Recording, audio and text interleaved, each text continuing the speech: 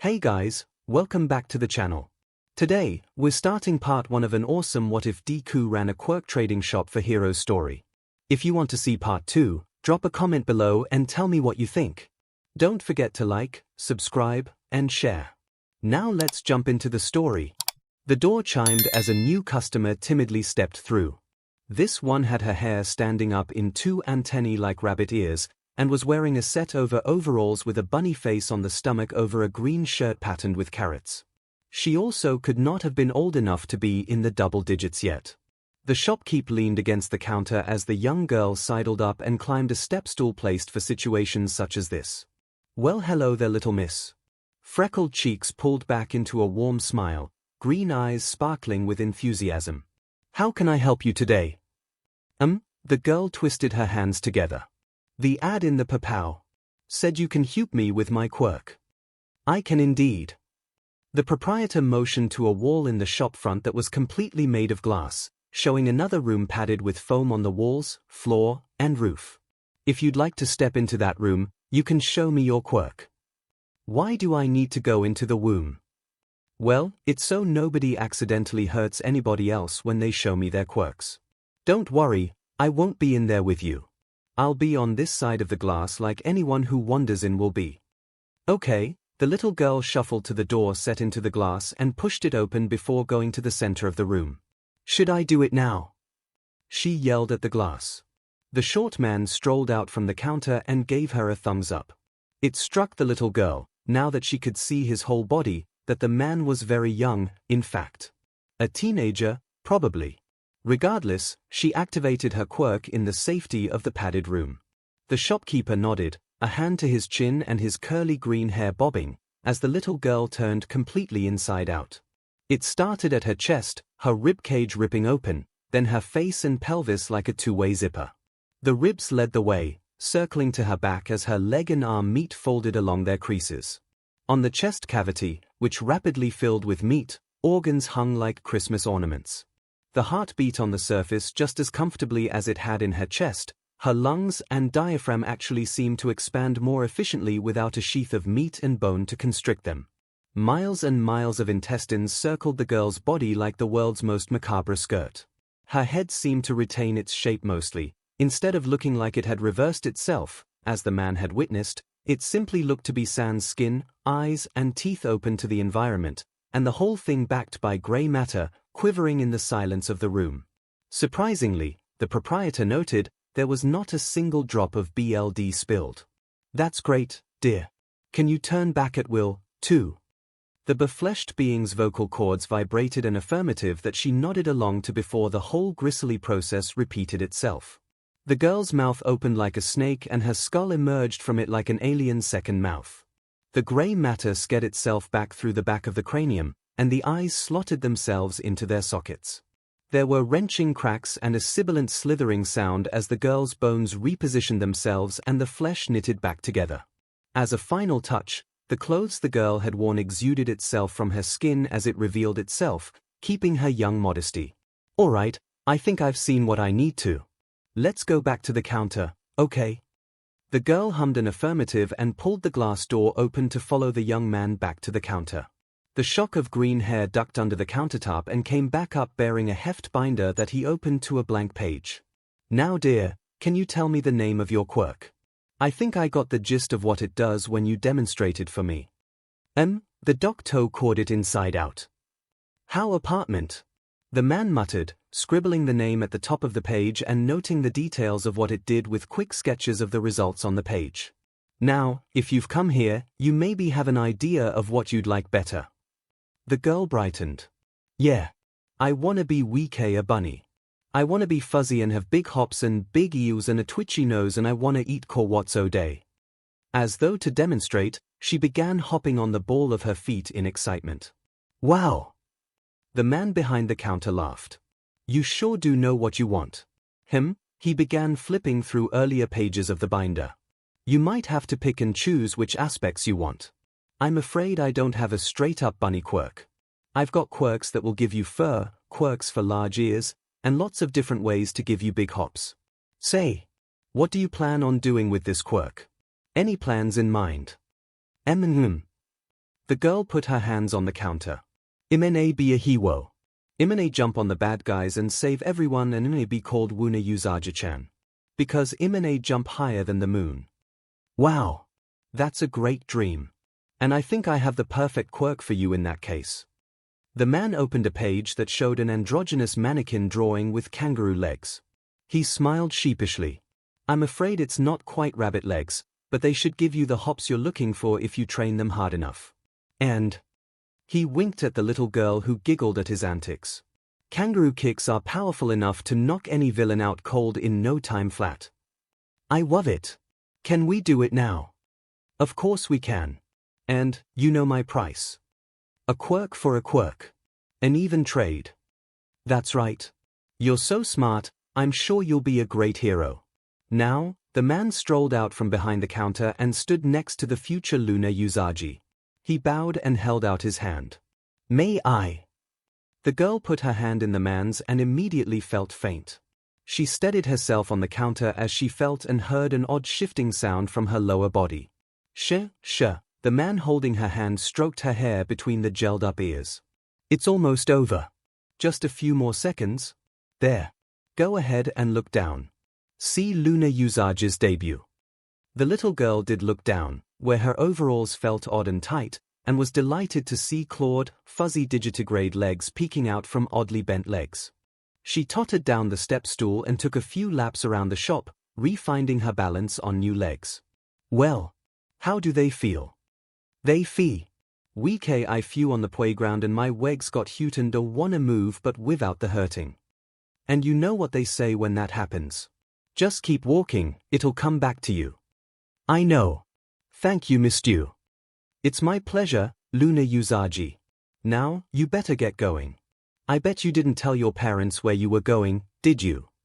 The girl had the grace to look abashed before finding her smile again and turning to the door. She paused, hand on the doorknob before turning back to the man who had returned to his seat behind the counter at the far end of the room. Miss Toe. Or you gonna be okay with my old quirk? Oh, don't worry about little old me. The man waved her off. It's not the worst quirk I've gotten over the past few years. The girl nodded solemnly, then exited the shop and ran down the sidewalk before its green facade, passing the sign hung out front. Midori's multitudinous quirk emporium consultations and trades quirkless welcome. Unbeknownst to many who used to know him, Midoriya Izuku is a MSTR of the long con. He was taught by the best, after all. From the day he was registered as quirkless, he'd been seeing a tutor who had approached him, offering to teach him how to combat quirks without one of his own. Of course 𝐒𝐿 knew about the arrangement. She had made sure the man teaching her son had a spotless record and trustworthy references. What she did not know was that spotless records and references are easy enough to craft, given a few decades with which to work on bleaching out the black marks.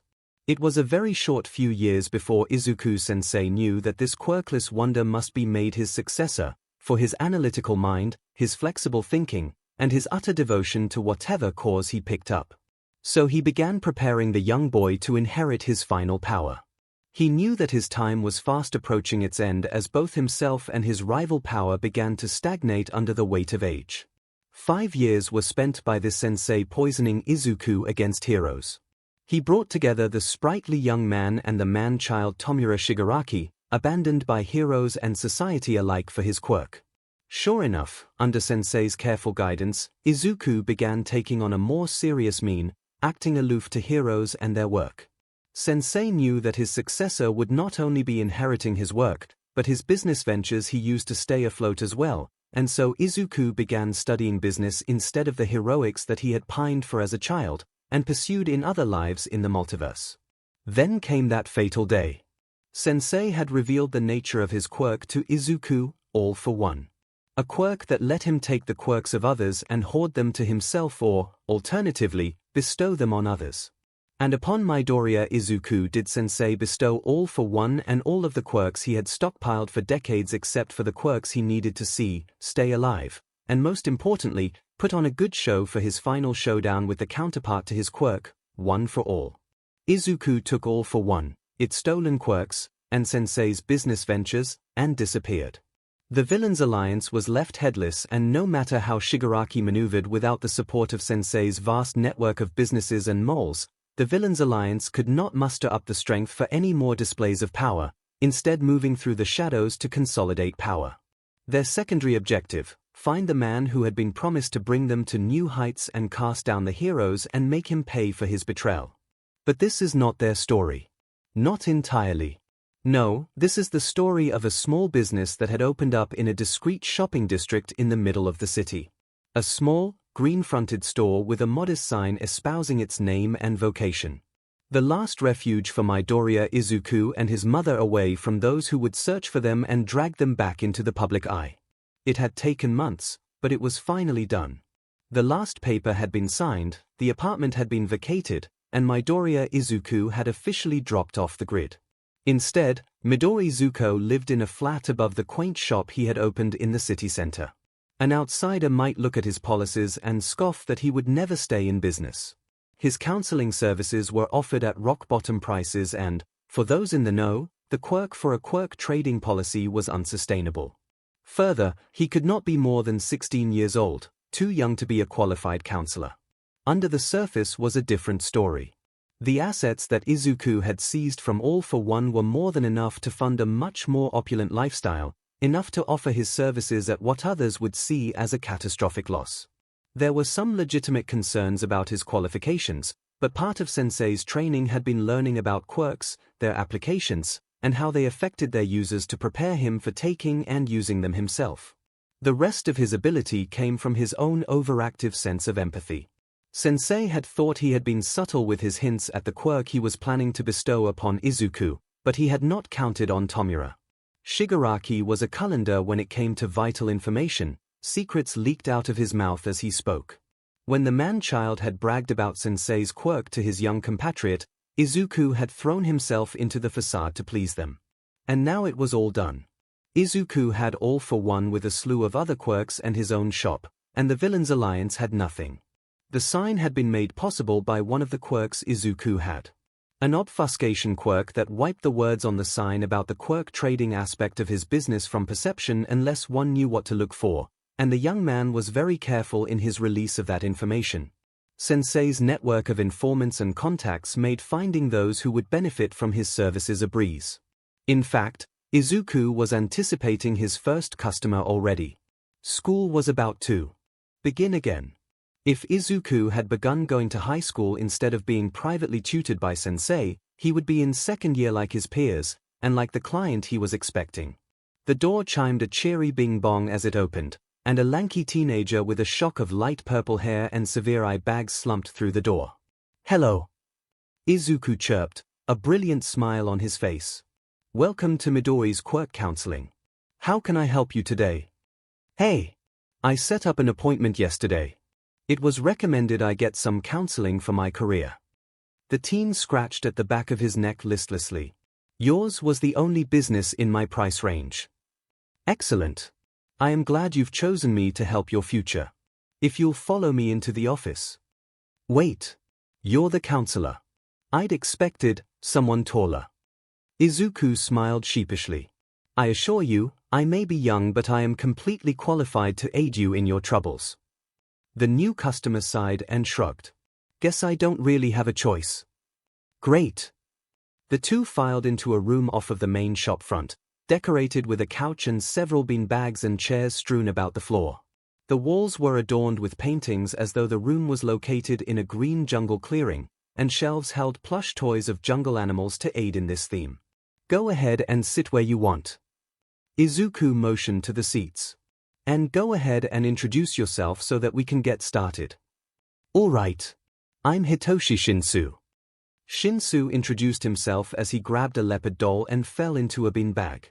"Hello Hitoshi, I am Midori, as you may have guessed. What seems to be your problem?" Sinking further into the bag and clutching the cat toy to his chest, Shinsu leaned his head back to stare at the ceiling. "I want to be a hero. It's all I want to do, but my quirk just isn't suited for the heavy combat trials that hero courses favor. I'm in the general department at UA, but I don't have high hopes for transferring into the heroics program. Everyone says I should pick a different career." Under his breath, Shinsu added to himself, When they're not saying I should be a villain anyway. Oh. And what is your quirk? I'd rather not say. People say it's more suited for villainy and clam up whenever they figure it out. 𝐭𝐸𝐴 fidgeted in his sack of foam pellets. I am sure I can take it. People would think the same about me if they found out about my quirk. Well, now I'm curious. How about a trade? You tell me about your quirk and I'll tell you about mine. Sounds fair. 𝐭𝐸𝐴 sighed and crossed his arms. I can brainwash people. If they respond verbally to me, I can control them. That's a powerful quirk. I can see how it would be a problem with heroics programs, though. Yeah. So. Well, have you trained yourself so that you can fight villains without your quirk? No. Figured it wasn't much of a point to if I'm not in training to be a hero. And that's not what I meant earlier. What's your quirk? I'll get to that, but this meeting is about you. Had it occurred to you that physical fitness is a large part of the prerequisites for hero work? I bet if you got stronger, faster, and learned some weapons or martial arts, you would qualify for a heroics department easier. With a quirk like yours, it would be child's play to stop crime, but you need a contingency in case that fails. I guess. 𝐭𝐸𝐴 conceded, groaning and spreading himself over the beanbag chair like a human starfish. Exercising is a pain, though. Izuku chuckled. Maybe so, but it is important. A healthy body makes for a healthy mind, after all. I bet if you got stronger, some pro-hero teachers might even take an interest in you and help you along. I don't think 𝐒𝐴 works that way. Well, you'd know better than I would. Has this session helped you with what you were struggling with? Meh. I guess. Just confirmed what I didn't want to think about. Sometimes that's all someone needs. Izuku got up from the chair he had sat in and motioned for 𝐭𝐸𝐴 to do the same. I'm glad I was able to help you, Hitoshi. Well, that was short. Izuku shrugged as 𝐭𝐸𝐴 extracted himself from the beanbag. There's not much I can tell you. It seemed like you've mostly figured it out on your own, you just needed someone else to tell you what you needed to hear. At least it's cheap. 𝐭𝐸𝐴 grumbled, pulling out his wallet and handing Izuku the pittance that he asked for in exchange for his services and the leopard plush. Holding a hand out for a handshake, Izuku scratched his cheek and smiled. I do feel kind of bad about not being able to help you more, Hitoshi. But I'm sure that training isn't as hard as you think it will be. I bet if you apply yourself, you'll find yourself in 𝐒𝐴's heroics department before the year is out. Well, at least you're optimistic. 𝐭𝐸𝐴 grimaced as he took Izuku's hand. He felt a rush of warmth from the other boy's soft skin that flowed up his own arm and across his chest. He snatched his hand from Izuku's. What the hell was that? Oh, that was just my quirk. I promised I'd tell you, right? I call it give and take. That was the name that Izuku had given all for one on official forms. I can reach into someone and pull out a vital piece of themselves and keep it for my own or gift it to someone else. Geez. Yeah, that sounds pretty villainous. So whose vital piece did I get and what was it? I'm not going to be hunted down to get it back, am I? 𝐭𝐸𝐴 demanded, only half-jokingly. Oh, it was just a little piece of myself. My own enthusiasm for exercise. Izuku giggled. I don't really make enough from this job to afford luxuries, and I live upstairs. A frugal lifestyle and plenty of cardio all day, every day. I don't think I'll be needing that particular part of me much anymore. I think you might find that training yourself will come easier than ever. Wow. Thanks. It was my pleasure. Just make sure not to tell anyone else, please. I wouldn't want to get arrested for vigilantism. I think you'd just get fined for illegal use of your quirk. Oh, I don't know. I like to think of myself as a hero to all of my clients. And I'm about as far from hero certified that I can get. Right. Thanks for that then. I'll just get going. 𝐭𝐸𝐴 waved farewell as he walked out the door. Have a wonderful day. Izuku called after 𝐭𝐸𝐴 while taking his seat behind the counter facing the entrance. Once Izuku was alone, he reached under the counter he sat at and pulled out a thick binder. He flipped through pages and pages that detailed quirks and their uses, and stopped at the one he had been looking for. Training regimen it was called. The page noted that it was a quirk that exponentially heightened the muscle gains made from training the body. Izuku was pretty sure he had what the kids nowadays called thick thighs from this quirk, strengthening his legs as he walked to and from places and up and down the stairs to his flat. Izuku extracted training regimen's information page from the binder and slotted it into a folder in a filing cabinet built into the counter. The first quirk he had given away to help someone else achieve their dreams. He would have to keep an eye on Hitoshi Shinsu in the future. The first customer always holds a special place in a businessman's heart, after all. There was a creak from behind him. The door to the stairwell leading to the living space upstairs had opened. Izuku swiveled in his seat to see his mother Inko peeking out from behind the door. "You've seen your first customer already?" Inko asked her son, sidling out into the shop. Izuku held up the thin stack of yen notes and shot a brilliant smile at his mother in response. "Oh," Inko began tearing up and rushed to embrace her son. "My little boy, already making his way in the world." The pleasantly plump woman wailed, overcome with emotions.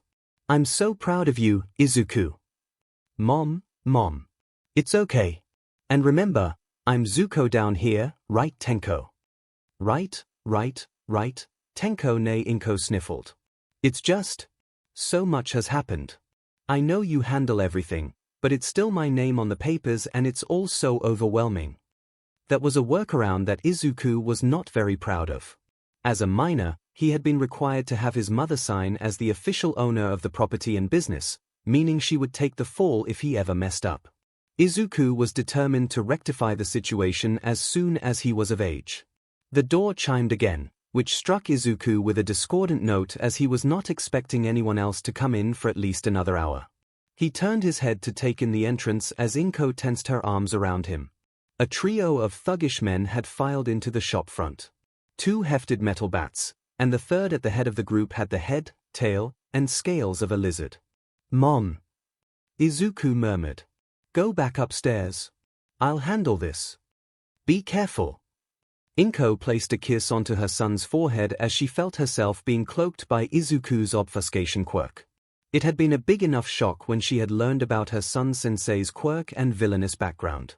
That it, and many others, had been passed on to her own son without her knowledge or consent had struck her dumb when Izuku had explained it to her along with why they had to go into hiding. Izuku placed his hands folded onto the countertop as he felt Inko slip back and shut the door behind her. He used his knee to subtly press the button on the underside of the counter that set off a silent alarm to the local police and hero forces. "Hello, gentlemen. Welcome to Midori's multitudinous quirk Emporium counseling service. How can I help you today?" "Yeah. 𝐒𝐻𝐿 helps us." The lizard man, the apparent leader of this pack of ruffians, stepped up to the counter. "𝐒𝐻𝐿 gives us all use cash." "Sure." Izuku shrugged and placed the pitiful handful of money onto the countertop. The lizard man looked at the money, shifted his view to Izuku's deadpan face, and backed down to the pittance on the counter. "Bullshit." The man slammed his fist onto the countertop, cracking it and sending the money fluttering away. "This is a counselor's thing. Use assholes always makes bank. I am sorry, but today is our first day open. I've only seen one client so far, and that was their fee. I apologize for the inconvenience." Izuku bowed deferentially in his chair. "No. Yous don't get offs this easily." The lizard man roared.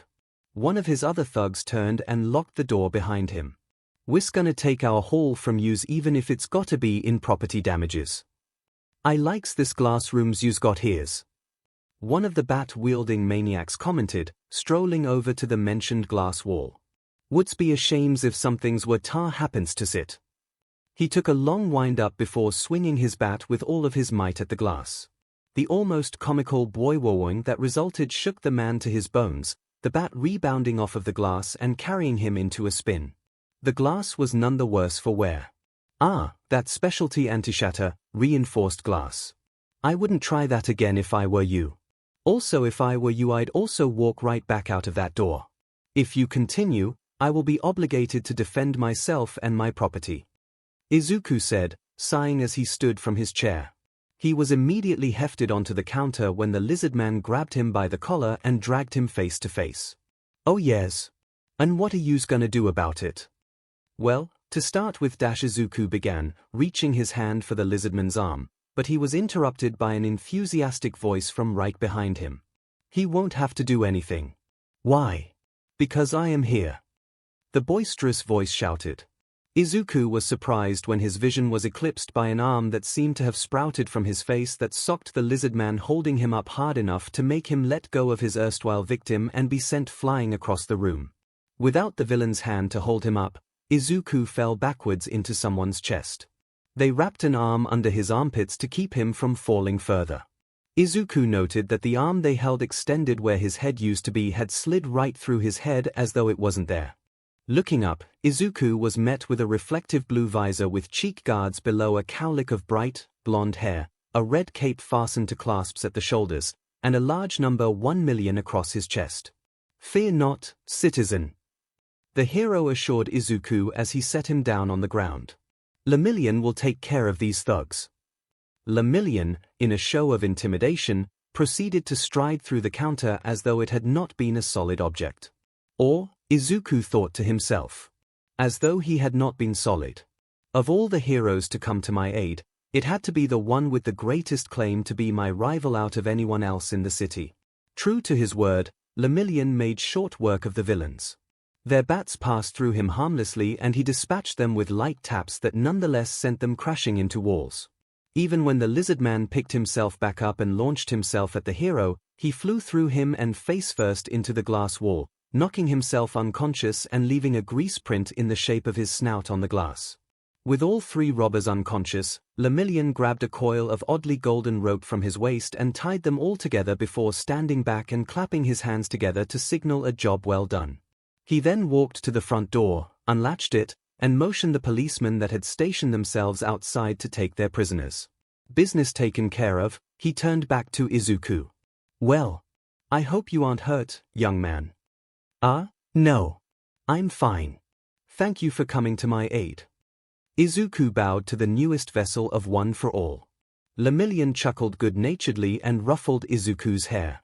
"It was my pleasure. I would never forgive myself if such a promising youth had come to harm under my watch. I would have been okay. They just wanted money, and since it's opening day for my business they were mad there wasn't much. Nevertheless, I am glad I was able to help. I hope your business succeeds past your wildest dreams." And then, with a flick of his cape, 𝐼 walked through the store's front wall to continue his duties as a hero. The villains were promptly bundled into police cars and driven away. Statements were given, things were wrapped up, and Izuku had enough time to prepare for his next client. Izuku sunk his head into his hands and heaved a great sigh. Well, he spoke to the empty shop. That was about the best first encounter with One for All I could have hoped for. Things can only go downhill from here. Silence thickened in the shop before it was broken by the tinkling of the door's chime once more. Izuku sat himself up straight and composed himself quickly as his next client entered the shop. Izuku just had to put the encounter out of his mind. After all, 𝐼 had no reason to come after him. He was but a simple quirk counselor with a suspicious quirk, after all. He had a business to run and he couldn't let his worries about being found out hinder his work. He couldn't be a hero. He didn't want to be a villain. But he could still help people to save them from themselves. And saving people is all he'd ever wanted to do in the first place. Izuku kept an eye on Hitoshi Shinsu just like he had promised himself. In just a few short weeks, he had begun to show dramatic improvements to his physique. And, mysteriously, one teacher infamous for his prickly personality and penchant for mass expulsions took an interest in this up-and-coming hopeful hero. The fact that anonymous tips and trusted sources alike pointed them to one another never came to light. It could never be traced back to Midori Zuko in any case. Not all was perfect, however. Apparently Shinsu had not kept entirely quiet about where his new determination came from. A flood of general education students scheduled appointments for themselves or simply dropped in for sessions when they could. Unfortunately for those hopeful students, Izuku never saw the same raw potential in them as he did in Shinsu. Izuku ran a counseling business, and so he counseled. He gave pointers, helped some teens iron out some KNKS in their use of their quirks, and even helped a rare few to realize that heroics really was not what they wanted to do, but felt obliged to pursue it anyway. Not once did Izuku hand out another quirk. Not to the US students, anyway. The quirks he traded went to very special young boys and girls who came to him in despair, having been searching for a way, any way, to eliminate an especially dangerous or traumatizing quirk. And that search is what allowed them to see past Izuku's obfuscation quirk to find his Quirk-Trading service. Of course, those who came to him sometimes told their parents, or someone else that they wanted to trade in their quirks. They in turn gave Izuku accounts of those adults lecturing them on how overcoming and mastering an especially difficult quirk built character and might open career opportunities in the future. In some cases, Izuku did convince children that they could overcome their quirks, and help them realize how. This one, however. I see dead people in my sleep. Izuku didn't think this would be one of those cases. The green-haired counselor had adopted a more traditional and stereotypical setup. He had a sketchpad and pencil to take notes with. He noted down his client, one Akumu Naki, had delivered the line with the flat, exasperated expression of one who has had his problems turned around on him too many times. Nightmares. Or your quirk. Think it's my quirk. Naki folded his arms, laying sideways on the couch in Midori's counseling office. He was only a year shy of double digits in his age, yet he spoke with the maturity of someone twice his age. Can you tell me what your quirk is? Officially, Naki drawled, rolling his eyes. I have prophetic dreams. They call it premonition. From precognition and somnambulism, even though I don't sleepwalk. That's the official ruling. But what can you tell me your quirk is? You wouldn't have come to me if you didn't think I'd believe you. I only predict people's deaths when I dream. I don't recognize them or know when it happens, but I know how and where because I watch it happen, like I'm a bystander at the scene. That sounds terrible. It is. And you would rather live without this quirk than learn to refine it. I would rather be quirkless. Naki spat with vehemence. Well, that could be arranged, but I don't think it needs to be.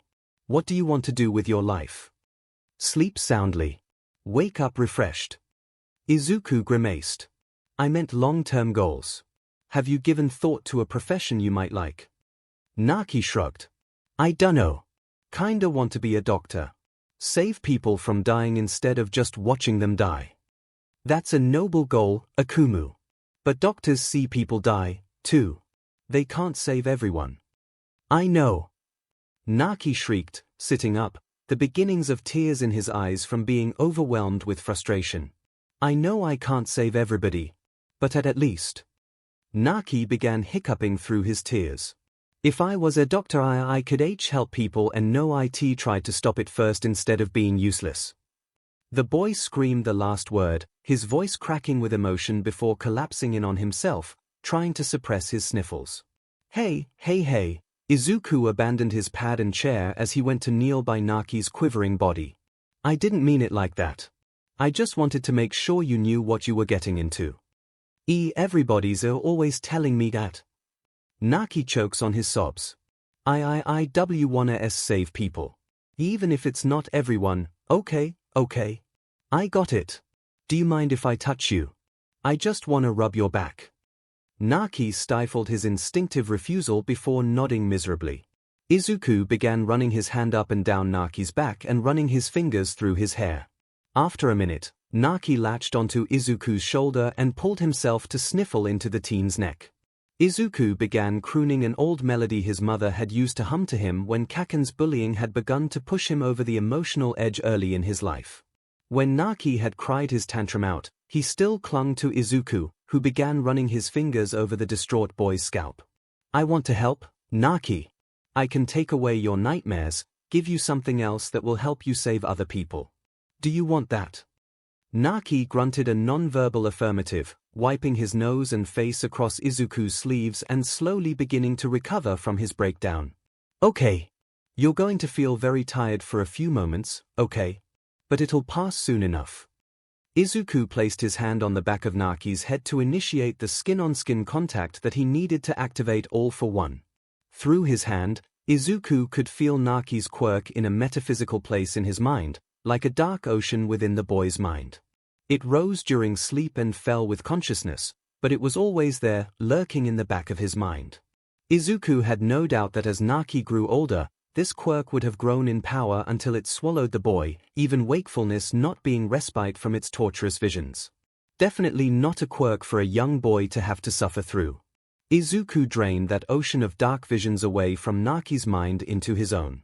It was immediately locked down by Izuku's subconscious, much more resilient and more like a steel bear trap than Naki's wide-open vista. A vista that begged to be filled. And fill it Izuku did. It was child's play to select a quirk from the hundreds at his disposal. Izuku was sure Sensei had used it to target weakness in his enemies. But he hoped Naki would use it to fulfill his aspirations to become a doctor. Naki groaned as he felt the warmth from Izuku fill the cold void left by the absence of his old quirk, and the draining fatigue that had accompanied it was soothed away by Izuku's voice. "Okay, Naki. Do you want to know about your new quirk?" It's called triage." "Okay. It lets you look at someone and see at a glance what injuries they have.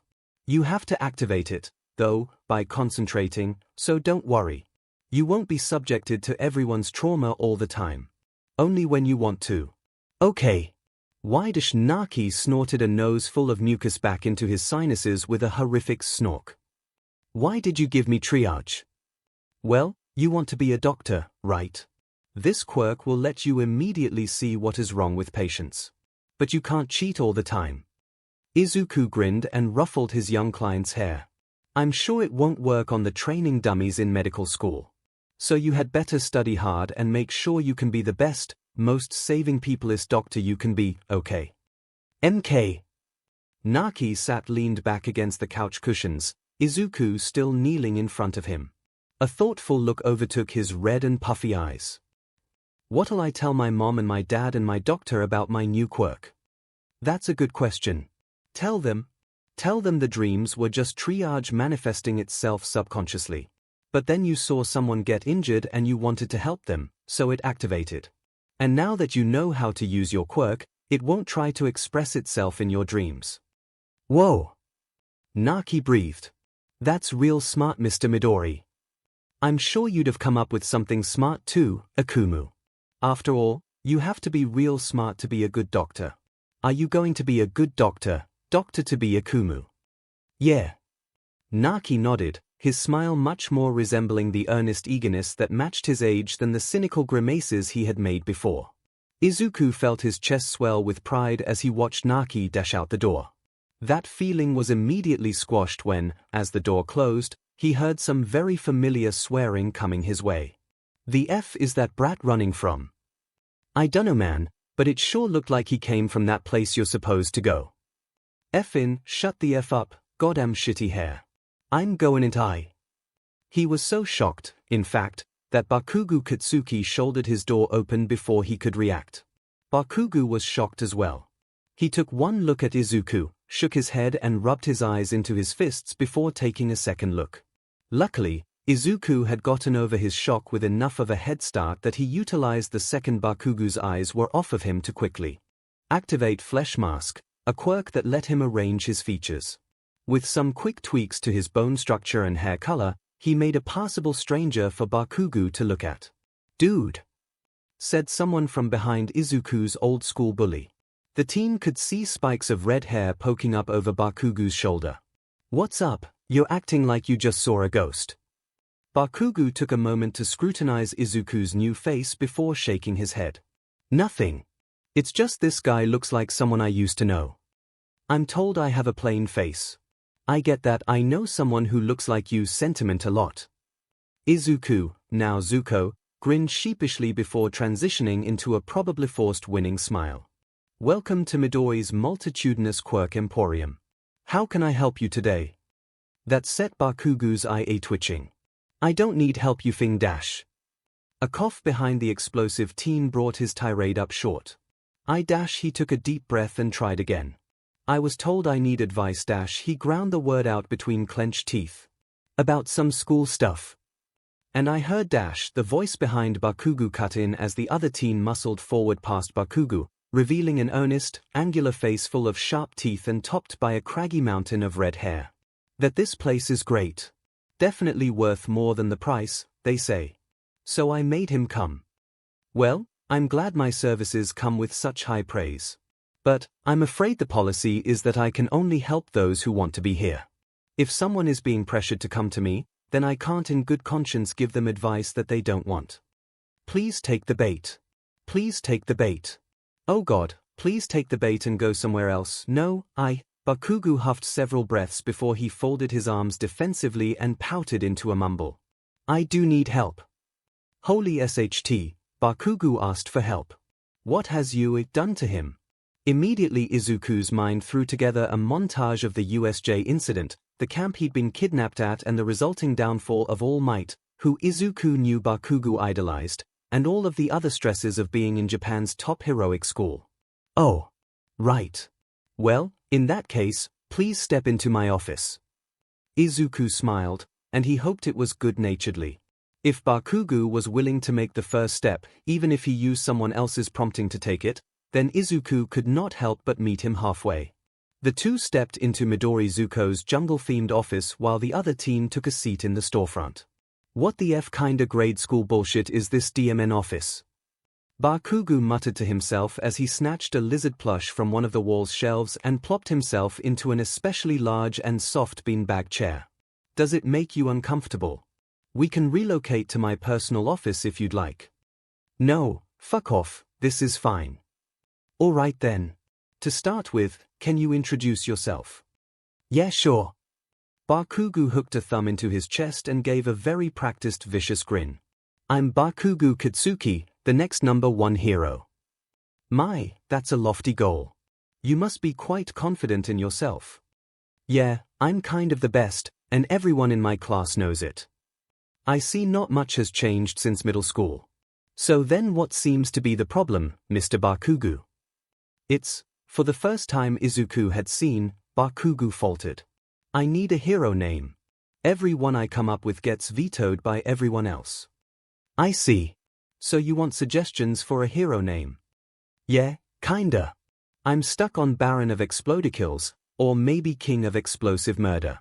It took all of Izuku's willpower not to burst out into giggles at the ridiculous name as Bakugo made an all-encompassing gesture with his hands, like he was rolling a snowball in his lap. They just hit all of the things I want to convey to the poor effers that try to wreck SHT when I'm around. Well, I can see why it might get vetoed. Evoking killing or murder in your hero name would, maybe, give the wrong impressions to a crowd. I can infer from the names that you have an explosive type quirk. You know it. Bakugo turned a palm to the ceiling and ignited a few firecracker pops in his hand. Please do not use your quirk in this room. It might sear the paint. Izuku admonished half-heartedly. To Izuku's surprise, Bakugo clenched his hand, squelching the explosions. Sorry. It's all right. You got caught up in the moment. It was so difficult for Izuku to keep his conversation impartial through his nostalgia and surprise that Bakugo of all people would apologize for using his quirk. However, if he had learned anything while he had played Shigaraki for a sucker, it was how to keep a straight face. So, I take it you want a pseudonym that evokes explosions, maybe bombs, and imminent destruction. Yeah. Bakugo grinned, pointing a finger at Izuku, the other hand idly stroking the lizard plush in his lap. That's exactly what I want. You get it? Well, traditionally hero names begin with a descriptor of their style, like the sharpshooting hero, snipe, so we might want to start there. How would you describe your fighting style? Explosions. Bakugo offered immediately, the look of childlike enthusiasm completely out of place on his face. Bombs. Mass destruction. Well, screw it. He wants bombs. I'll give him the most infamous bomb in our history. How about the going nuclear hero? Bakugo squinted at Izuku, his face screwed up in thought before he began nodding, a bloodthirsty grin spreading across his face. Yeah. Nuclear explosions, that's something I can work for, past being #1. What else you got, Doc? Well, what do people call the epicenter of an explosion? Seeing as you're going to be where the bomb drops, so to speak. Ground Zero, Bakugo whispered in awe, eyes wide and shoulders trembling in excitement. It's so good, I can't believe I never thought of that before. The going nuclear hero, Ground Zero. I like it. He began chuckling, then laughing uproariously. I like it. Man, I had doubts about you, Doc. Bakugo reached over and clapped a hand on Izuku's shoulder. But dear men, if you didn't kill those deader than a squirrel. Hit by a semi-truck. Izuku couldn't help but join in and chuckle along with Bakugo's boundless enthusiasm. Well, I'm glad I was able to be of help. Was there anything else troubling you? Bakugo's mirth subsided into chuckles, which slowly gave way to an introspective silence. Finally he heaved a great sigh. I dunno, Doc. You get me like no authority figure ever has before. Probably because you're about my age, which is weird. But I've been carrying around this effing thing for a long but time. I dunno if I want to unload it on you. I mean, Bakugo shrugged before lifting the lizard toy and addressed it in favor of looking Izuku in the eye. We barely know each other, right? I can't just open up like that to a stranger. Wow. Izuku thought to himself. Now I've got to know what's been eating at Kacchan for years. I don't have to be a stranger. Part of seeing a counselor can mean repeat visits, extended conversations. If you ever have anything else you can trust me with, maybe you can come back. And, eventually, if you feel comfortable enough we can talk about it. I just want to help you. Izuku made a calculated risk and put his hand on Bakugo's knee. That's all I've ever wanted. To help people. Bakugo looked at Izuku again, as though he was looking through Zuko to the ghost of his childhood friend. Man. He sighed. You really are just like that shitstain. He snorted explosively and ran his hands over his face. Maybe that's why I open up easier. He muttered to himself under his breath. Well, if you ever want to talk, you know where I am. Izuku stood, and indicated for Bakugo to do the same. Yeah. Bakugo hefted himself up and tossed the lizard plush back onto its shelf, then palmed Izuku his fee. I'll probably come back someday. Izuku smiled at his old friend. That's all I can ask for. Bakugo nodded and led the way out into the shop front. His friend seemed to have gotten bored of waiting in a chair and was instead throwing himself at the padded walls in the room beyond the glass wall and giggling as he rebounded and bounced on the floor before getting up and repeating the process. Izuku walked to the glass and knocked on it, getting the teen's attention. He turned and strolled to the door with a bounce in his step and opened the door. Done already? Time flies when you're having fun. Did you want to see me as well? No. The shark-toothed man chuckled. Maybe later, but Bakugo over there has all the patience of a lit stick of dynamite. F off, shitty hair. Another day, though. Izuku smiled warmly at Bakugo's friend. I look forward to it. Take care of Bakugo for me, alright? You know it. Effin, come on Kirishima, there's a spicy noodle challenge down the street I gotta win at. Yeah. Kirishima threw a shoulder across Bakugo's shoulders as they walked out the door. It took until the door was closed, but Izuku had enhanced hearing. He could hear it clearly when Kirishima exclaimed. Wait, you actually used my name. Man, that guy's better than I thought. He's made you friendlier in just a single conversation. Yeah, well, shut up. He just made me remember. Izuku was under the impression that Bakugo was throwing a meaningful look at the door to Midori's office. That sometimes friends disappear. And you gotta hold on as tight as you can before they go. Because you don't know what you have and can't see how it changes while you've got it. Holy SHT, Izuku put a hand to his mouth. Does he actually miss me? Now I actually do want to help him get better over being obligated to. He sighed and went through the motions of taking out Triage's page in his folder of quirks he had on tap, and instead began noting down Premonition's information on a blank page. W, dude. Izuku could faintly hear Kirishima as they walked away. That was so manly. Now I'm pumped to see how cool this guy is in action. Yeah, whatever. All in all, it was good to see Kacchan again. Something Izuku had never expected to experience. Please, you gotta help me. A single day. That was all it took. You're, like, a miracle worker, right? The very next day Izuku had become a celebrity. I'm Baekjin YA here. Not only to the UA General Department, but the heroics classes too, apparently. I'm on my hands and knees.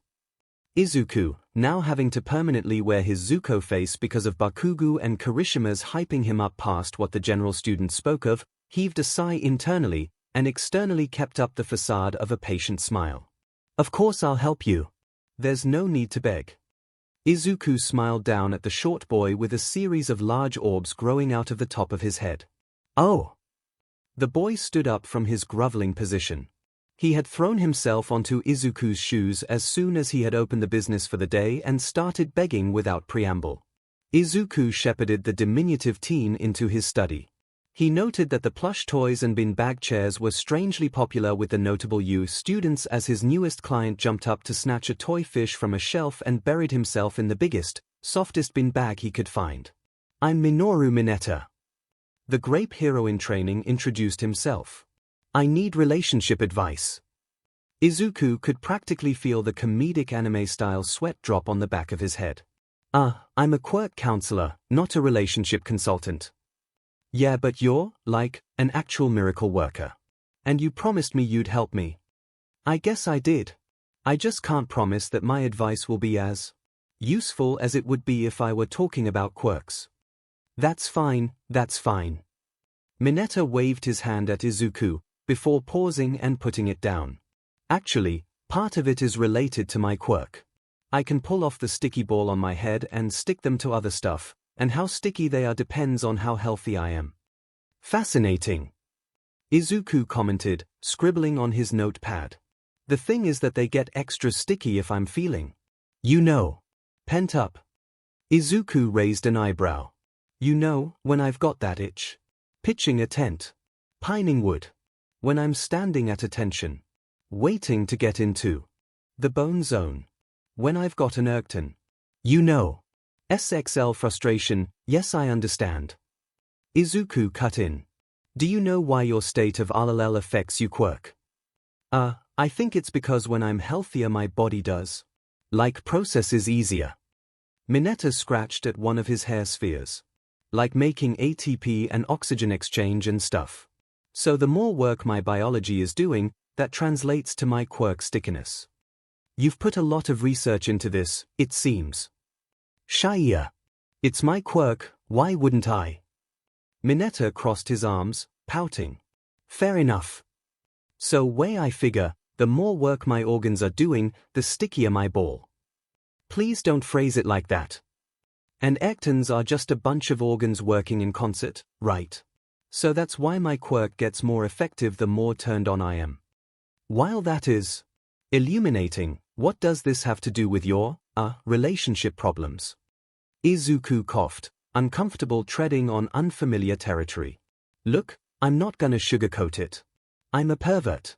A shameless pervert. I like to see women in tight clothes. I like to touch their butts.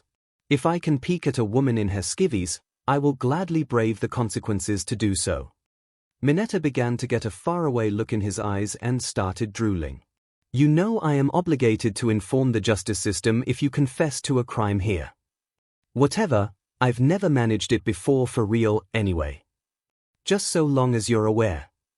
Anyway, so there's this girl in my class, 1A at you, by the way, I know, very impressive, that I really like. Like, not the usual man she's got a nice butt or wow check out that short skirt kind of like. Like, I really like her. Like her. I am following you so far.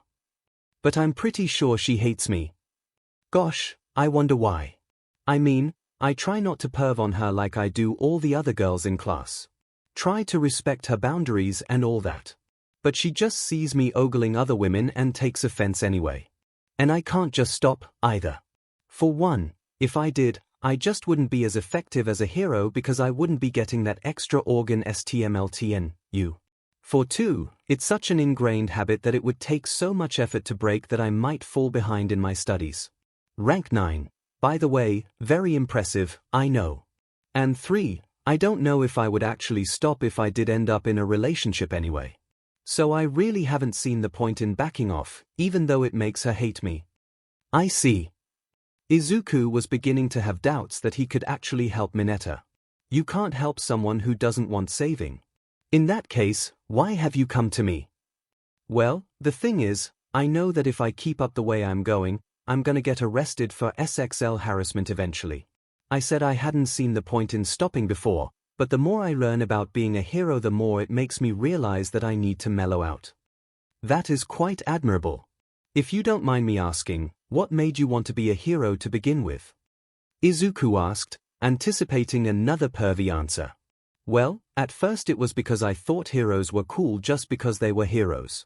And they had legions of fans to fawn over them, and I'm not gonna pretend that wasn't a huge motivator.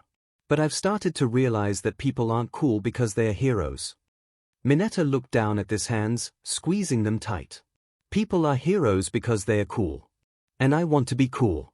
I want to be able to look back at my life when I'm old and have 1,000,000 grandkids and say that I made a difference. I think that you have a very admirable sentiment there, Minoru. Izuku wasn't lying. That was an interesting turnaround in Mineta's character that he had not been expecting. But I still do not understand what it is you want me to help you with. Well, you change people, right?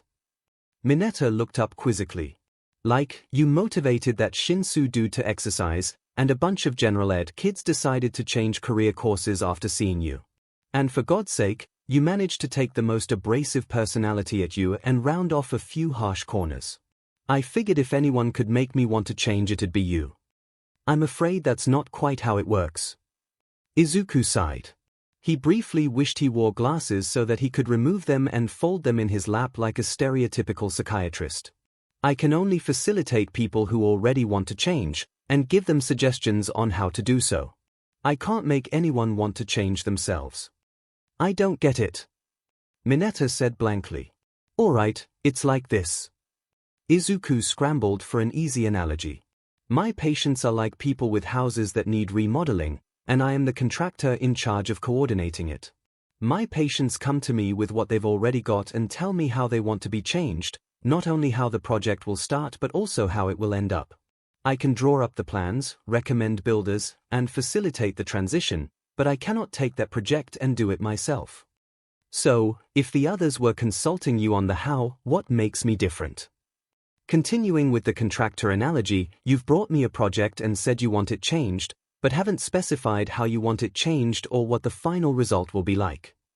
Oh, Mineta sighed and leaned back into the bin bag, idly stroking the tuna he had grabbed. I guess that makes sense.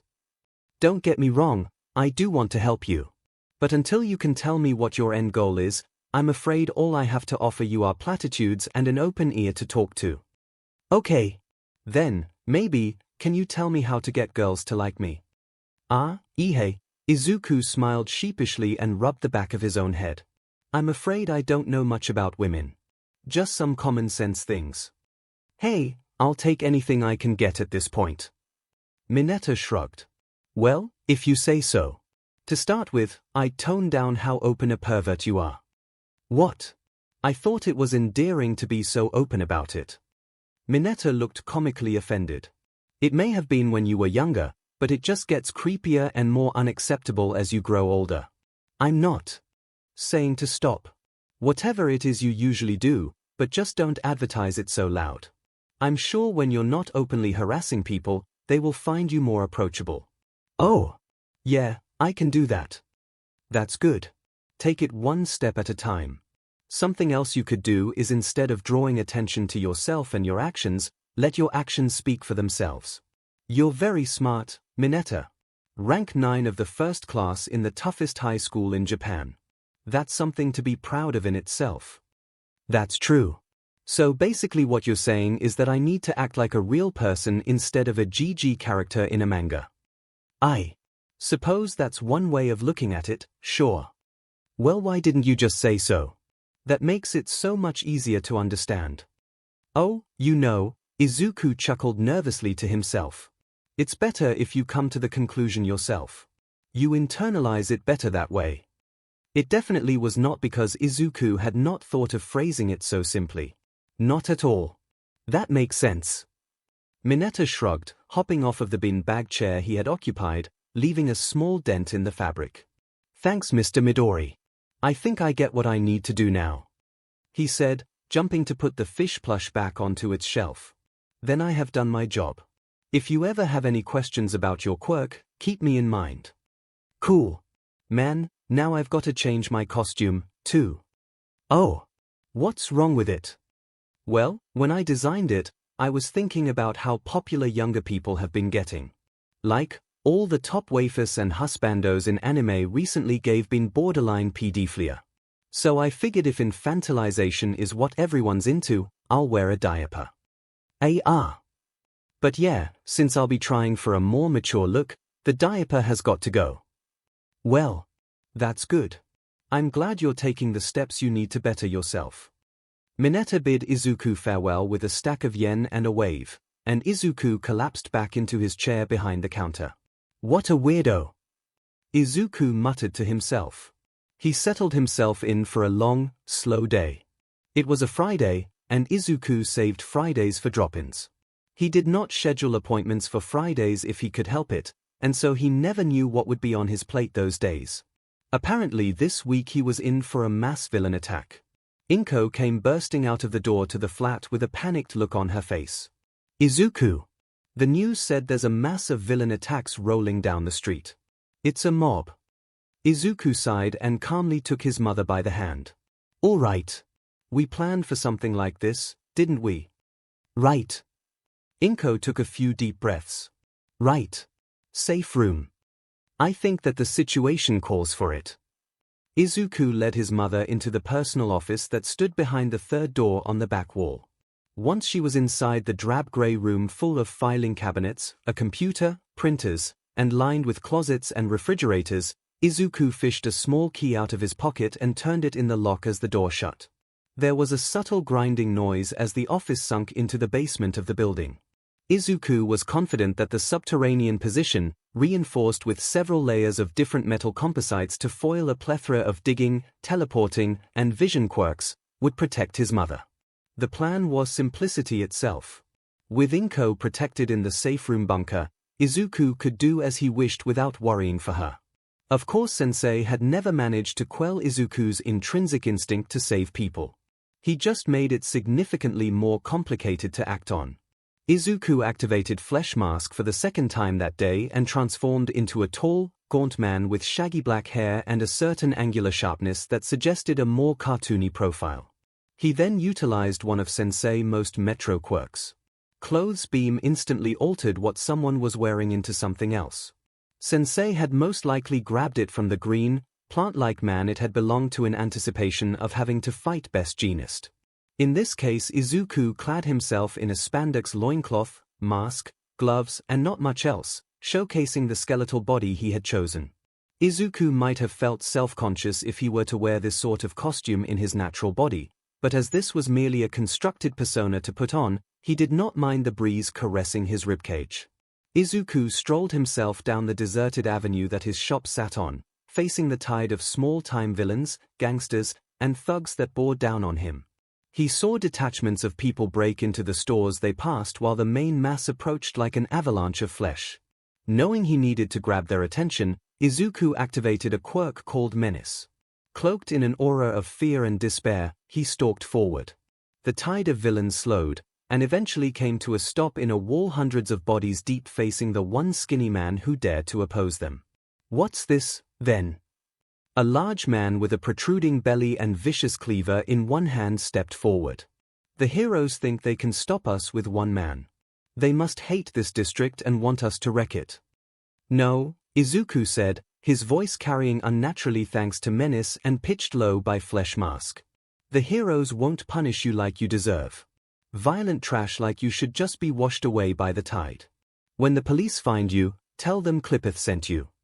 Clip off. What kinda weak but vigilante are dash, and then the world was drowned in tentacles. Great throbbing ropes of suckered muscles tore through the crowd and into the shops they had entered before, questing for more victims. Red eyes opened and closed at random, some inside the suckers and others haphazardly scattered throughout the mass of slime and flesh. Maws full of needle-like teeth in front of the blackest void snapped at anything that came near, whispering dark words that wormed their ways into the minds of those who heard. In but a handful of seconds, the crushing weight of eldritch might evaporated, leaving a carpet of twitching, writhing, whimpering bodies strewn over the street. 𝐒𝐿 ducked into an alleyway before changing back into the form of 𝐒𝐿 and making his way back to his shop just as the heroes began to converge on the scene. Sensei had sought for a lot of things in his successor. Emotionally, he wanted to kill 𝐒𝐿's heroic instinct, his helpful nature, his overactive empathy, and his sense of mercy. He had succeeded in squelching only one of those parts of 𝐒𝐿's psyche. 𝐒𝐿 may be a mild-mannered quirk counselor now, but he held no patience for those who would threaten others in his presence. So long as he could help it, criminals who actively sought to do as much harm as possible deserved no reservation of power. Robbers searching for money he could humor until heroes arrived, only defending himself. Muggers, assaulters, murderers. 𝐒𝐿 held nothing back. 𝐒𝐿 was not a hero, and not a villain. He barely even could be described as a vigilante. He was just a young man doing what he thought was right. Back inside Midori's office, he unlocked his office door, which prompted the safe room to rise back into its position. The grinding sound was drowned out by the wailing of police sirens as they arrived to take the mobbers into custody. The two put on a good show of cowering in their flat for the heroes and police who took statements from them. "No, officer, we didn't see anything." "Clippeth. I've never heard that name before." "Just screaming. That was it." The Midoriyas were left with warnings to look out for this new, dangerous vigilante, and to stay inside until cleanup was done. Of course 𝐒𝐿 did not see any more patients that day. The mounds of bodies kept any drop-ins at bay. 𝐒𝐿 knew that today was going to be a bad day. To start with, it was Monday. Nothing good ever happens on a Monday. Compounding this terrible day was that it was not just a Monday, but a Monday morning. And there was a line. Right down the avenue. From his front door. And it was 6 o'clock in the goddamn morning. On a Monday. 𝐒𝐿 absolutely did not have enough coffee to deal with this right now. Maybe he should call in sick. Nope. It was too late. Someone had seen him through the storefront windows. 𝐒𝐿, clad in his 𝐒𝐿 skin, crept to the front door and cracked it open. "Hello." "Hi," said a cheery young woman with mushroom-shaped brown hair and blush stickers on her cheeks. Are you here for Midori's counseling?"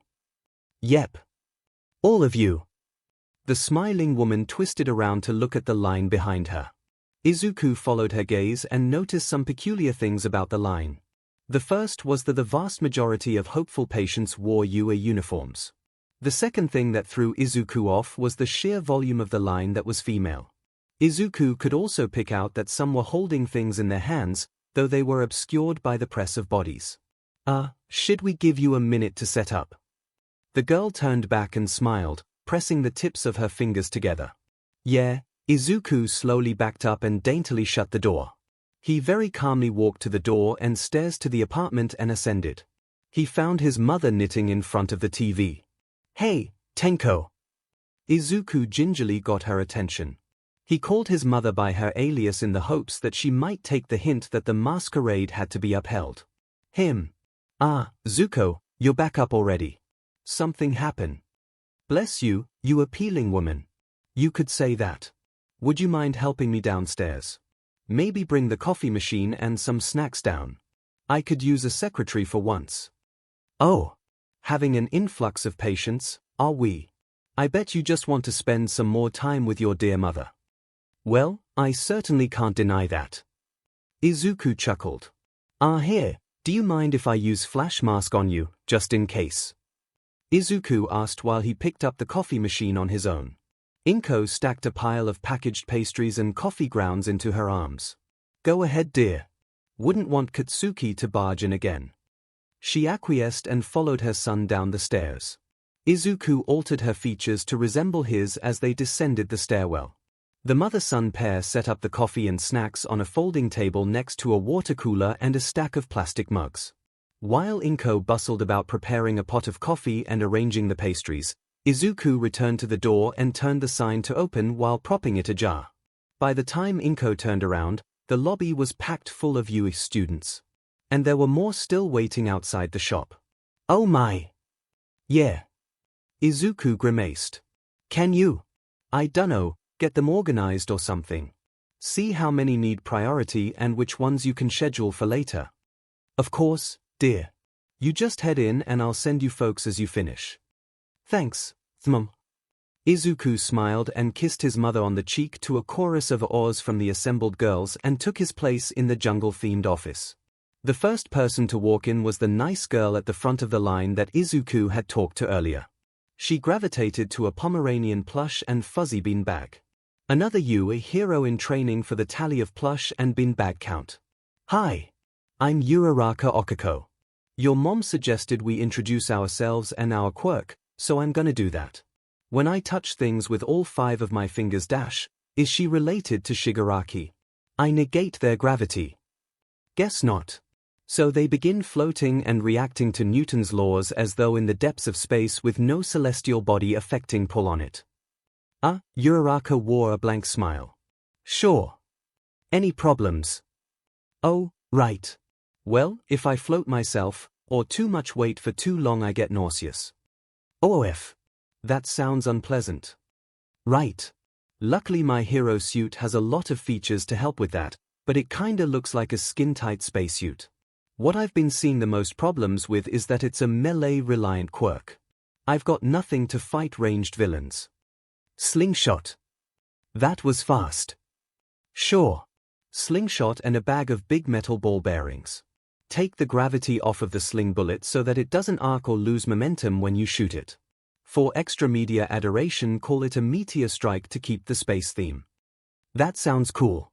But, what about wind resistance? If a strong enough wind blew on the bullet, it would knock it off course. Well, strong wind is something you'd have to worry about, quirk or not. But I have a theory about your quirk. From what you've told me, things you've activated your quirk on will keep their momentum forever, right? Usually, yeah. I have a feeling that your quirk doesn't just negate gravity. It eliminates or counteracts passive forces acting on an object. Gravity is one of those things, and air resistance is another. Otherwise things would lose their momentum at some point. I'd bet that if you had the stamina and enough space, an object you floated would slowly move diagonally upward and east because without gravity to keep it anchored to the surface, the momentum from Earth's rotation would have it continue past the curve of the planet. I never thought about that. That's pretty amazing. So, basically my point before I went off on that tangent was that because of your quirk, your slingshot bullets would hit their targets going just as fast as they were when they left the weapon, and would be easy to aim because they would travel in a straight line. Which would also be hard to defend against, as most people would expect a slower projectile moving in an arc. That sounds useful. And I bet the support department kids could make an extra souped-up slingshot and weird bullets with cool extra effects, too. Izuku could not help but describe Uraraka's smile as radiant to himself. I'm glad you like it. Was that all that you wanted to talk about? Well, Uraraka grinned abashedly and RBB the back of her head. Truth is I didn't really come here for counseling. She caught herself and started waving her hands in front of her face. Not that I don't appreciate it. I'm really glad I did, now, 'cause you gave me a really good idea.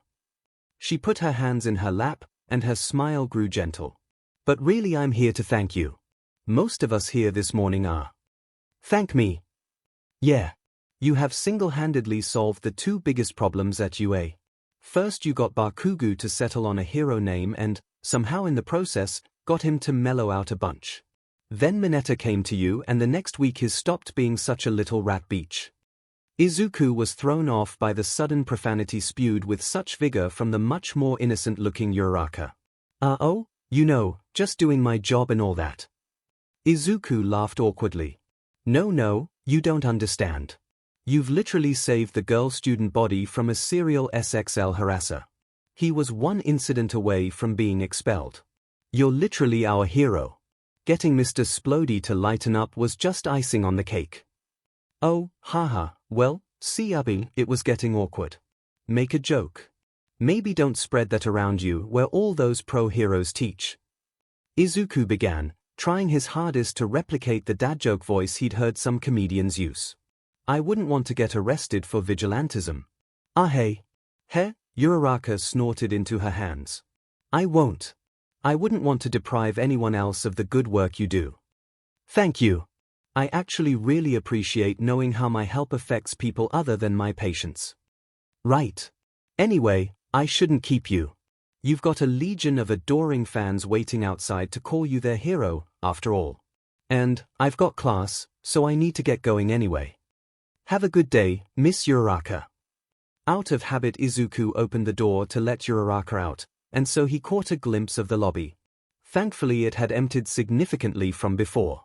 However, the biggest change from the earlier crowd was that instead of being mostly women, only girls in new uniforms were seated around the room, coffee and treats in hand. In addition, Izuku noted the stack of gift-wrapped boxes and bouquets behind the counter. Zuko, dear. Inko coughed. I talked to all the customers. Most of them just wanted to thank you for what you did for someone named Mineta. Some of them even brought gifts to show their gratitude. I made sure to write all their names down and make marks next to the ones who brought you something. For the ones who wanted an appointment, I wrote that down, too. You've got your appointment calendar here, so I checked to make sure I didn't double book anyone, and I penciled them in on that too. Wow. You're amazing, Mom. Oh, Zuko. I know. After all, I raised such a good son, he has a legion of lady admirers giving him gifts. The two shared a chuckle before Inko called in his next client. Over the course of the next hour and a half, Izuku met what seemed like every girl in Class 1A of the Heroics course. They all wanted to express their thanks in person and immediately, given that they had to personally deal with Mineta every day in class. The two most thankful were one Yorozu Momo, a stunning young woman who was the main focus of Mineta's harassment, and Asui Tsuyu, who had taken it upon herself to punish Mineta whenever she caught him being a pervert. Every single one of the girls grabbed a toy animal and settled into a beanbag chair. Izuku supposed that learning heroics was stressful, and they needed the comfort. After Izuku had seen all of the U students, there was a lull that allowed Izuku to take the mountain of gifts he had received into the apartment and unwrap them. In addition to the flower arrangements, most of the gifts fell into one of two categories: candy and more stuffed animals. There were also a few books, movies, and games. The new stuffed animals quickly found themselves arranged in the office as Izuku worked through the rest of the day. With the rush of students over, Inko had gone back into the apartment with the coffee machine and pastries. Izuku could only imagine she was having a field day sorting through all of the gifts he had received. The day had proceeded normally from that point on. A few counseling sessions, a pair of twins that wanted to trade their ability to fuse into a grotesque abomination for a set of quirks that essentially replicated the Retro Wonder Twins' power effect. The routine had lulled Izuku into forgetting that he was to have an awful day. He got a reminder as he was closing the door to the shop. At the end of work hours, a large hand rapped upon the door, prompting Izuku to open up. He immediately seized up as he gazed into shadowed blue eyes. Greetings, young man. I know it is late, but could you humor an old man? All Might. Izuku nursed a mug of tea while his mother and All Might made pleasantries with one another. He had to fight to keep his hands from shaking and spilling his hot drink. Not only would it be a waste, but then All Might would get suspicious of why the young man was so nervous. At least Inko seemed to be getting along well with Mr. Yagi. He had insisted on the family using his name, having hung up the mantle of All Might after his final battle with All for One. Seeing his emaciated form and watching him cough up BLD had triggered Inko's mother bear instincts. She was making sure Yagi was comfortable, warm, and querying what kinds of food he could eat. Once Inko had gotten her answers and made sure Yagi was settled, she went to bustle about the kitchen to prepare snacks for them to enjoy. Yagi sighed with a bittersweet smile on his face. Your mother is a very nice woman, young Midori. Thank you, sir. Izuku sat ramrod straight. The former hero chuckled. Please, sir is my old sidekick. Call me Yagi. All right, Mr. Yagi. Yagi leaned back into the couch he had seated himself in, massive hands wrapped completely around the small mug containing his tea. I must admit, you're not what I was expecting. Oh. I've heard my students talking about you. They said you're a young man, but I didn't realize just how young they meant. You must have quite the powerful empathy quirk, or another mental enhancement quirk to have graduated so early? Ah. Well, no, I don't have any of those. And, technically, I haven't graduated from any higher institute. Yagi raised an eyebrow over the sunken pits that his eyes had become. Oh. I was tutored mostly, but I have gotten certification from the medical board, so my business is both legitimate and accredited, and I am qualified to treat patients. I will admit, that was a concern of the school board. Yagi leaned forward. The teachers have become troubled that the students at 𝐂 have been choosing to come to you rather than make use of the resources the school offers. Izuku shrugged with a guilty grimace. I don't know what to tell you. I just offer my service to those that come to me. I can't control who comes and who doesn't. We have talked to a few students about it. Yagi made a wishy-washy gesture with one hand. Some said that they wanted to consult someone that they wouldn't be working with in the future. You have pro heroes as counselors at 𝐂. The former All Might nodded. Almost every staff member at 𝐂 is a pro hero. Or, he gestured to himself. Retired pro. Fascinating. Indeed. Anyway, other students we spoke to just said that they heard of you by word of mouth and figured it wouldn't hurt to see what the fuss was about. I had wondered why business had been booming lately. The teachers had not been too concerned until our most promising students, the ones of Class 1A of the heroics course, started to come to you. The staff counselors were worried that, as a civilian, you may not understand how the heroics industry functioned, and so you might give our students advice that could stunt their growth as a hero without realizing. You're referring to when Mr. Bakugo came in with his friend. I believe my client referred to him as Kirishima. Correct. What you may not know is that young Bakugo has been struggling with his teachers ever since the field training week, before which the class was to choose their hero names. Bakugo was the only student to refuse to capitulate on his choices. I think I heard about that week. Was that the week of the Hosu incident? That is correct. The League of Villains tried to push the hero killer stain into the spotlight by releasing their weight. I shouldn't be telling you this. Yagi shook his head and glared suspiciously at Izuku. Sorry. I seem to let people speak about things easier around me. It's not my quirk, I swear. Izuku waved a hand in front of his face. I just find it's easier to help someone if they tell me all that's wrong for them, so I've cultivated this aura, I guess. That helps my clients relax and open up. Izuku did not need Yagi to continue on that train of thought, anyway. He knew of the events of Hosu, he had helped to execute it, after all. It was a shame that the Ingenium line of heroes had to meet such an ignominious end, but it had certainly let Stain spread his message further and further until All Might had eventually caught him. So, Bakugo did not want to change his hero name from the original choices he had made. HMPH. Yagi noted the change of subject back to the issue at hand, but let it slide. That is correct. We spent an entire year with teachers and counselors alike trying to get him to change it. But then he visits you once and he changes his mind. I might know where this could be going. And I'll have to head that off by saying that I am bound by doctor-patient confidentiality laws, so I cannot divulge the contents of my session with Bakugo. That's all right. Yagi rubbed his knuckles with a thumb. We have already consulted Bakugo on the matter. His rationale was that the school counselors had simply said that his choice was wrong and he needed a new one, but never tried to help him come up with a new one other than trying to give him one that they came up with arbitrarily. Whereas you instead walked him through the steps that prompted him to formulate a new one himself. Yagi leaned in, a twinkle of amusement in his shadowed eyes.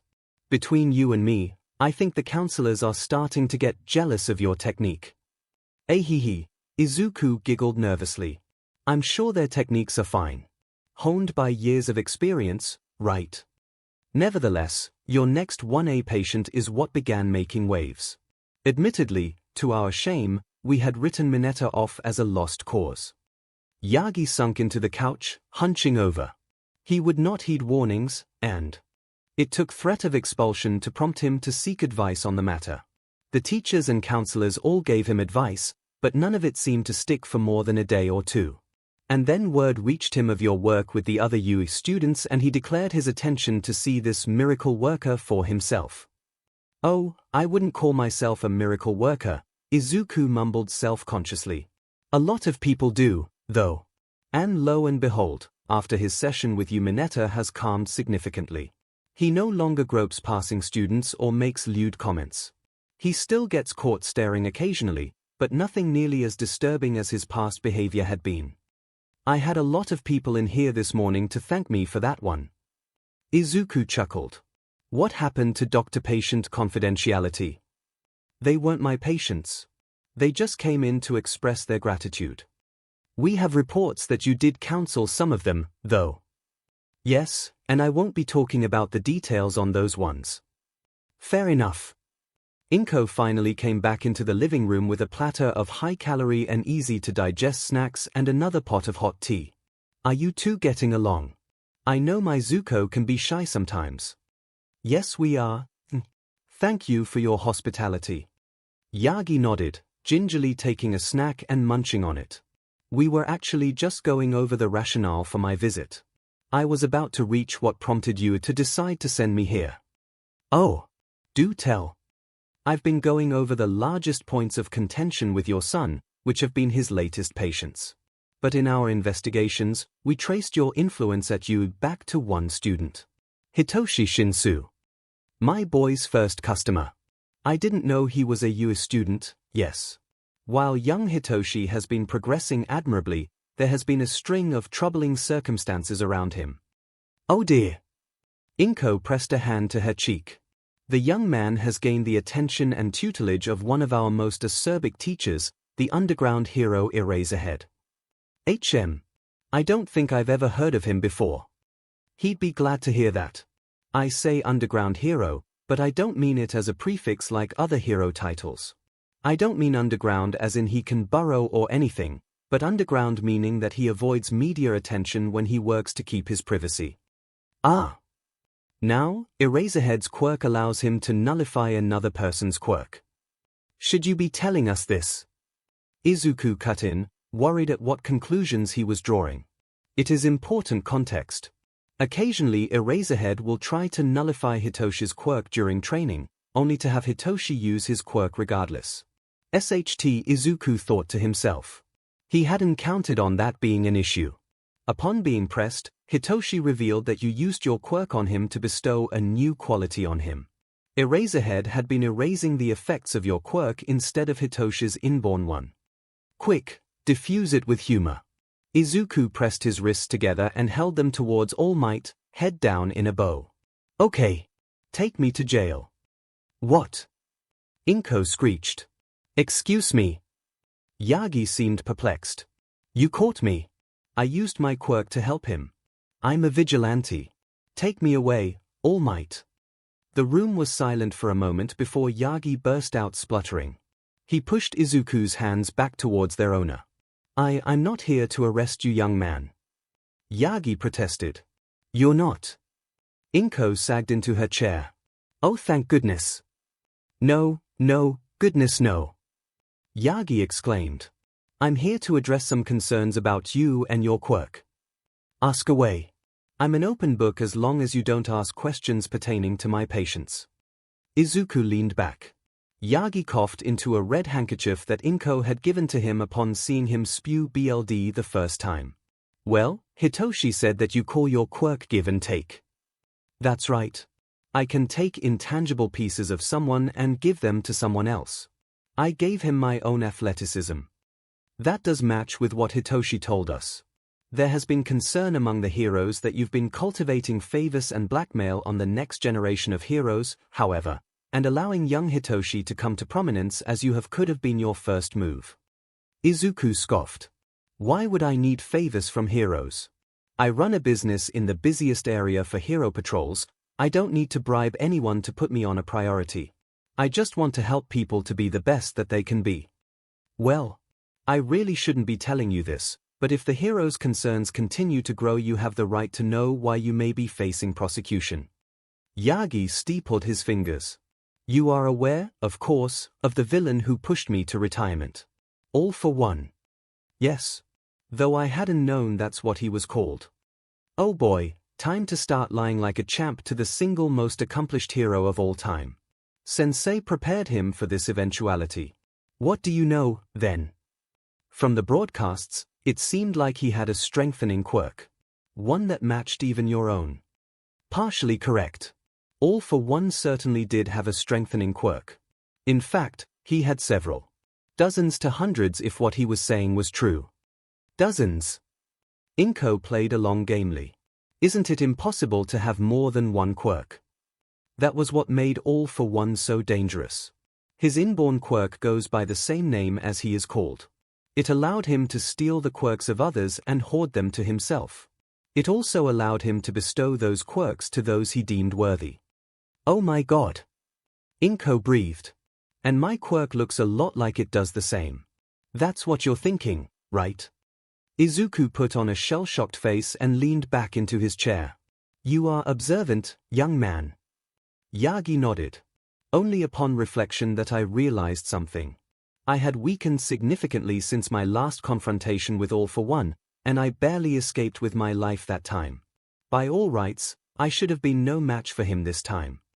Yagi gazed into his own palms. But we were almost perfectly matched. I only beat him by taking him by surprise. He was surprisingly straightforward, going into a fist fight with me instead of using the quirks he'd stolen over the decades like he had before. I-beams, teleportation, mimicry, illusions, super speed, duplication, any dirty trick he could pull to throw me off like he had before. He can pass on quirks. Izuku muttered, playing the role. Could he have passed on his own? Exactly our thoughts. Yagi sighed, closing his eyes. We know that All for One was the patron of the League of Villains. The thought that their leader is running free with the might of All for One behind him is a terrifying thought. All previous actions by this man would indicate he would be wreaking as much havoc as he could, and yet we have not heard a peep from him, and the League remains low-key. So, you think that my Zuko? 𝐭𝐴 played the part of the breathless mother perfectly. Izuku had taught her well. It certainly appeared at first glance that your give and take quirk resembles All for One. So they sent me to confirm its presence. And your verdict?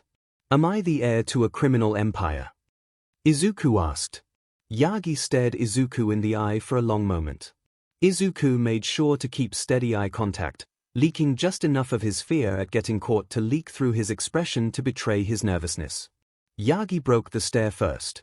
No, I don't think so. The hero admitted.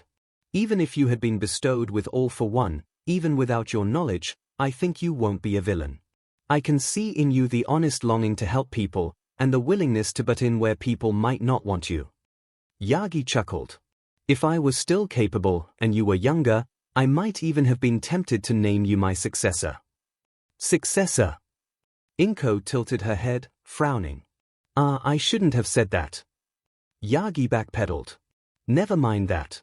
My point is that I can help you to clear your name with the heroes, if you're willing to cooperate. What would I have to do?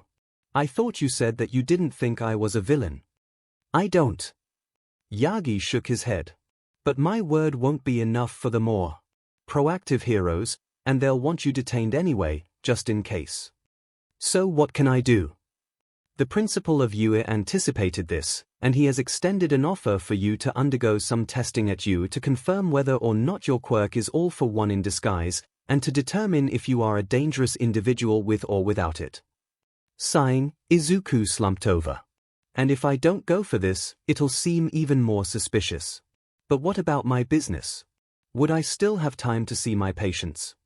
I'm sure we could work out a schedule. Yagi smiled. Though you might be confined to the 𝐒𝐲 campus for the duration. The counselors might be willing to lend you an office to use in the meantime. Izuku rested his face in his hands while 𝐭𝐴 rubbed his back. Finally he took one deep breath and raised his head. I should pack, then. Better to get this over with. That's the spirit. Yagi nodded approvingly. I'm sure you'll find the 𝐒𝐲 campus welcoming. Even if the teachers are cautious about you, I'll be there to help smooth things over. And you've got plenty of admirers among the students, I've heard. Yeah. Going back to school. Every teenager's dream. Should I come with you? 𝐭𝐴 asked, fretting with the edge of her blouse. I don't know if I'm comfortable sending my son off to school after being with him for homeschooling for so long. She made an attempt at a joke. It's okay, Mom. Izuku kissed his mother's cheek. You need to hold down the fort. I hate to ask you to be a secretary again, but I'm afraid someone needs to be here to tell any drop-ins where I've relocated to. Can you do that for me? Of course, dear. Inko kissed the top of her son's head. But in return, you make sure to cooperate with the heroes, okay? I want you back as soon as you can. Sure thing. It was simplicity itself to pack enough supplies to live for a month at Ue. It was already dark by the time Izuku followed the emaciated form of All Might down the street and away from his new home and towards his future at Ue. It was the dead of night once Izuku and Yagi arrived at Ue. The principal had anticipated Izuku's arrival, and so had given Yagi a guest pass to get Izuku past the gates. The retired hero led the boy into a faculty dorm area, and set him up with a room with no fuss. Once Izuku was alone, he went about setting the room up to his standards. Books, clothes, and other paraphernalia were artfully arranged around the room before he collapsed into the bed. Of course, decorating his room had an ulterior motive for Izuku to accomplish. Using the setup to conceal his intentions, Izuku had scoured the room and located a number of cameras and microphones, some hidden and some in plain view. The security precluded Izuku simply teleporting to and from Ue at least. So instead Izuku slept. He did not dream, and so the rest of the night seemed to pass in an instant. He awoke refreshed, used the adjoining bathroom to accomplish his morning ablutions, and then when he was prepared for the day, he walked up to address one of the obvious surveillance cameras. Hello. If anyone's on the other side of the camera, can you send someone down? I would appreciate breakfast, and I'm sure no one wants me walking around unsupervised. Thank you. Izuku did not have to wait long. There was a knock at his door just 2 minutes after he made his request. He opened the door to find none other than Eraserhead himself slumped at his doorway. The underground hero gave Izuku a once-over with half-lidded and heavily bagged eyes. So you're the brat that's kicked up such a fuss. Hello. I'm Midori Zuko. Izuku gamely stuck out a hand for a handshake, ignoring Eraserhead's comment. Here. Follow me. We have cereal in the common lounge. Eraserhead pivoted and started trudging away. Oh. K. Izuku shut the door behind him and dogged Eraserhead's heels as he led the way to a living room kitchen combo. Eraserhead collapsed onto a chair facing the kitchenette while Izuku investigated. He quickly found a fruity cereal in a cupboard and milk in the mini-fridge. He combined them together in a bowl that was on a stack on top of the counter.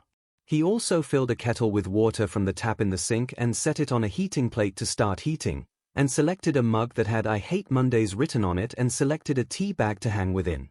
Izuku's movements were sure and steady, and within an efficient span of minutes, had prepared his breakfast and sat down at a low table within Eraserhead's eyesight. He tucked into the food in silence under the heavy weight of the scruffy hero's scrutiny. Once done, he washed the dishes and set them on a drying rack. You done? Good. Let's go. Eraserhead levered himself up from his chair with a sigh. Okay. Back to the room. Izuku queried. Jim. Wanna get started on this nonsense as quick as possible. It's illogical to waste time on something this important. Good point. The two traveled in silence. Izuku took this chance to observe the Ue campus in the light. There were soaring hallways and gleaming windows, lush vegetation and clean pathways, and it was all but utterly vacant. A passing clock showed 6 o'clock in the morning. Students should not have been awake yet. Passing through the doors into a vaulted gym, the pair was met not with the silence of the rest of the walk, but with slapping shoes and controlled huffing. Taking laps around the interior track encircling the middle of the gym was a young man with a familiar shock of ashen blonde hair. Bakugo stopped his jogging and turned at the sound of the door opening and groaned at the sight of not only his teacher, but the counselor as well. What the hell, Aizawa? Bakugo demanded, striding up to the pair. I fixed my goddamn hero name like you assholes wanted. Why the F is that quirk counseling guy here? Aizawa sighed, massaging the bridge of his nose. Bakugo, this gym was reserved for the day. Why are you in here? 'Cause I didn't expect anyone to use it at the but end of the morning, that's why. Now what the F is the deal? It is none of your concern, Bakugo. Just vacate the premises. Mr. Midori is not here for you. TCH. Bakugo twisted and stalked to a bag of gym gear and picked it up. Whatever. If it's not my goddamn business, then I don't give a F. Just don't try to kill this one like you do us, yeah. He kicked the door open and walked out, shouting over his shoulder. He's just some useless nerd. Ain't got the skills to keep up with the heroes. The door slammed shut behind the explosive teen. HMPH. Aizawa snorted, a wry smirk on his face. Bakugo seems to have taken a liking to you. Really? Izuku pet his head. Didn't sound like it to me. In fact, it sounded only minorly less acerbic than similar interactions they'd had as children, name-calling included. Whatever. Now start running laps. I'll tell you when to stop. It did not take long. Izuku was very careful to suppress the various speed, strengthening, and endurance quirks he had at his disposal. Within 5 laps he was sweating and breathing, and in 10 his legs felt like jelly. Finally at 15 laps Aizawa called for a halt. Izuku hobbled over to sit on the bleachers near the hero. Man, I have really let myself go without training regimen to keep me in shape. Izuku thought to himself, and accepted a water bottle when it was proffered to him. His fingers brushed a small, fuzzy paw as he did so. Izuku was too tired to flinch. His head lolled to the side to see an albino.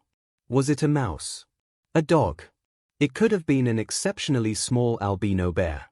It wore a button-down shirt and vest, slacks, and to wildly contrast, a very small set of work boots. Izuku blearily noted a long scar across its right eye. Hello. That's right, I'm Nedzu, the principal that you can't tell if I'm a mouse, a dog, or a bear. It's nice to meet you, young Midori. Nedzu greeted, waving a dog-like paw in the air. Toe beans. Izuku blurted blearily before he shook his head. I mean hello. He uncapped the water and took a deep pull of the life-giving liquid within and felt himself refresh as it slid down his gullet. At least they haven't spiked it with anything. There was a snort off to the side from Aizawa, but the principal seemed unfazed. I'm sure Mr. Yagi explained to you why you're here. Yeah, Izuku sat upright. My quirk resembles the quirk of the villain who was All Might's last battle, which he didn't seem to have at the time or something like that because he can pass it on. And also I've become the de facto miracle worker counselor for students and you're worried I might be making blackmail on future heroes. Demon Fool spilled all of the beans. Aizawa snorted. So you all want to make sure I'm not the second coming of this villain. Somehow. By keeping me away from my patients here at UA. Correct. Nedzu nodded, his furry tail lashing behind him. I actually had a question about that. Ask away. What would you have done if I had turned out to be the villain at the apartment? You sent Yagi, who seems to be in ill health, to fetch me, but what if I had turned on him to resist arrest? It's simple. We had a hero stationed nearby to intervene if you proved violent. As simple as that. Let me guess, Lemillion. He patrols the area I live in, so he'd know the layout well.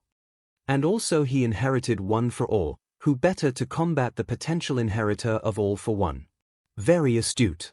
As his alma mater, we have high hopes for Lemillion's future, and bringing in the successor to that particular villain would have been an excellent boost to his career. But we're glad you came voluntarily all the same. Much easier for everyone involved. I dunno. Izuku lolled back against the stands. I feel like the suffering would have been shorter if I'd just gotten myself arrested right there. He took another long draught of water to make his point. Aizawa chuckled menacingly. Oh, don't worry. We're just getting started. Izuku came to the realization that Eraserhead was a SDST. Push-ups, sit-ups, pull-ups, 5 other types of ups, running, ludicrously contorting yoga, obstacle courses, sparring with Eraserhead himself, more.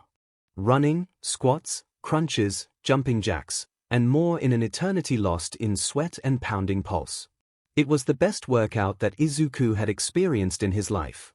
He felt like he lost 20 pounds and could confidently say he was fit once he was done. His limbs also felt like jelly, his lungs burned, his mind was fuzzy with fatigue, and he was edging on nausea.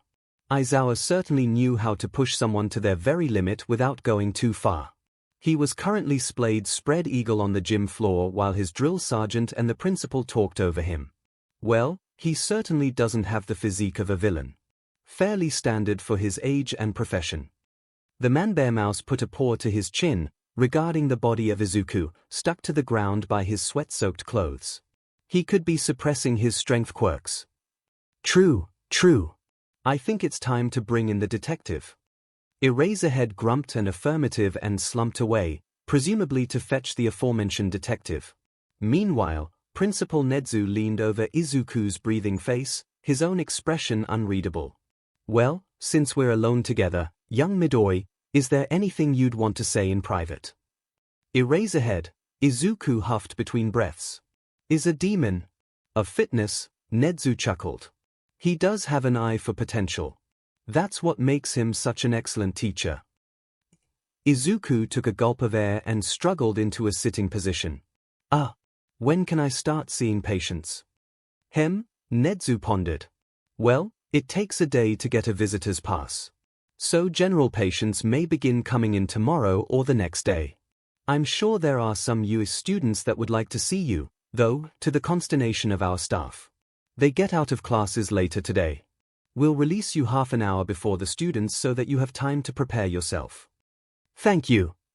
Izuku sipped water as provided by Nezu for a few more minutes before Aizawa returned with a plain-looking man in a tan trench coat. Here they are. Young Midori, this is Tsukochi Naomasa, a police detective. He'd like to ask you a few questions. Sure. Hello, Mr. Tsukochi. Izuku hauled himself to his feet and bowed as deeply as he could without tipping over, which was not too deep at all. Greetings, Midori. Should we go somewhere else, or is here fine? I'm good. I mean, we can talk here. Izuku staggered to the benches set at the wall nearest him and sank onto it. Tsukochi followed young Midori and pulled a bench around so that they could face each other. I'll start simple, then. Your name is Midori Zuko, correct? It is when I wear this face. Yes. And your quirk, give and take, allows you to take the intangible qualities of a person and give them to others. Quirks are technically intangible. Usually. That is my current understanding of it. Honestly, the way all these heroes are concerned have me questioning it. I see.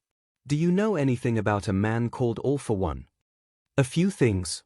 He was apparently a villain that spanned generations and used business fronts to fund himself and the Villains Alliance. His quirk, All for One, let him steal other people's quirks and either keep them or give them away, which is like mine, which is why I'm under suspicion. He's in prison now after his battle with All Might. I see Yagi gave you the rundown. Tsukochi snorted. Izuku nodded. Do you know the whereabouts of any agents of the Villains Alliance? No. They had all gone into hiding as soon as Izuku's betrayal was revealed. What are your intentions with the students at UA? To help them be the best that they can be, just like the rest of my patients. I didn't reach out to the students, they came to me. They're just patients like any other. The conversation continued in similar veins, with Tsukochi confirming Izuku's credentials and accreditation, his business's legitimacy, and a series of unrelated questions meant as a litmus test of Izuku's answering pattern. Eventually, Tsukochi stood and nodded. I think I have all that I need. Nezu, if you'll come with me, I can give you my debrief. Very well. Nezu chirped chippily. Aizawa, you can take young Midori to the office that the counselors had set up for him. Eraserhead gave an affirmative grunt. The walk was again in silence, though slower because of Izuku's fatigue. Stairs proved a special challenge, but the boy gritted his teeth and powered through the pain. He was disappointed to find just a standard office. Desk and chair, filing cabinet, and a window. Nothing personalized, nothing especially comforting. There was even a miscellaneous pro-hero stationed outside his door for security. At least the room was soundproofed and had no cameras or other surveillance devices to keep the sanctity of patient-doctor confidentiality. 𝐒𝐿 had settled into the chair behind the desk and messaged his mother to visit the next day and bring a few beanbag chairs and plush toys, recalling that students were partial to those amenities, and to tell her to direct patients to seek a visitor's pass when there was a knock at his door. Entering his new office was a tall boy with a square face and navy hair. He wore small, rectangular glasses over a sour expression, trying its best to seem neutral. He wheeled in on a wheelchair, made necessary, for both of his legs had been amputated just below the pelvis. 𝐸𝐫 tenure. 𝐒𝐿 had to fight to keep a straight face as 𝐸𝐫 introduced himself.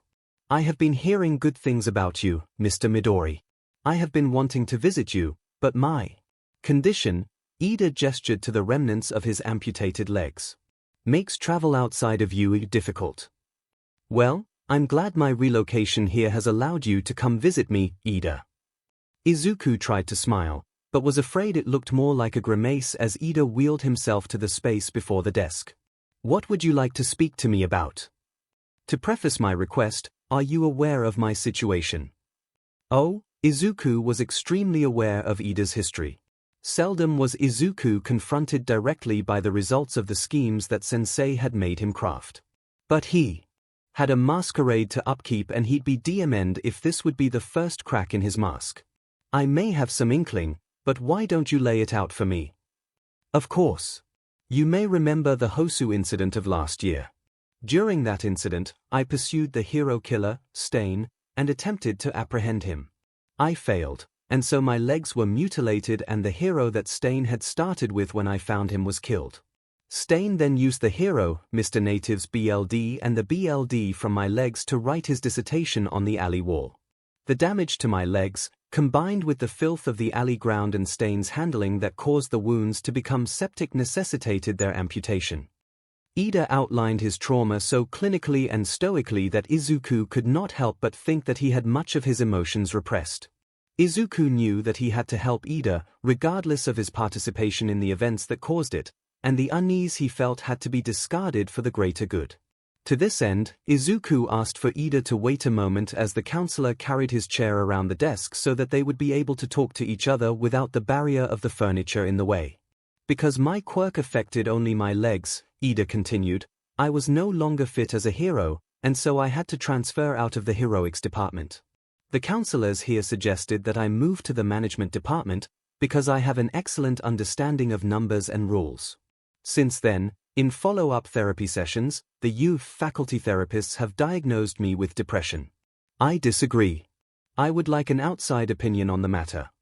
He finished by adjusting his glasses to reflect the fluorescent lighting of the room, another thing that 𝐒𝐿 despised about this office. I see. 𝐒𝐿 started, hands steepled before him. Could you detail for me the circumstances that the faculty here have cited as evidence for this diagnosis? Yes. I have researched the illness, and have found that, contrary to popular belief, depression is not merely an overwhelming sadness.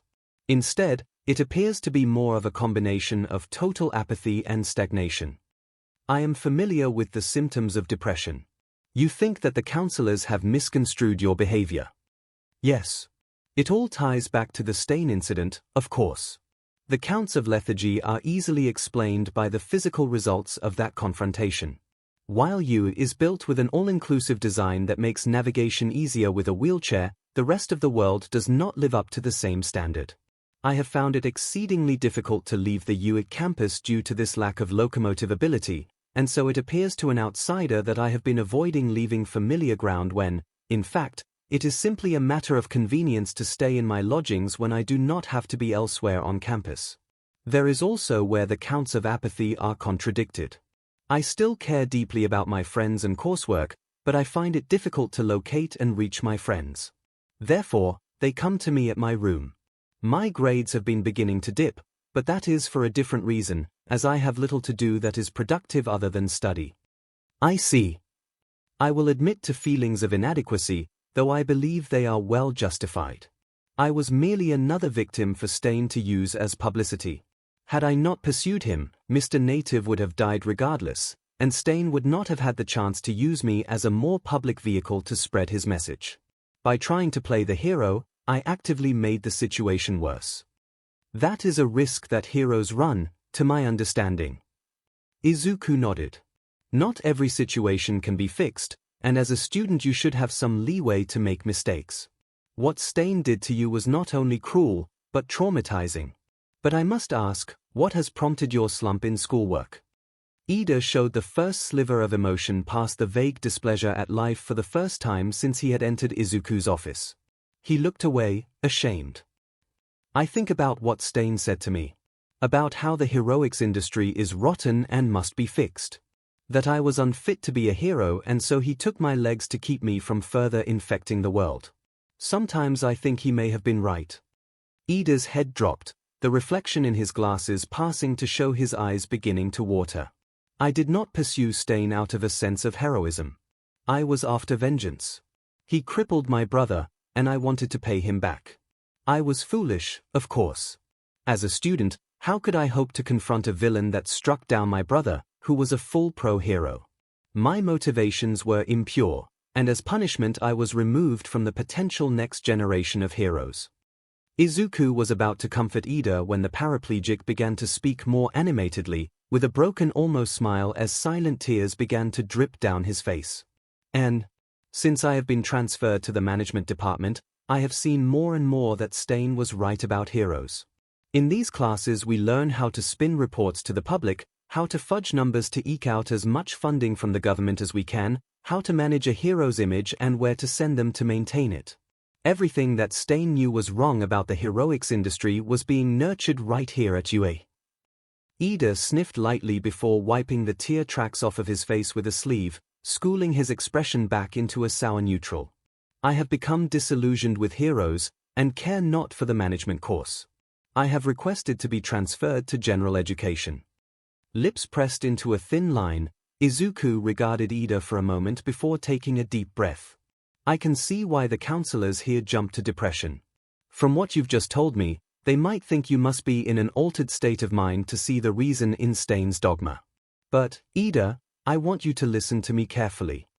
Izuku reached out and placed a hand on Ida's wheelchair. Stain was a mass-murdering maniac. You must never think that he was in the right. Not only were his methods downright sadistic, but his ideals were wildly extreme. He may have had a salient point in that the hero industry is not the best it could be, but from the reports I've read, to Stain it would never be fixed. He believed that All Might was the only true hero, and all heroes should be like him.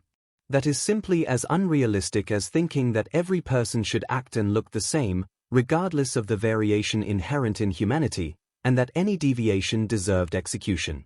You may not have fit Stain's criteria of a hero, but nobody did. Your motivations to seek him out were still the pursuit of justice regardless of the reasons why. Ida looked at Izuku's face, then his hand, and with a bittersweet smile took Izuku's hand and moved it back to his lap. I appreciate the sentiment, but I have come to terms with the fact that I can never be a hero again. Not without my legs. Thank you, though. You're the first person I've talked to that has not simply shot down my concerns as repeating the ramblings of a madman. I think I needed to hear that. I'm glad I could help. Though, I do have a question of how you've limited yourself. Limited myself. I'm sure at some point you have had the opportunity to be fitted for prosthetic legs. Any medical program, hero support company, or heck, even the support department here at U would jump at the chance to help you develop an easier mode of transportation. Ida sheepishly turned his head away. I have received offers to that effect. There was one event that gave the therapists here greater cause to diagnose me with depression. When I first awoke after my encounter with Stain, the doctors informed me that my legs could, in fact, be saved. Though they would be reduced in functionality or even left paralyzed, but if I did not decide soon, I would lose them entirely. Shamefully, I told them to simply go ahead with the amputation as I did not deserve to bear the quirk that was intrinsic to the 𝐒𝐭𝐚𝐲 legacy.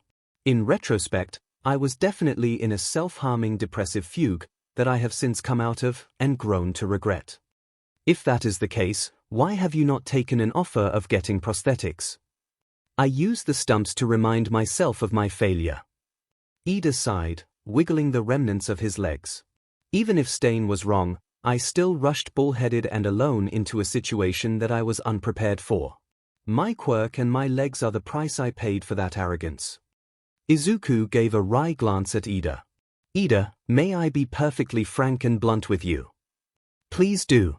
I would imagine that you must be anyway with your profession. Occasionally, but what I am about to say may sound insulting. I'm sure that I can handle it. I know that what you've been through has been traumatic, and I do not want to downplay or trivialize that. Not at all. But what you're doing, keeping yourself confined to a wheelchair, is an incredibly unhealthy coping mechanism that does not even improve your mental state. It's negative coping, or neutral coping at best. Negative coping. Coping mechanisms that more often than not lead to the perpetuation of your negative moods and may actually lead to a psychological degradation. Neutral coping may make you feel better for a little while, but ultimately does nothing to improve your situation, leading to stagnation. What you need is to start coping positively. And I think the first step to improvement is admitting that yes, you did something wrong, but you have paid the price. And it is time to move past that and make up for it. For someone who has paid a literal monetary price, they can earn that money back by working hard. For you, your price was your legs. Even that punishment was unjust. Heroes are tasked with bringing the unjust to justice, aren't they? And how do you, as a hero in training, think you can move past this injustice? By letting myself be fitted for prosthetic legs. Exactly. And your quirk, you said it was centered on your legs. I had engines in my legs. They allowed me to run fast. It will take some adjusting to moving without it. You will need to adjust to prosthetic legs regardless of if they can replicate your quirk or not. Actually, Ida blinked, a small chuckle escaping him. There was a girl in the support department. Said if I came to her for legs she could make something that would be fit for a hero. But I don't know if I can go back to that industry. I think you should, Ida. After all, the best way to change something is to lead by example. If you can go back to being a hero, even if this support student has to put you in a full mech suit to let you, then you can be that example of a hero to be proud of. At that Ida actually burst out laughing.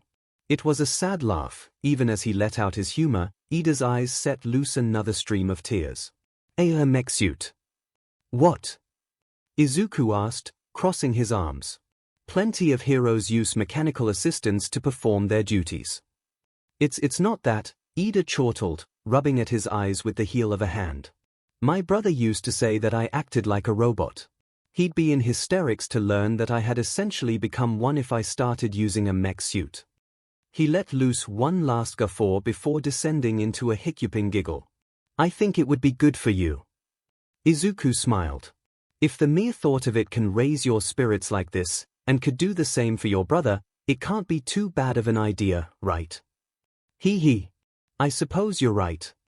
Ida composed himself before giving a genuine smile to Izuku. Thank you, Midori. You've given me a lot to think about. I do what I can. That's all anyone can really say. Izuku stood and walked beside Ida as he rolled himself to the office door. He paused, his hand on the door, and looked up to Izuku. Midori, I've heard from Hitoshi how you see your work. A hero to your patients. If, on the off chance that even with prosthetics or a mech suit I cannot be a traditional hero, maybe you could use a sidekick. I think I'd like that. Izuku smiled softly at Ida as the chair-bound boy nodded and pushed open the door. They were both surprised at the crowd that had gathered outside Midori's office. Uraraka was at the forefront, hands together and fidgeting in worry, but a gleaming smile blossomed on her face as Ida emerged wearing what Izuku could only imagine was the first smile that reached his eyes in months. Behind her were several students that Izuku recognized from Class 1A, as well as some smartly dressed students that Izuku assumed to be from the management class, and one extra emotive girl with pink dreadlocks and crosshairs over her golden irises. While Ida was being fawned over, Izuku turned to the pro-hero that guarded his door and asked him to come into the office. Yeah. What you want? The hero grunted curtly. I was just wanting to rearrange, if that's okay.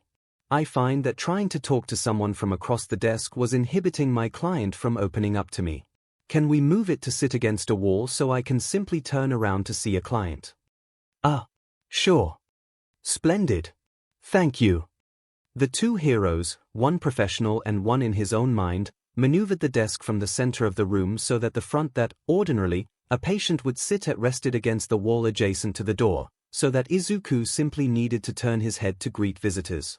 Just as Izuku sat down at the new position and as the hero was leaving out the door, another student walked in before Izuku could even process that he had evolved from a quirk counselor to the unofficial premier pediatric emotional therapist of 𝐸. And of all the people to walk into his office was one Hitoshi Shinsu. "Ah, Hitoshi. It's good to see you again." Izuku greeted, swiveling in his chair. "Yeah, wow, you look different." Izuku forced himself to blush. "Yes. Do you want me to tell you the funny story I tell the heroes, or the truth?" "Why not both?" Hitoshi smirked, pulling up a chair and sitting in it backwards, resting his arms on the backrest and his chin upon his forearms. Izuku couldn't help but notice that Shinsu had filled out admirably, from the sickly stick-thin teenager that was his first customer to the lean and chiseled powerhouse that sat before him now. He still had bags under his eyes, though. "How about a game?" "I'm down. I'll tell you both stories, and you try to guess the truth." "Oh, this should be good." The first version is that just before you'd visited, I'd had a run-in with a villain. He was a petty villain, and so the heroes were letting the police handle him. All he was doing was running around and using his quirk to make people look different. Of course, this caused problems because people didn't match their IDs anymore, and children couldn't recognize their parents, so there was some minor mayhem. This is what I look like normally, what you saw was what that villain turned me into.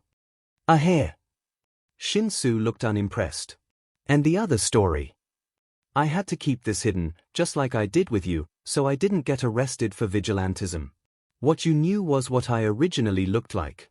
A boy came into my shop wanting to look different because he was being teased by his peers about how he looked and, out of the kindness of my heart, I used give and take to trade how our heads looked. Can your quirk even do that? Shinsu asked, bemused. That's for you to decide. So, did a villain temporarily alter my appearance, or did I trade faces with another boy using my quirk? Izuku leaned forward, a goading grin on his face. Hitoshi squinted at Izuku's face for a moment before smirking gently. I think that the second one sounds more like something you'd do. Izuku t-scared and shrugged. Ah, you got me on that one. That was a good guess, Hitoshi. Aizawa's been reading me how to read people. Glad to know it works. It's good to see you're living up to your potential. Was there something troubling you, though? I can't imagine that this is just a social visit. Hitoshi fidgeted with his hair and didn't meet Izuku's eyes. Yeah. I wanted to apologize. You asked me to keep your quirk under wraps, but when the pros started prying I couldn't lie to them. It's all right, Hitoshi. Are you sure? I am. Yes, the relocation has been a hassle, and for my usual clients it will be difficult to come in for a consultation because of UA's stringent security policies. But if I can help narrow down suspects for who the heroes are looking for, then it is my pleasure to aid them however I can. So long as I don't implicate myself in the process. Well, I'm glad you're not mad. Was worried you'd want to take your gift back. Hitoshi chuckled. Actually, Izuku silenced Hitoshi's mirth. Oh, it's just that dash. No, you go dash, I mean, it's selfish dash. The two sat in a beat of silence before they both started chuckling. Sorry. Izuku snorted. I just thought that, since Aizawa basically all but kicked my butt to hell and back, pardon my language, I might want my athleticism back. I get it. Shinsu waved Izuku off. I don't think he plans on it anymore. They tested your limits, they know how hard they'd need to work to run you down if you ditch now. Yeah. Not very hard at all. Izuku shook his head. They shared another laugh before Hitoshi excused himself and left Izuku alone. For the rest of the day a CYCL of students passed through Izuku's new office. He would meet with a student he had counseled before, followed by that student's friends who wanted to get a look at UA's newest miracle worker. He felt like he was a new exhibit in a zoo. That night, at curfew, Eraserhead appeared at his doorway to essay him back to his lodging. The common room was full of people in semi-formal clothing who all glared at Izuku as he passed by. Not the best first meeting of UA's faculty therapists for poor Midori Zuko. The next day started later, and the staff at UAS supervised Izuku as he demonstrated his quirk to them. It was uneventful to Izuku, who was accustomed to creatively utilizing his plethora of quirks to resemble the description of give and take he gave. As an added twist, Eraserhead was hidden somewhere and Izuku could feel him suppressing a random quirk every now and again. As someone who was previously quirkless and had come into an abundance of them, he knew the feeling of when one was missing. He always feigned an inability to work his quirk during those times. Once he was led back to his office, he met his mother at the door. With her help, the two hung several tasteful plants from stands they set up and artfully arranged plush toys around the room within easy grabbing distance of Patience. The room's stock Patience chair was stuffed into a corner and a slew of bin bags and plush chairs were scattered over the floor. In the span of an hour, the mother-son duo had transformed the drab, grey, impersonal office into a riot of color and warmth. Izuku was relieved both to be in a familiar and welcoming environment with his decorations, and also to be able to see his public clients. After his absence yesterday, it was nice to be working with relatively normal people rather than the eclectic variety of colorful characters that UA offered. Of course, Izuku's peaceful schedule could only last for so long. Izuku had seen off his last client and was only a few hours away from curfew. Judging by yesterday's experience, these would be a calm time that he had to himself. It was not to be. "Hello Midoriya-san. It's so good to see you again." Uraraka Ochako came bouncing into Izuku's office and landed in a chair with her legs crossed with an effervescent smile on her face, her cheeks dusted with a natural flush beyond the blush stickers always present on her cheeks. Izuku sighed and made sure the door was closed, and projected a bubble of soundproofing around the room to be safe. He had to be cautious because his sensitive nose picked up the wet smell of copper wafting off of his visitor. "Hello Himiko." Izuku waited patiently with a kind smile on his face, swivel chair turned towards the girl wearing Uraraka's form and one leg crossed over the other, hands clasped on the higher knee. There was the obligated, flabbergasted sputtering phase to wait out before he could get down to business. "What?" Uraraka exclaimed, eyes blank with shock. "Himiko-chan. You mean that cute girl from the Villains Alliance that took my BLD? Of course. You know I could always recognize you no matter whose face you wore. And you've tried Uraraka on me before." "AAW. Alright, how'd you know it was me this time?" Uraraka pouted. "Elementary, my dear Haim-chan." Izuku smirked. "Miss Uraraka shouldn't know my real name, and I don't know anyone else with a transformation quirk. Plus, you're the only person I know in this day and age that uses honorifics." He tapped the side of his nose. "And one of Sensei's quirks gave me super smelling. As if I could ever forget your scent after all we've done together." "Oh pooh." Himiko, wearing Uraraka's form, poked her tongue out. "My Izuku-an is too smart. I don't get to see you after you get Sensei's quirk and ditch us all, and the first thing you do once I find you is ruin my fun. I'm sure I can make it up to you. But first, how did you find me?" "Hee hee." Himiko giggled and leapt off of the chair she had sat in, sauntering to sit on Izuku's desk with popped hips, making Uraraka's skirt sway back and forth. He rotated his chair to keep himself facing the volatile teen. "The Villains Alliance heard you was bringing in someone with a give and take quirk, so I did some more listening." She lay herself across the desk to stare up at Izuku upside down with Uraraka's big, soulful brown eyes, bouncy hair splayed around her angel face. "When I heard lovely Ochako-chan talking about Midori Zuko-sama and his dash, Himiko drew a sharp breath through her teeth and aching need, she giggled. To help people, I knew it was my dear Izuku-an. Too clever by half and got caught up in his own schemes. My Haim-chan is so smart." Izuku cooed, paging Uraraka's hair aside. "But did she make sure she wouldn't get caught?" "Of course. Sweet Ochako-chan is out at the mall with her friends and our tasty ex-leg boy Kuan talking about how they're gonna get his good leg boy status back. So I pickpocketed her UID so I could sneak in to find my prince locked in the castle. And on your end, I'm sure my gallant prince made sure there's no bugging in the room or you would have played along instead of outing me like a snitch and breaking your masterfully made modern milquetoast masquerade. So cautious, like a cat stalking her prey. And does my princess still like rooting out succulent information for the villains' alliance? Oh, I'm sure they'd want me to. Himiko pulled herself up to a sitting position, legs hanging on either side of the chair, all but sitting in Izuku's lap.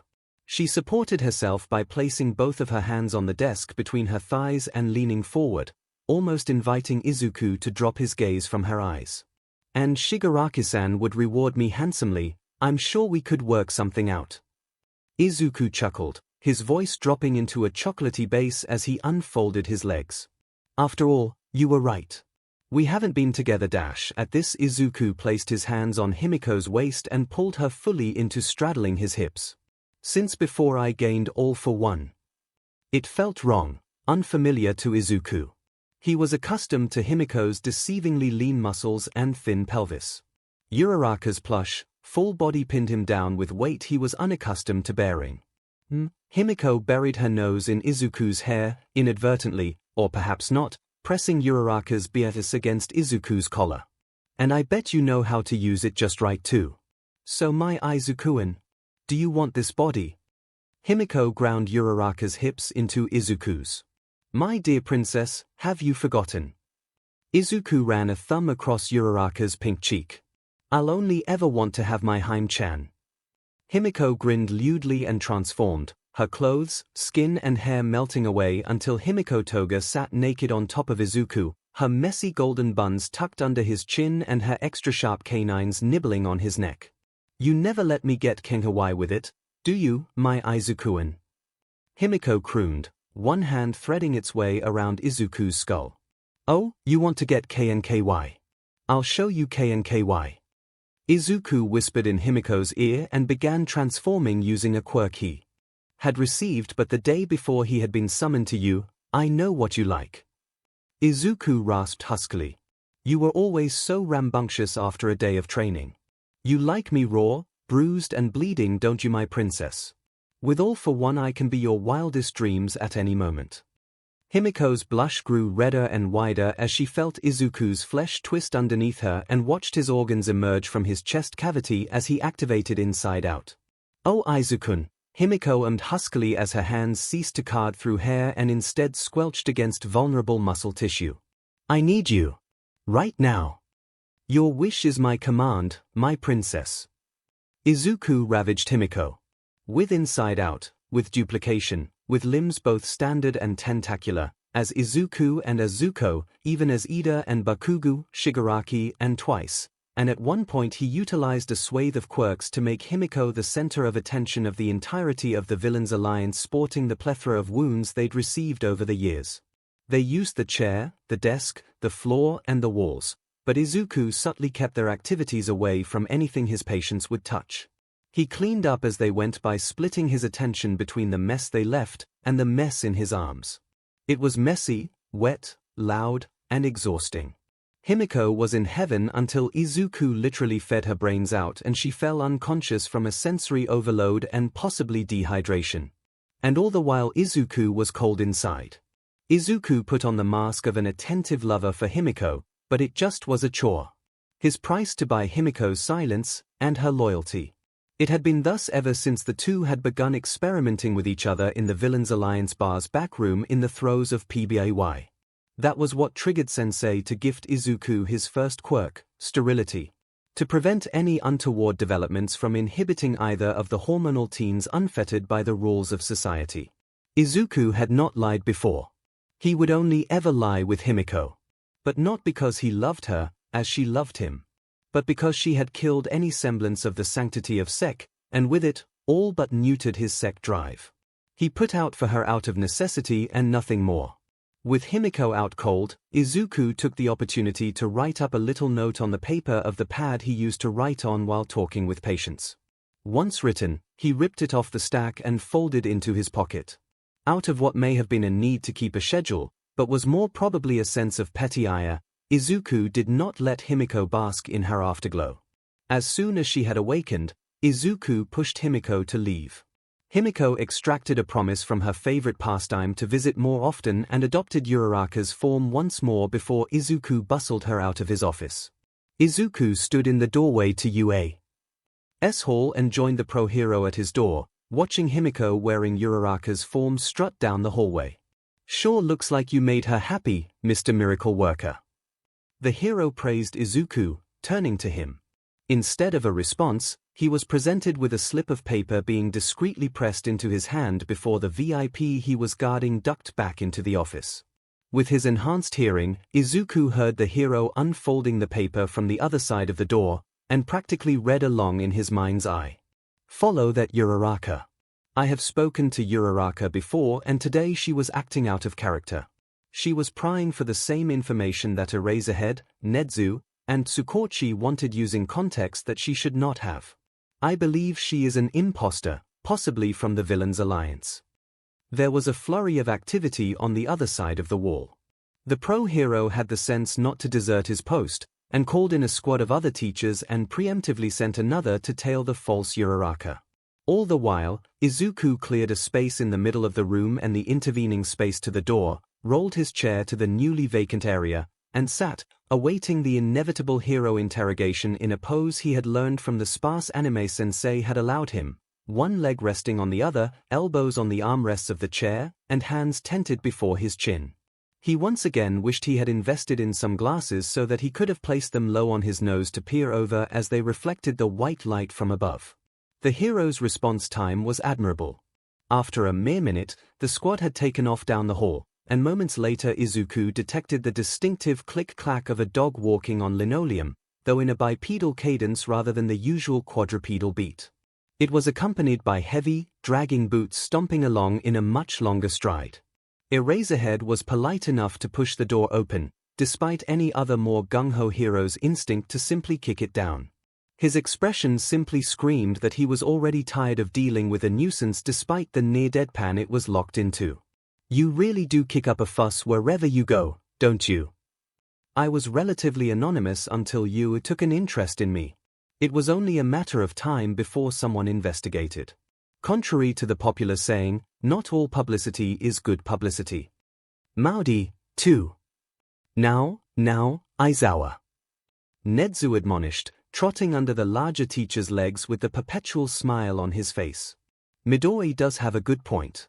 We haven't exactly made the fact that we've all but abducted a suspicious individual and detained him a secret.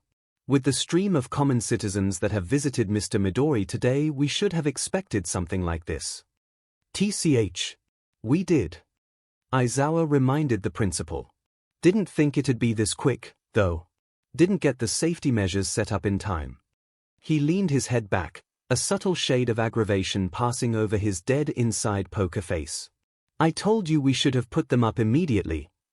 "Well, it's too late to do anything, Aizawa. I'm sure you two enjoy your bickering." Izuku cut in. "But I'm sure you'd like me to debrief you." "No." Aizawa flopped into a beanbag chair. "We're here to make sure nothing happens to you while we wait for Detective Tsukochi to get here. You can tell your story to him." "Oh good, I do like the good detective." Izuku smiled. "He's straight and to the point. Very refreshing in my line of work." "Oh." Nezu lifted an eyebrow. "The miraculous Midori is not the perfect therapist with no complications. I can see where you might get that idea." Izuku chuckled, leaning back in his chair.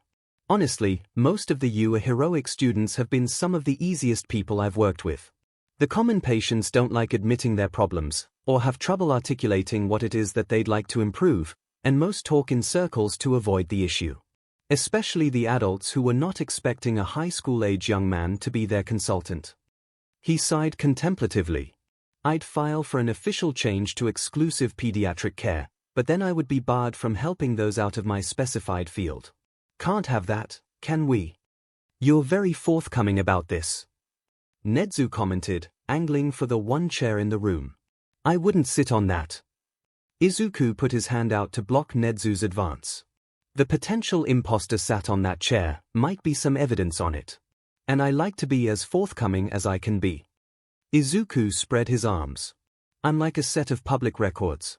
I'm an open book for anyone to read, but the information about my clients have been carefully redacted. But for this, I think I can reveal some harmless details." "Well, Give us the juicy scoop, as the kids say nowadays. Aizawa grunted. Spill the tea or whatever. The Uraraka I talked to tonight went right for the chair as soon as she walked in and ignored the plushes, which was the first clue that she was not who she seemed. Every US student I've talked to had grabbed a stuffed animal as soon as they walked in and threw themselves into a beanbag chair. I think it's a subconscious cry for stress relief and comfort. Interesting theory.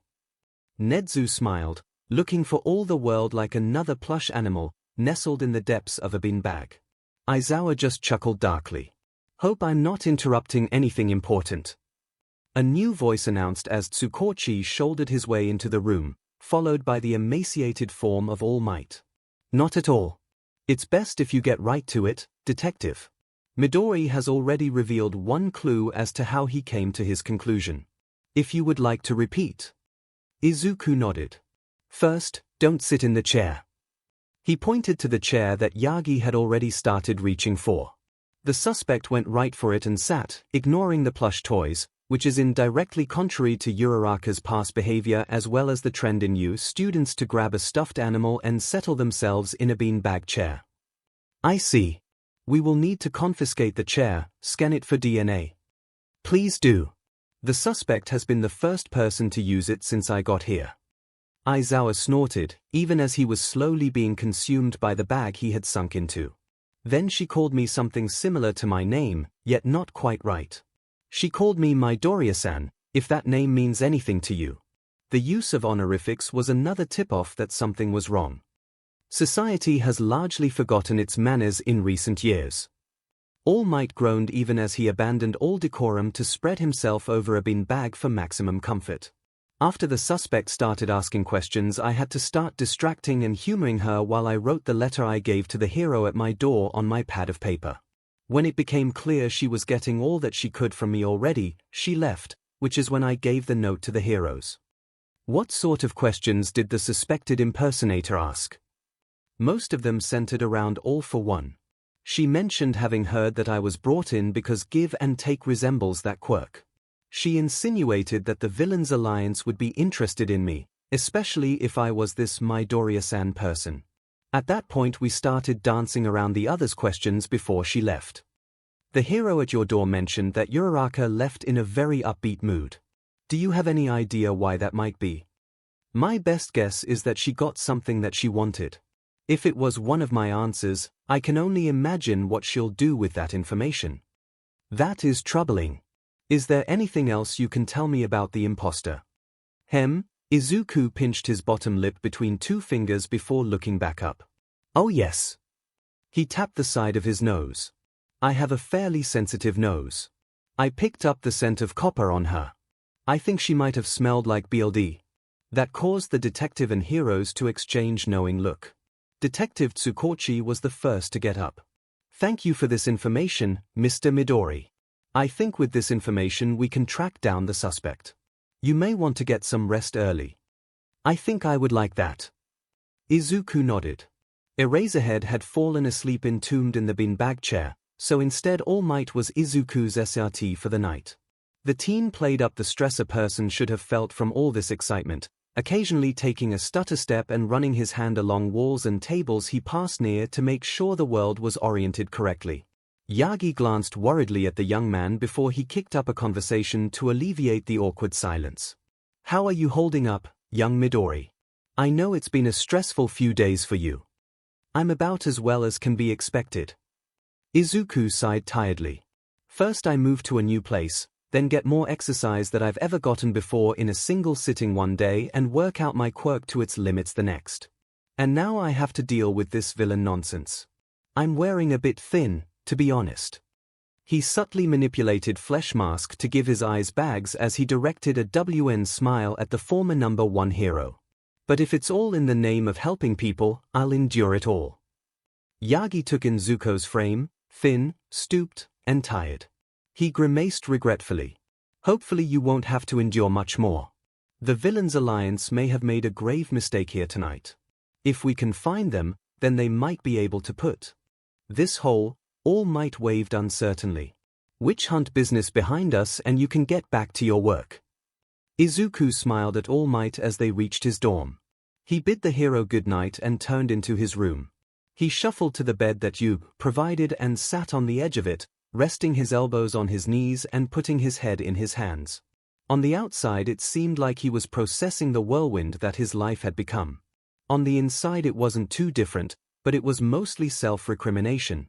He had just put the linchpin of his entire secret life in Himiko's hands. What the hell had he been thinking? Toga was a wild card at best, even if she was biased in Izuku's favor.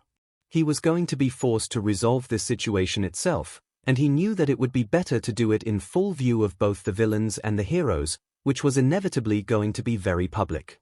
But first Izuku needed information. To that end, Izuku activated one of the subtler body-altering quirks that he had. Sensei had called it Candyman, after an archaic folk horror story.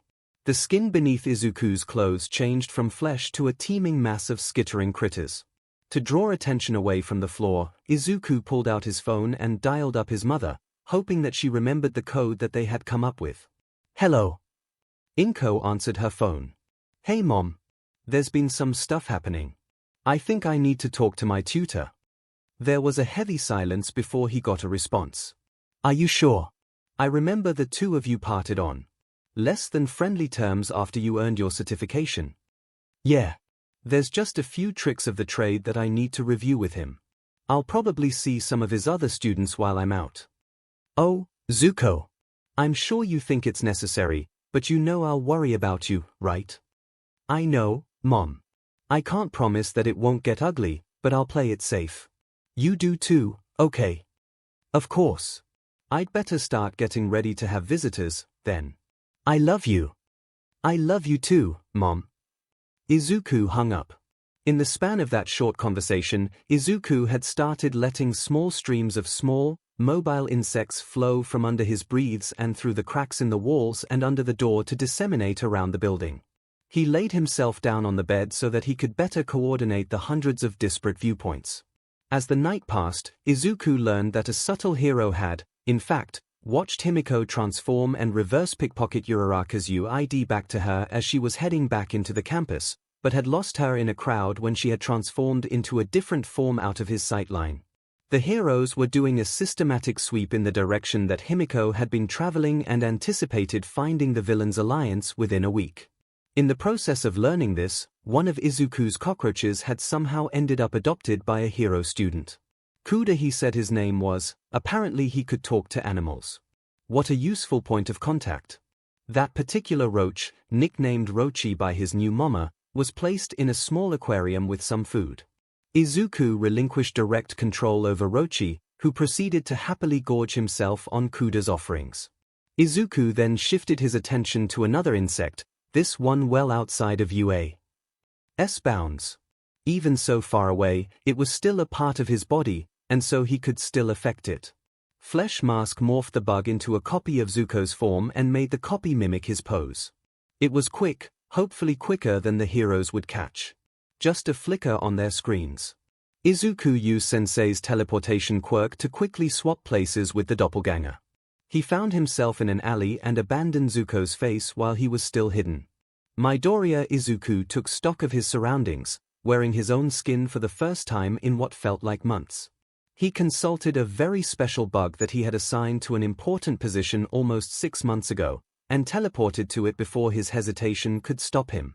The alley was replaced with sterile walls and a one-way mirror, overlooking a figure encased in quirk-suppressing restraints and strapped to a gurney. Just as he had told his mother. He had a few last tricks to extract from his sensei. Izuku teleported to a sterile chrome hallway. Cameras trained themselves on him as soon as he appeared, and the sounds of mustering guards echoed through the complex. The poor sods that had been stationed at this particular hallway found themselves going limp with fading consciousness from psychic backlash as their quirks were forcibly ripped from their bodies at a distance. Opaque walls of force appeared blocking the ends of the hallway. All this happened in the span of seconds, and without Izuku ever taking his eyes off of All for One's restrained form. In addition to a straitjacket, Sensei was strapped in 5 different places to a motor-driven wheelchair. Below the bald and scarred brow was a gas mask and rebreather, no doubt pumping a combination of air and quirk suppressant into All for One's lungs. Intravenous tubes connected to several different concoctions threaded themselves under the clothing to deliver the nutrients all for one needed to live, as no one was risking the consequences of letting his mouth free from the gas. The mask of the dutiful protégé Izuku fell over the boy when confronted by his sensei as easily as the mannerisms of the twisted lover Aizukuan did with Himiko. He stood straight, heels together, and hands clasped over his tailbone. Izuku's chin lifted slightly as he surveyed the glass wall that separated himself from sensei. Made from the same glass that Izuku had used for the quirk testing room at his shop. What a coincidence. Izuku! It is good to see you again after you've left me alone here for so long. Sensei's voice was gravelly, a natural consequence of when his throat was caved in by his penultimate battle with All Might. The gas mask and intervening wall muffled the voice further, rendering it soft and tinny. Sensei. I was establishing my power base. I could not risk being revealed before I was ready. Izuku stepped forward to a panel. Outlined in the glass. A door in the loosest sense of the word. I am to assume, then, that you have accomplished your preparations. The door slid into a slot in the ground when pressure was put upon it. Izuku stepped over into the cell, and the door rose to shut him in once he crossed the threshold. Almost. Shigaraki has grown careless in our absence. The heroes have a lead towards the Villains Alliance refuge and are no doubt preparing for an assault. Our absence, Izuku. Sensei's tone conveyed the raised brow that his mutilated face could not. Yes. I have had to distance myself from the Villains Alliance to progress, as subtlety is paramount. You may recall that subtlety is not Shigaraki's strong suit. An oversight, still. I had expected better from him. I stand corrected and will move to rectify the situation. Very good. As nice as the update is, you have an ulterior motive for seeking my counsel. Izuku stood before Sensei, eye to eye with his seated former MSTR. There is. It is guaranteed that there will be an engagement with the heroes as they are in a heightened state of awareness, so relocation is not an option. When they find the hideout, the inheritor of One for All will most certainly be there. I will need to be at peak capacity if I am to stand a chance against them. Ah! Sensei reclined as much as he could, restrained as he was. You wish for the final dregs of my stockpiled quirks. I do, Sensei. Izuku bowed slightly. A rattling sigh left Sensei's mouth, which the rebreather under his chair adjusted to with an extra powerful burst of air. Very well. I will be unable to use them effectively here in any case. The final embers of the torch will pass on. I know they will be in good hands. Thank you, Sensei. Izuku reached out a hand and placed it on the only bare skin available to him, all for one scarred skull. Through this contact, Izuku dove into his sensei's mind. Sensei's metaphysical quirk space was as a vaulting catacomb, with neat coves for the taken quirks to be interred, and a central sarcophagus where all for one was once contained, now barren. Izuku spent what felt like hours scouring that charnel house for every last inkling of a quirk. Dozens of strengthening quirks, reinforcement and endurance quirks, and a handful of extrasensory quirks, including Raggle's search quirk. Just as Izuku was about to pull out of that now barren tomb, he caught the glint of one last ability. Hidden beneath the space that All for One once occupied, a diamond of a quirk buried in the rough within the abandoned coffin. When Izuku came back to himself, Sensei was slumped against his restraints, and Izuku was immortal. Izuku turned away from Sensei and positioned himself between the former supervillain and the glass walls as the force constructs blocking the hall fell. Guards and heroes in equal numbers piled in to stare at the pale, thin boy with a mop of green hair that had intruded on this maximum security prison. At the forefront of the gathered mob was one Tagata Mirio, Lemillion, the inheritor of One for All. Izuku grunted as Lemillion stepped forward. I must have taken longer than I had anticipated if you had the time to come, Lemillion. In response, Mirio stepped through the glass wall as though it never existed. He was scowling, teeth bared in a snarl. Finally you've shown yourself. All for one. And just like that, Izuku dropped into his villain persona. He put a hand to his chest and smirked at Mirio. Oh please, All for One was my MSTR. He leaned forward into a mock bow. I'm just a nobody. Lemillion wasted no time in taking the opportunity and seized Izuku by the collar, balling his fist in the shirt's chest fabric. I don't care what you call yourself. You've made a mistake coming here today.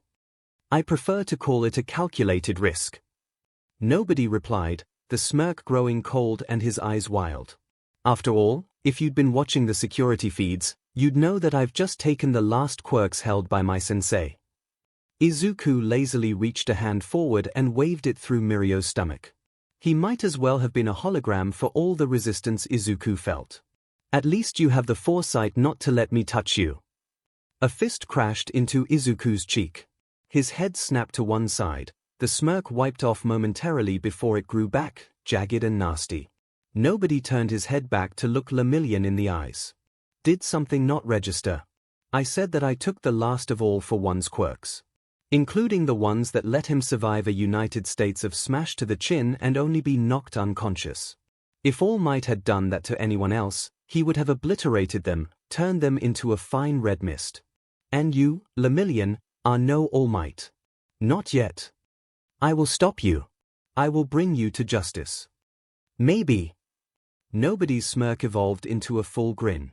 But not today. Maybe you'll have better luck once you've found the villain's alliance. And Mirio was grabbing air. Nobody had teleported right out of his grip. In the cell adjacent, an inmate began cackling at the exchange. He had seen firsthand the conviction and wily nature of Nobody.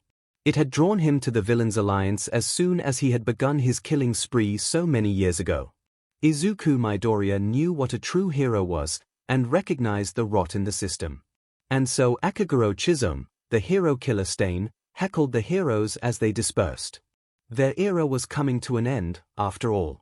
The alert went up, news channels across the country broadcasted Izuku's picture, name, and alias within 10 minutes.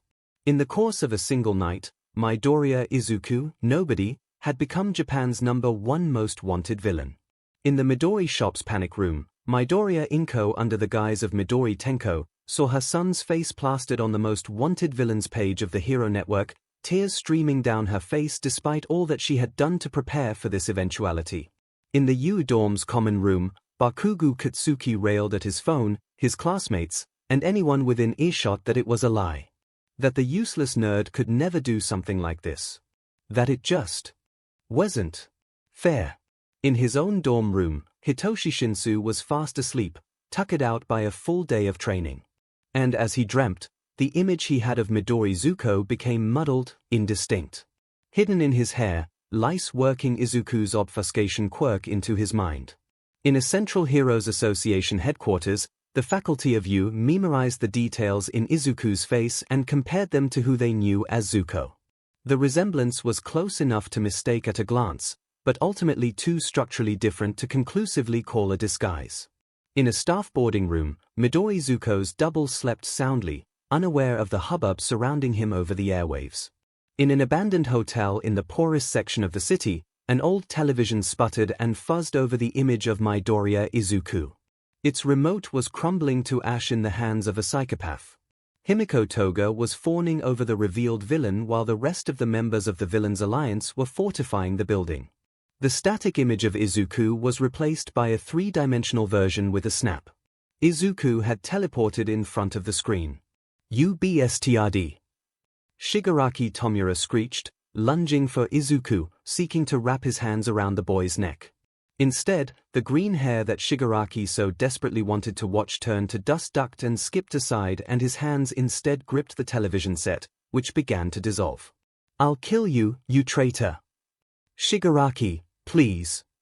Izuku ran a hand through his hair, idly sidestepping the man-child's furious swipes and adopting the Shigaraki's annoying mission control persona. "We talked about this, remember? All I remember is you abandoning us." Shigaraki's voice was coarse and scratchy, grating over Himiko's giggling. "Ah. I see you conveniently forgot the plan. Because you didn't like it and you didn't come up with it yourself." "Like hell I did." Disintegrated patches of floor and wall were starting to threaten the structural integrity of the room. "You know," Izuku sighed, putting his hands in his pockets as he skipped to the side to avoid a wild swipe by Tomura. I'm disappointed in you, Shigaraki. Sensei is, too. That made Shigaraki stop in his tracks, eyes narrowed. What? How did you think I got myself caught by the heroes? I went to visit Sensei in jail. Izuku shrugged. You forced my hand, Shigaraki. You better have a good explanation for this, then. Shigaraki huffed, throwing himself onto a dusty couch.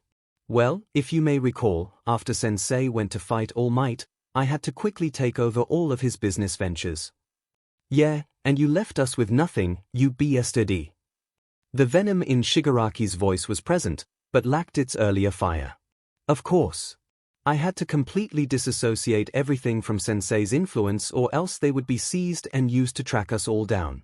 I've spent the last year fixing things up, putting the framework together, and it's all about to come crashing down because of Himiko. Excuse me. Himiko put a hand to her collar, offended. I thought I did a great job dodging the heroes. Maybe so, but you don't deny that you had to dodge the heroes. Izuku ped his head to the side, and Himiko looked away. They knew something was wrong when you visited me at UA. You were at UA. Shigaraki latched onto that. So they did get you. They suspected. But I think I'd thrown them off my case until Himiko showed up. The only reason I'm not being arrested right now is because I am here, and Midori Zuko is still asleep in his bed at UA. You are so good with your clones, Himiko grinned lasciviously, drooling. But now everyone knows that both the Villains Alliance and the heroes are looking for the same person. And they know the district you're in. Once they find you, they're going to crack down on this place like a bolt from the heavens. And you know all this?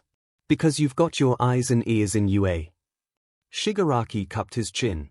Exactly. Now, once the heroes find you, I'll have to step in. At that point, all pretenses will be gone. I will have to focus all of my resources on resolving this properly, leaving my alibis broken. So to maximize our time to prepare, stay low. Don't leave this place if you can help it. That last siege by the heroes will be the point of no return. Shigaraki grimaced. I hate stealth missions. At least we can do base building while we wait. You won't see me again until that final confrontation. Now wait a minute. Shigaraki stood up, crossing his arms. You come back just to abandon us again. You're not even gonna feed us any intel. The only info you'll need is how close the heroes are getting to your base, and you can find that out easily enough on your own. Izuku took a step close to Shigaraki and put his hands on his shoulders. I need you to trust me. Like the rest of the Alliance does. Like Kurogiri does. Like Sensei does. Shigaraki's hands twitched, but stayed folded in front of himself. It will all work out in the end. You'll see. And the villains were left alone once more, unaware that Izuku had left their patron blind and dying in the hands of the heroes. It took some precise positioning and timing, but Izuku put his Zuko skin back on and swapped places with the double he had left on the bed. Exhausted, Izuku fell not into sleep, but his own quirk space. His mind palace took the shape of a bright cathedral hall extending to the horizon with stained glass windows, each depicting a different quirk in action, that scattered a mosaic of color across the walls. He set about organizing and arranging the newest stained glass windows he had received earlier, and installed them into blank spaces near similar quirks.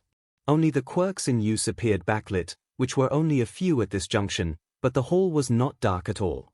The ceiling was one long window, always lit up and active, mixing color and shape pleasantly, and the entire length representing, not all for one as it had once been known, but give and take. Only once his new quirks had been catalogued did Izuku allow himself to sink into dreams. Izuku was thrown awake by his door being thrown open with a bang. He sat up, eyes bleary with sleep, still in his clothes from yesterday. Standing in the door was Bakugo, gripping the frame like he would wash away in a tide unless he kept hold. You! Bakugo stomped into the room, grabbing a chair from where it sat against the wall. He turned it around and sat in it backwards in front of the bed Izuku was sitting on. I need to talk to someone. Counseling, I guess. There are cameras — I don't give a f. They'd probably want to hear all this anyway, 'cause it's like evidence or something. Shouldn't you talk to one of the hero therapists, then? F that SHT, those FRs don't give a thing SHT about my problems. They just want results, but you, Bakugo shot a finger forward and jabbed Izuku in the chest. You talk about problems, not symptoms. You get me. So I'm talking to you. Izuku sighed and swung his legs to hang over the side of the bed, and suddenly Midori Zuko was back to work. Okay. Tell me all about it. Do you remember what I said when we first met? You remind me of someone. Bakugo began before stalling with a sigh. Well, that someone's been missing for 3 years. And judging by how I just woke you up, you wouldn't know, but he's popped up again. Midoriya Izuku, the new inheritor of All for One. I know that name. Izuku chipped in, disguised as he was as Zuko. Were you made aware of who I was visited by yesterday? Some shapeshifter bint. Yes. She was asking me about someone named Midoriya Izuku. I guess my hunch was right. She was with the Villains Alliance. Well, great. At least we know you're in the clear from all the SHT the teachers have been putting you through. That may be so, but you're not here to talk about me. Even though you actually are, and just don't know it. So please continue. Right? Bakugo hesitated, turning his head to stare out of a window. Might as well just come right out and say it. The volatile teen shifted back and locked eyes with Izuku. I think I was the one who pushed Izuku to be a villain. That was definitely not the conclusion that Izuku had expected Bakugo to come to. I think I'm going to need some context before you can tell me why you believe that. Bakugo growled out a subvocal curse before inhaling sharply. All right, so. Me and Izuku were friends basically before we were born. Our parents knew each other in high school or some SHT. We grew up together. And we were basically polar opposites. I was strong, smart, and recklessly confident. Izuku was not. I mean, he was DMN smart, but not in the same way I was.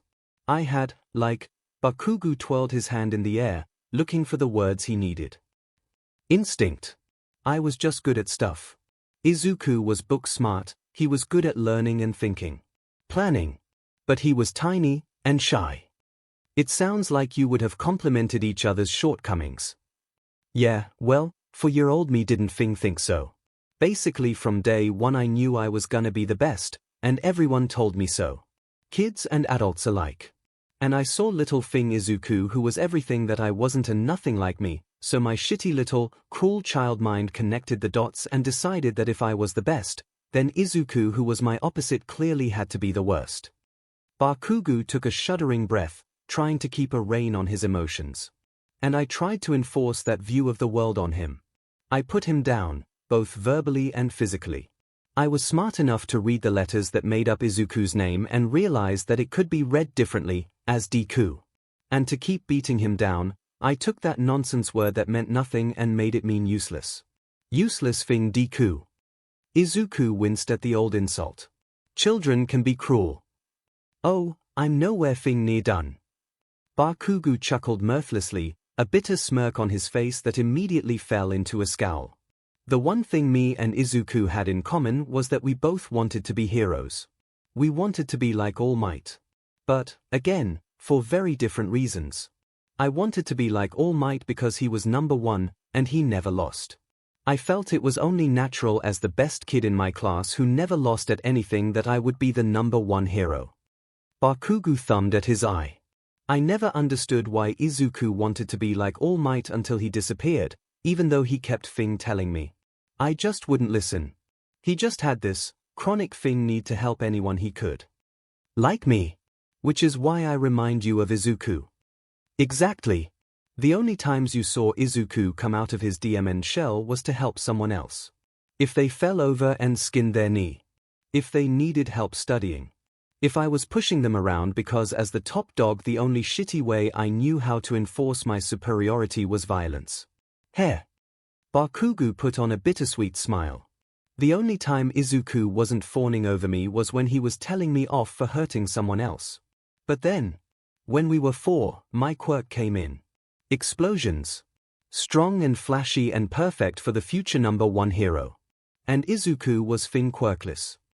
Bakugo spat the word like it was a curse. As befitting his status as lowest of the low. I had the best quirk and he had none. And still he would Fing try to protect everyone else from me one moment like he thought he was worth something, and be tagging along on a shitty adventure through the DMN woods like a useless side character the next. It was on one of those DMN treks that I just couldn't Fing stand him anymore. I fell off a Fing log into a shitty creek while leading a bunch of butt kids beetle hunting. I was fine. All the other little beaches knew I was fine. But Fing Izuku was still there, holding out his tiny Fing hand with that dim, earnest shine in his eyes asking if I was okay. That this Fing useless kid thought he could try to help me, the best person ever. It sessed me right the F off. And so, like any kid does when faced with something he doesn't like and can't understand, I tried to destroy him. This is the root that your reasons for believing you pushed Izuku into villainy stem from. Yeah. Thinking back on it, I can barely blame him. I stopped really bullying other kids. It was just him. Useless Fing Deku that just wouldn't learn his place. I beat that boy black and bloody every DMN day and nobody came to save him like he had for them. Fing ingrates. Bakugo spat to the side, but his hand darted out on reflex to catch the gob of mucus. He evaporated it with a small explosion and put his arm back on the chair. Izuku wondered who had instilled that bit of reflexive respect for the floor into him. Even the adults turned their heads, saying that boys will be boys. Like, F the entirety of that idea, that I was slowly killing this kid day by day and it was just boys being boys. And all the while proclaiming what a great DMN hero I was gonna be. So Izuku only really had 2 hero figures in his SHT life. All Might the unattainable figurehead of heroes, and me. Who beat him up, called him names, destroyed his things, and was all around a bigger Fing villain than anything. You think you made him disillusioned to the idea of heroes? Pretty Fing much. As the years went on, he got quieter and quieter, more withdrawn and cynical, not that it saved him from me. And then one day, poof. He was Fing gone and so was his mom. His dad was a deadbeat and was never around, by the way, so add that to the list. I was the biggest male figure in his life. And you might just love this part. Nobody Fing cared. Bakugo spread his arms wide, a fake grin on his face and his eyes watering. A family vanished and not a single person but me seemed to notice. And here's the best part Bakugo put his arms down. All I saw at the time was that I was out a punching bag. I tried pulling the same SHT I did to Izuku on other classmates and got shut down hard. Oh sure, beat on the quirkless kid who doesn't fight back, that's just Fing boys being boys. But lay a finger on someone with a quirk.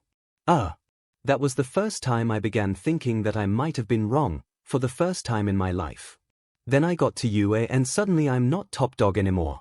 Where I used to coast by on my natural talents, now I was falling behind unless I actually put in the DMN effort to keep up. And the worst part is that I think Izuku disappearing was the best thing for me at the time. All that pent-up energy that didn't have an outlet in useless Fing Deku anymore got turned to asserting myself in class. And it worked. #2 in both grades and combat now, when I started way down in the double digits. But I wasn't really a part of the class until later. Because I was aloof and angry, and I snapped at everyone who talked to me. But I still tried to look for Izuku sometimes. And I found that he didn't have a Fing paper trail. No registries, no BRTH certificate, no records, no enrollments at our shitty public schools, nothing. And then I realized why he had never been declared missing. He didn't Fing exist anymore. That hit the hardest. The closest thing I had to a friend because let's face it, everyone else associated with me in middle school and earlier were shitty groupies at best and a Fing gang at worst had vanished off the face of the Fing planet. And as far as anyone was concerned he was a non-person. I took a good long look at who I was and I wanted to retroactively Fing beat my own skull in. Do you know what my last words to him were? I told him to go jump off the roof and hope that he had a quirk in the next life. I actually told a living person that they were better off dead. Bakugo swiped across his eyes with a sleeve, unshed tears pressed into his sleeve. No Fing wonder he turned out like he did. Bakugo sniffed, looking down at one of his open palms. I'm angry, and I'm violent, and I've got a vocabulary made up of permutations of 4-letter words, and that's just who I am. Because for 13 years I was raised to suppress everything else, like a good little hero. Can't show weakness to the villains after all. And even though I hated myself for who I was, I couldn't just not be who I had grown into. But I could change, and I have. I'm still irritable, I still like to vent by punching things, but I'll be DM'd if I'm not a lot nicer than I was. I never had friends, real, actual friends that like me for who I am rather than for what I do, until I came to you and calmed the F down. So looking back, you recognize things you did that pushed Izuku to be a villain. Yeah, and in hindsight I can see the signs that he was taken by villains, too. Even before he disappeared. Sometimes I'd catch this look in his eye, during a quiet moment in class. I didn't know what it was then, but I recognize it now. I play chess with this nerd now, and he gets that look. It means he's planning 10 steps ahead. Scheming. They had their DMN hooks in him even before he left. Bakugo began ticking events off on his fingers. First, the whole hero killer Stain fiasco. It started with a fanatic trying to make himself heard, but suddenly instead of wanton opportunistic killing, Stain started making attacks with an agenda, murders with a message, mutilations instead of killing so the survivors could carry his words. It was all calculated by someone behind the scenes. Then the USJ incident. That handy F claimed to be the leader of the villains alliance, but the way that Spaz acted and the way the attack was set up were so at odds with each other it's a wonder we didn't think there was someone else doing the planning at the time. The Hosu incident was as much a declaration of war as it was a carefully planned alpha strike. It's a fing miracle there haven't been even more casualties. But the biggest thing that should have tipped me off was when I was fing kidnapped right out of the US summer camp. Fuck Hans McMike said he'd heard a lot about me, and figured I would be better off as a villain. I told him to PSS off and die, a bunch of things happened, and All Might was forced to retire after taking down All for One. But afterwards I'd thought, why would he think I'd make a villain? In hindsight, the answer is obvious. Bakugo scoffed. Izuku had told them all about me and what I did to him. Bakugo pressed his fists into his eyes and groaned. And now that he's back I can't even fing talk to him. He's basically Japan's most wanted villain, and I'm a hero. I'm pretty much obligated to kick his SHT in and arrest him, so I can't really apologize without it sounding completely dishonest. I mean, saying sorry for kicking his butt as a kid as I am in the process of kicking his butt, or right after I'd beat the SHT out of him and locked him in a cell. He'd probably laugh it off as some sort of fing psychological torture. That's very insightful. You've clearly been thinking about this a lot. Yeah, Bakugo rubbed the back of his head. He looked bashful, of all things. Sorry to just dump all that on you. Just needed someone to listen to me venting that might get what I'm trying to say. Izuku leaned forward, hands clasped in his lap. I do see why you believe that you pushed Izuku to become as he has, and I do not deny that you may have had a hand in it, but there is something that, perhaps, you have not considered. PSH, right. Hit me with your miracle insight, Mr. Miracle Worker. The words coming out of Bakugo's mouth should have sounded sarcastic, but his voice sounded more like a despairing boy making a cry for help. His eyes were wet and shining, looking to Izuku for answers. The look was so foreign on Bakugo's face that it was completely at odds with Izuku's idea of who Bakugo was fundamentally as a person. He just couldn't reconcile old bully Kaken and this new earnest and open Katsuki looking for help. Izuku didn't know what to do, but he wasn't Izuku right now. He was Midori Zuko, and here was a person in need of his service. But Zuko didn't like to just give out answers. It was better for Bakugo to come to the conclusions himself, wasn't it? It's like you said. People don't change after 13 years of being the same. Your own account admits that nothing changed you until something outside of your social circle affected your life. You think someone else was involved. I do. Can you think back, maybe recall Izuku's circumstances outside of your interactions with him? Bakugo clenched his eyes shut, and pinched his bottom lip between his fingers. Izuku's heart skipped a beat when he recognized his own habit in his childhood friend. Yeah. My mom once said that Izuku was seeing a tutor. I think she heard from Auntie Midoriya, F. Bakugo buried his face in his hands and rocked it side to side. I called her auntie even while I was ruining her son's life. What an but. He was silent but for a few hitching breaths behind his hands before he looked back up.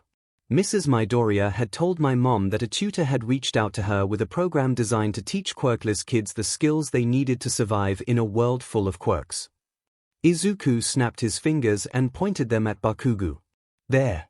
Say, have you wondered why the sign on my shop says Quirkless Welcome, even though I run a quirk counseling business? Because, Bakugo blinked at the change of subject.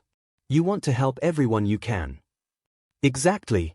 And when I was setting up my business, and looking for gaps in the market, do you know what I found? Izuku planted a fist on his knee. There are no programs for quirkless kids. Not a one. Never have been, not from private companies and certainly not from the government. So I wanted to help these people who no one else will. Wait. So if there's no quirkless support programs, then what the hell was Izuku's tutor? Possibly the only outside influence little Izuku had from the insular world established for him. And he was the one who turned Izuku to the villains, using me as a reason why heroes weren't worth the trouble. Realization dawned on Bakugo's face. He may very well have used your behavior as a point of leverage, yes. And as soon as I took that last step over the line, he turned to his tutor, who had been poisoning him over years of lessons against society, and went with him into the darkness. That's my theory. It is possible that, had Izuku not been visited by this tutor, he would have stayed the naive, hopeful hero all his life until something else convinced him otherwise. Bakugo looked askance at Izuku before bursting into laughter, pounding his fist on the back of the chair he was straddling. What? PFF, oh man. SHD, you don't know what kind of weight just lifted off my chest. Man, I could kiss you right now, but your breath probably tastes like butt. What? Ah, Bakugo leaned back, a serene smile on his face. For once his brow was uncreased, his eyes relaxed. You really do work miracles. When we take that but Izuku in, we should send you to work out his problems. You'll have him reformed in a week, tops. Well, I don't know if I'm qualified to be a criminal therapist. Izuku muttered despite being exactly that among the villains' alliance. Though it would have been hilarious to play therapist for himself through a clone, if devilishly difficult, even if he could hold a Zuko clone together during the final fight. Maybe the handicap would be worth the investment, now that Izuku thought on it. You'll be fine. Now, I should let you get back to sleep, gonna be a big couple of days coming up. Bakugo reached over to clap Izuku on the shoulder before he stood, stretching. Izuku turned to look at the digital alarm clock on his bedside table for the first time. It was already after 4 in the morning. Ah. Yes, that might be good. Have a good night, Bakugo. I'm glad you were comfortable enough to work through this issue with me. Yeah, whatever. Bakugo sauntered to Izuku's door and opened it only to find a gang of 1A students crowded around the opening. Well, he looked at them. And they looked at him. And he looked at them. And they looked at him. And he looked at them. And they looked at him. A blonde-haired boy with a zigzag black mark on his bangs piped up from the back. So when are you gonna ask him on a date? Bakugo very calmly pulled the door shut behind him before the hallway erupted into shouts, explosions, and what Izuku could only imagine was a very cartoonesque cloud of violence. All these Ua kids are some of the most dysfunctional people I've ever seen. Izuku muttered to himself before rolling over on the bed and let the sounds of violence fade into the background. Izuku was groggy when he finally awoke. He blamed Bakugo. He shuffled blearily into the attached bathroom to go through his morning routine in a haze, and when that was done he found a camera to request a hero SERT. And then he waited. 5 minutes passed, then 10. Izuku requested an SERT again, maybe they hadn't heard him the first time. Finally there was a knock at the door.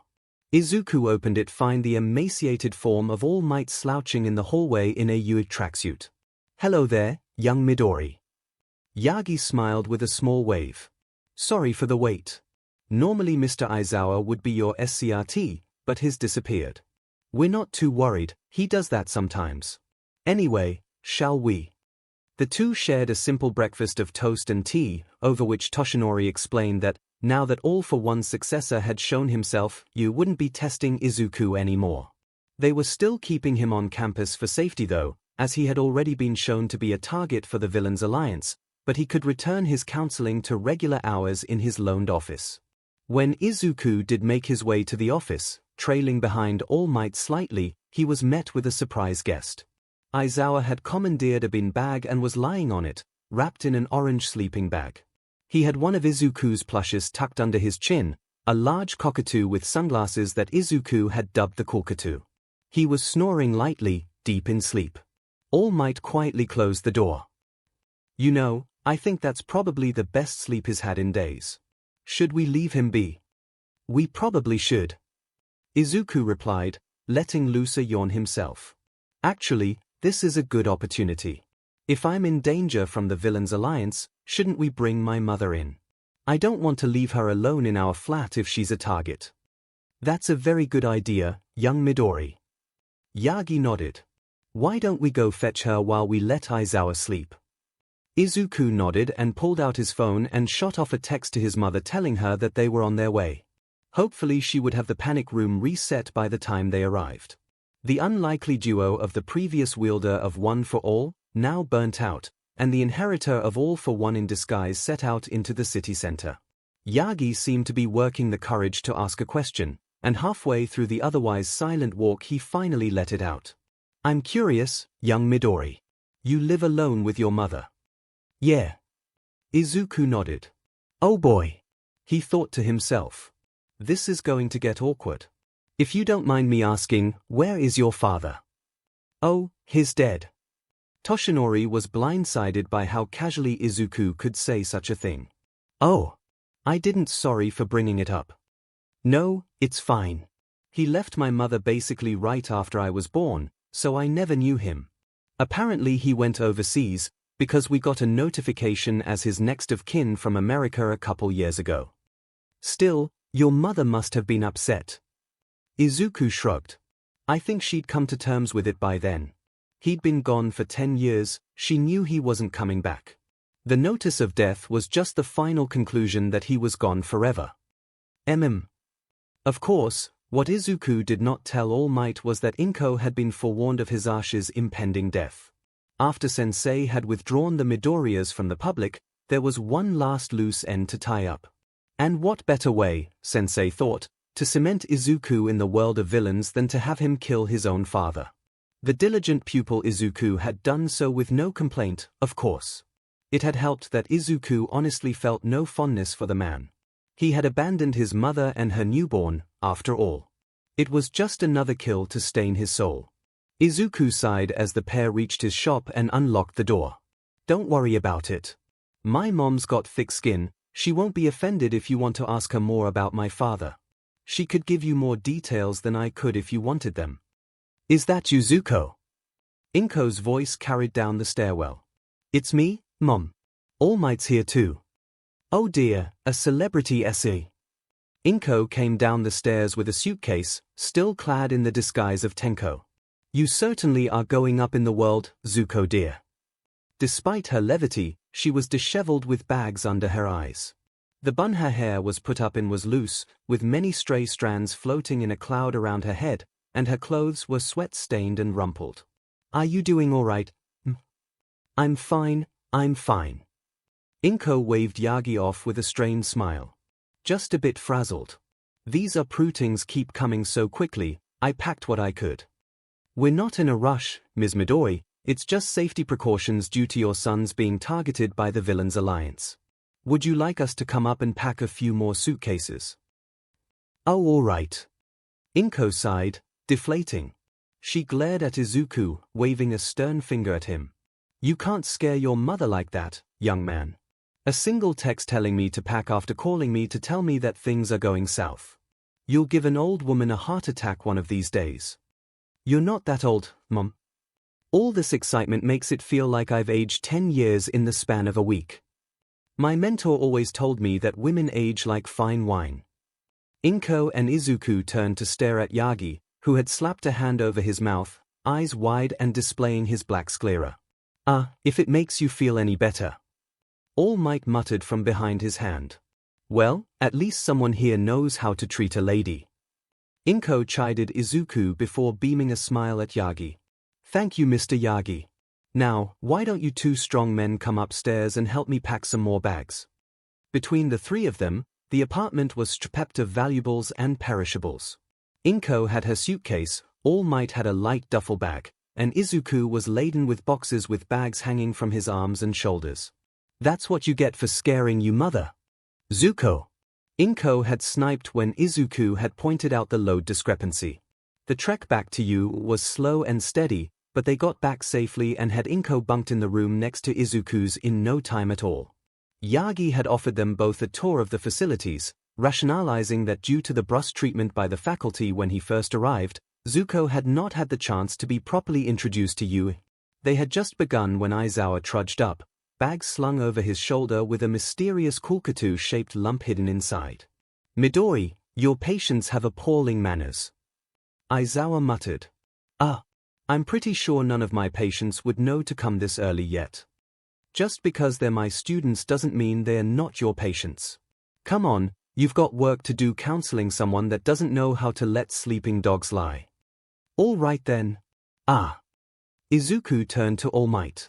You two go ahead with the tour. I'm sure you two can show me around later. Aizawa led Izuku away, but not before he had discreetly planted a bug on 𝐭𝐴's purse. A ladybug so that it wouldn't get immediately swatted in this case. When they arrived at the room, Aizawa opened the door and gestured for Izuku to enter. You're incredibly rude. Aizawa directed that comment into the room. Guest is already waiting inside. Izuku entered to find a distinctive head of half-red and half-white hair awaiting on his new chair.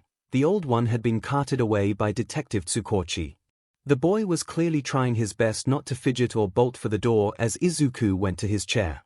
As soon as Tush touched seat, the boy began. I'd like to jump right to my issue, please. I assume you know who I am, so we can skip over that and address the problem. Whoa there. Izuku put his hands up. There's no time limit. We can ease into this, and I find that how someone introduces themselves very telling about their personality. It's quite interesting that you'd assume I know who you are, for instance. He smiled, Zuko's face stretching, the freckles dotted across his nose as he held out a hand. Let's start over. Hello, I'm Midori Zuko, how can I help you? Todoroki shouted. The boy sighed, clasping the hand quickly before dropping it. I'd like, well, career counseling. I know you are a quirk counselor, so I came to you. I figured that you would be well versed in suggesting professions suited for particular quirks. That does fall under the parameters of the advice I am legally accredited to give. Finally, you a heroic student that isn't going to dump his emotional problems on me. Some nice, standard quirk counseling, and I've already jinxed it, haven't I? Might as well see how this pans out. Can you tell me about your quirk? Yes. I can create ice from my body, and project it in sheets, waves, and blocks from my touch. Izuku's eyes traveled from Todoroki's white hair to the red half. He wasn't being told the whole story. Yay, quirk repression. Right. Mr. Aizawa offhandedly commented that you are one of his students. I can extrapolate that you are a heroic student. That is correct. Do you want advice on the type of hero you want to be, or asking for alternative careers outside of heroics? Alternative careers. I was given a revelation. I don't know that I want to be a hero anymore. Okay. Well, as some other students may have told you, I have a personal bias for helping people. Could you be a police officer? Too close to heroics, and the police do not use their quirks when arresting criminals. I want to be able to utilize my ice. All right. I was about to suggest firefighter, but that might need some clarification with regards to your quirk. Would your ice suppress a fire and melt into water? Or could you not extend it into the heat? The ice wouldn't reach the fire unless I used overwhelming amounts of it. That might put trapped civilians, bystanders, and rescue workers at risk. Todoroki's hand flashed up to the scar around his left eye, but he immediately put it back down. Though I do relish the idea of squelching fires with my quirk, it isn't feasible. Fair enough. Mental note: Todoroki's scar is connected to a hatred but not fear for fire. Extrapolation: his quirk is half ice half fire, but he has suppressed his fire side due to early trauma. I suppose that also rules out being a rescue worker. I imagine if your overwhelming force could endanger citizens, it could support a collapsing building, but not without the risk, as you've already said.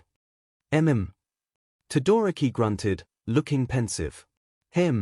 I'll be honest, most other careers that are ice-specific I can imagine are fairly minor or situational.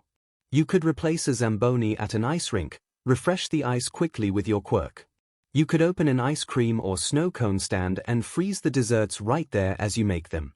During the summer you could cool people off at beaches or amusement parks so that they don't overheat.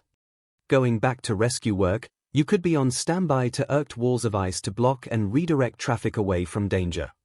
Actually, I might be able to combine that last one with firefighting. Todoroki cupped his chin in a hand, eyes downcast in thought. If we caught a fire before it gets too big, I could put it out with my ice easily enough. But if it's too big, I can ring the area in ice so that the fire can't spread. Then, if I don't have to concentrate on maintaining that perimeter and redirecting civilians too hard, I could man a hose. I could cool down the water so that especially hot fires don't evaporate the stream before it can reach the source of the burning. I think that fire hoses shoot enough volume of water at a high velocity to counteract that issue, but good thinking. Izuku clapped his hands. So, you like the idea of being a firefighter? Yes. Todoroki's stoic facade was cracked by a vindictive smile. I like it a lot.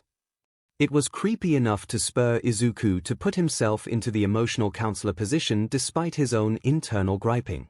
If you don't mind me asking, what revelation has led you to decide on dropping heroics? Just in argument I was in some time ago. Actually, Todoroki frowned. You might have been the instigating root of it. It was just after Bakugo had seen you the first time, and you helped him come up with a proper hero name. There was some light-hearted teasing from some of the students with weaker survival instincts that set Bakugo into one of his infamous. He calls them rages, like a barbarian, but everyone else calls them shitfits. Izuku snorted. When Bakugo gets like that, everyone is fair game, whether they are involved or not. Todoroki sighed and looked at his palms, laid on his knees. When he turned on me, he made me see that everything that I do is working counter to what I want. It's complicated. And here comes this one's damage. Honestly, is there anyone without a tragic backstory or glaring psychological DSFNCTN in the heroics department? 𝐿𝐼 took a deep breath. I know how much you respect the doctor-patient confidentiality, but I still have to ask. None of this leaves the room, right? The context that you need to understand my hesitation is sensitive information. I am required to report criminal and suicidal activities, but other than that, not a single detail will leave my lips. Izuku put a hand over his heart in a small, seated bow.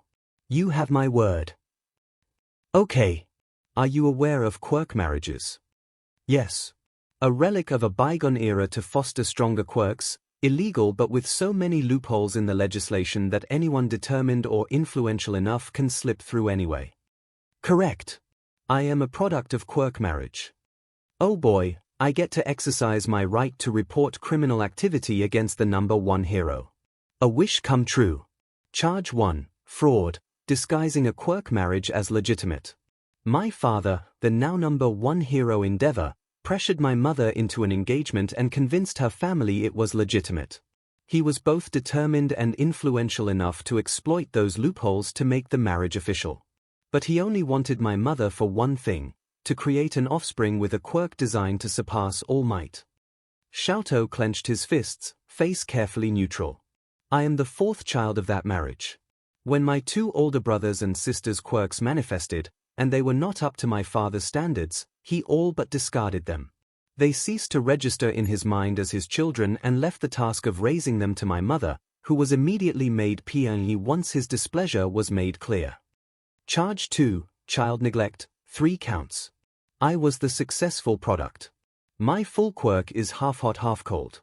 My right side creates ice, and my left side creates fire. My father decided it was perfect, and my training began immediately. It was brutal, to say the least. Charge 3, Child Abuse. My mother tried to protect me from my father when he went too far, but it did not last long.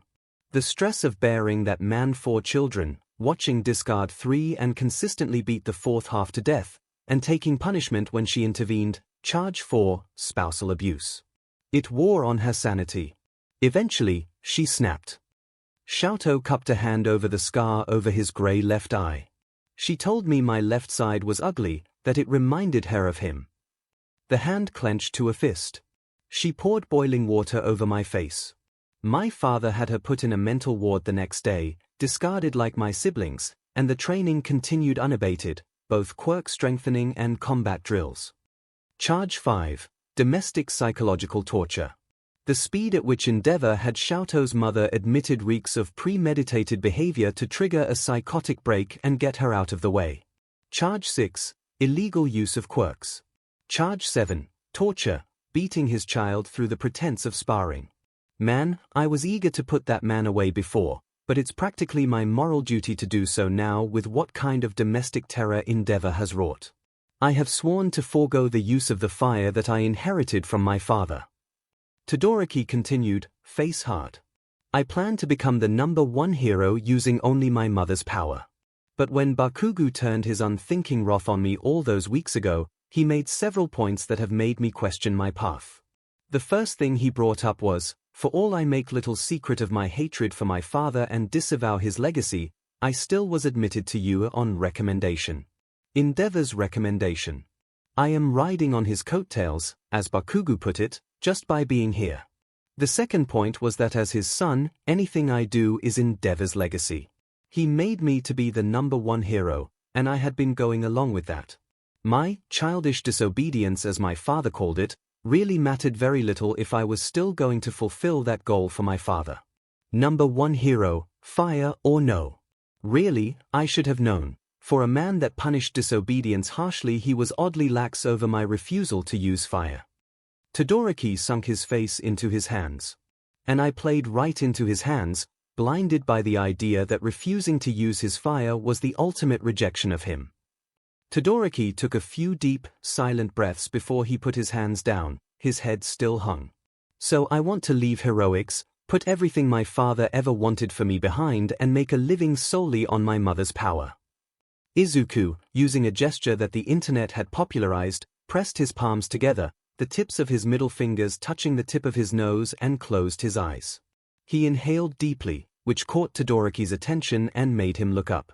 When he was composed, Izuku pivoted his forearms to bring his clasped hands down to elbow height, and opened his eyes.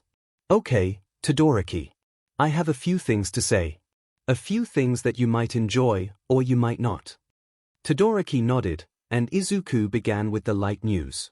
To begin with, I think that should you decide to give up heroics as a career, firefighting is an admirable alternative to pursue.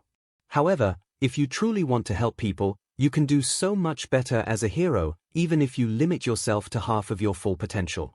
Because make no mistake, your quirk is your own. Your mother does not control your ice. And your father does not control your flames. You do. But still, as a hero, instead of joining a hero agency or founding one yourself, you can work for the government. Heroes that walk this path are known as underground heroes because they do not rely on popularity and publicity for their income, and so they are not ranked like public heroes are. As an underground hero, it would be impossible for you to become the #1 hero no matter what you do. I was unaware that that was an option. Todoroki was surprised, which quickly morphed into a more calculating look. It does sound tempting. Now, do you remember the circumstances that I had stipulated that would require me to divulge the contents of this meeting to others? If I expressed criminal or suicidal actions. Exactly. And do you want to know what I've noted down from what you've told me of your life? Suicidal tendencies. Todoroki was perplexed. Apparently his father's actions were so ingrained in his mind as normal that Izuku was about to blow his whole childhood apart. No, Todoroki.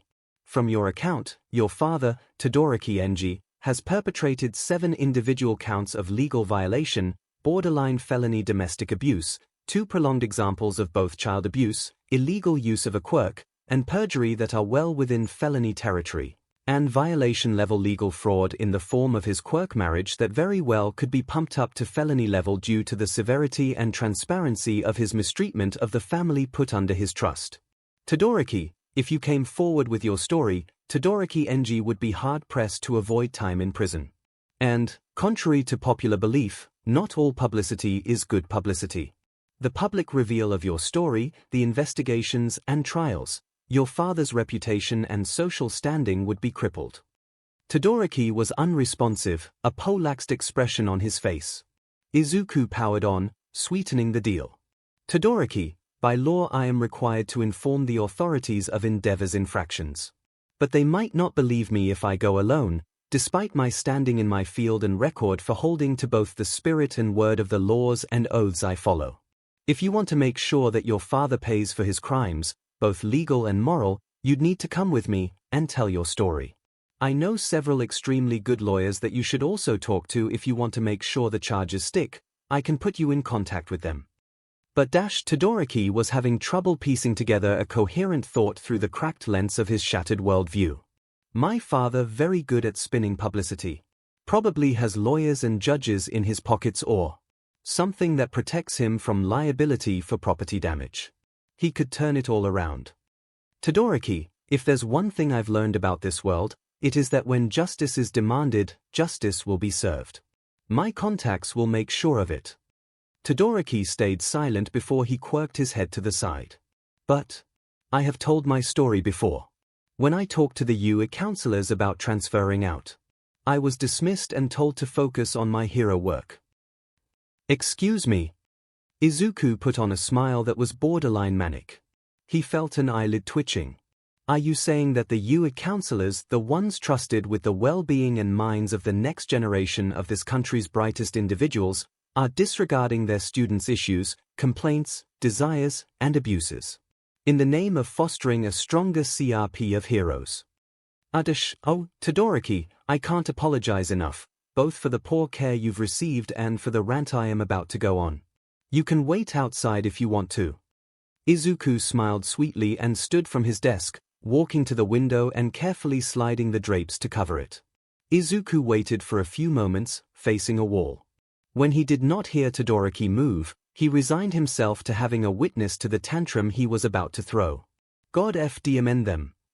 Izuku's voice echoed with power beyond what normal vocal cords should be able to produce.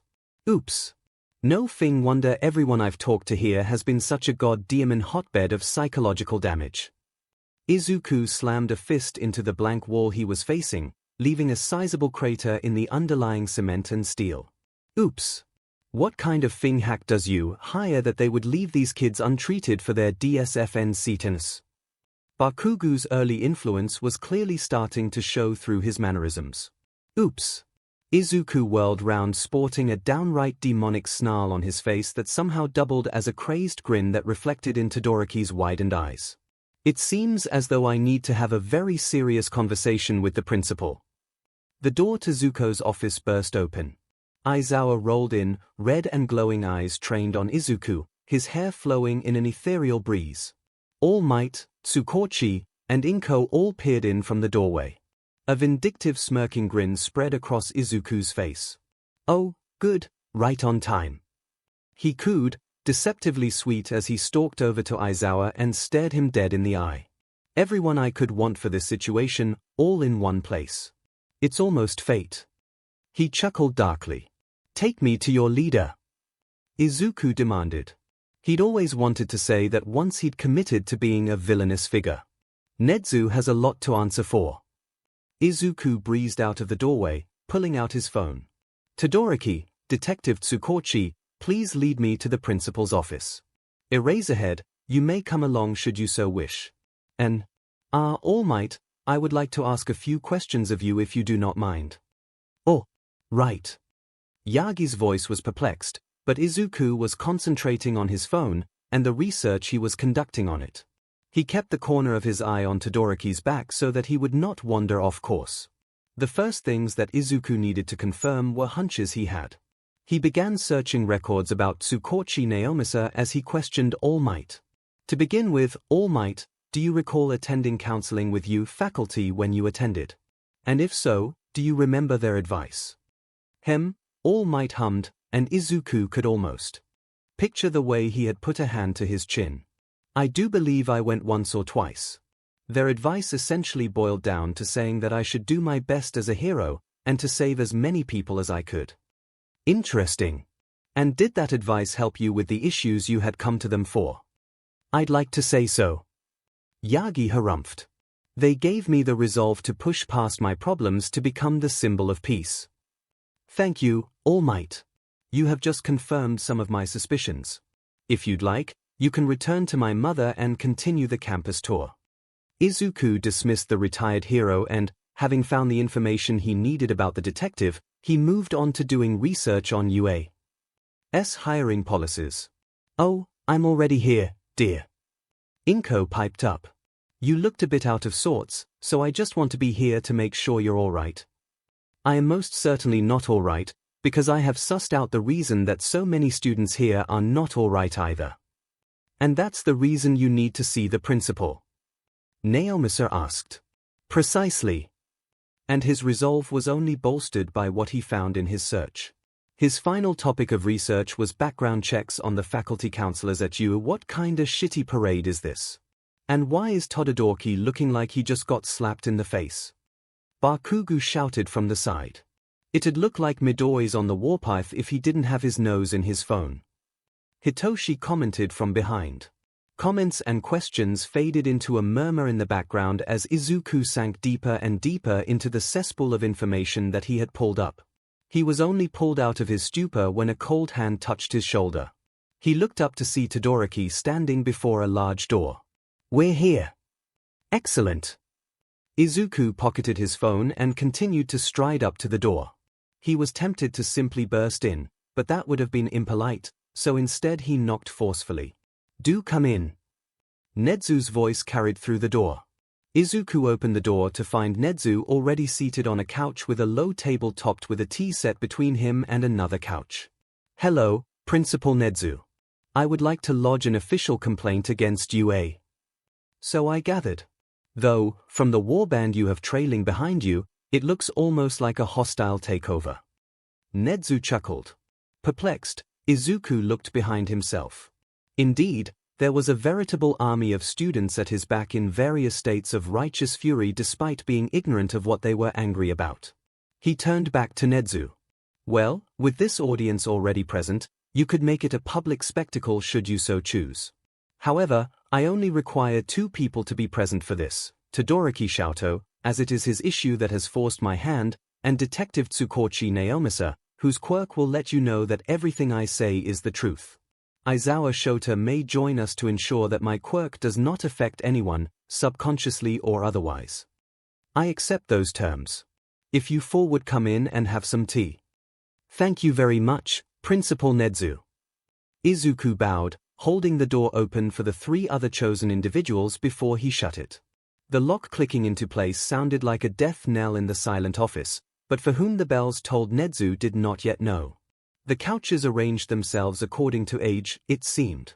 Aizawa and Tsukochi sat on either side of Nedzu, while Todoroki took a seat next to Izuku on the couch across from them. Nedzu already had a cup of tea in his paws, and Izuku was the only guest who prepared himself a cup.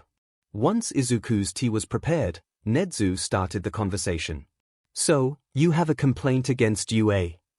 Specifically the faculty counselors and therapists. It has come to my attention that they are not only unqualified for their positions, but due to their ineptitude are harming the mental health of the students who see them. That is quite the serious accusation. Would you like to present your evidence? Gladly.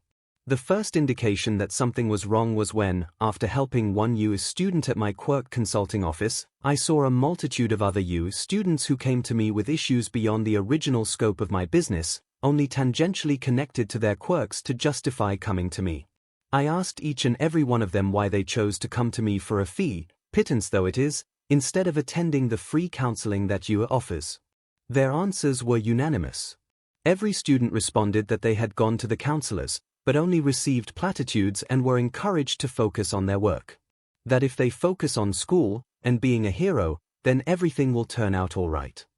And you disagree that everything turns out for the best? 𝐻𝐻𝐿 queried, mouth hidden by his teacup. Vehemently. I will present 3 examples. The first, the case of 𝐭𝐻𝐻𝐿 𝐔𝐬𝐚. 𝐿 and scowled.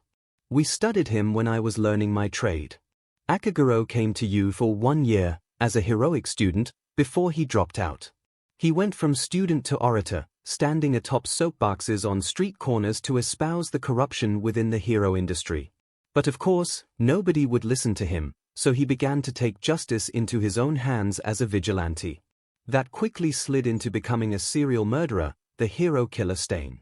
The lesson that was intended, and that most people take away from his history, is that vigilantism is a slippery slope that leads to villainy. But I saw something different.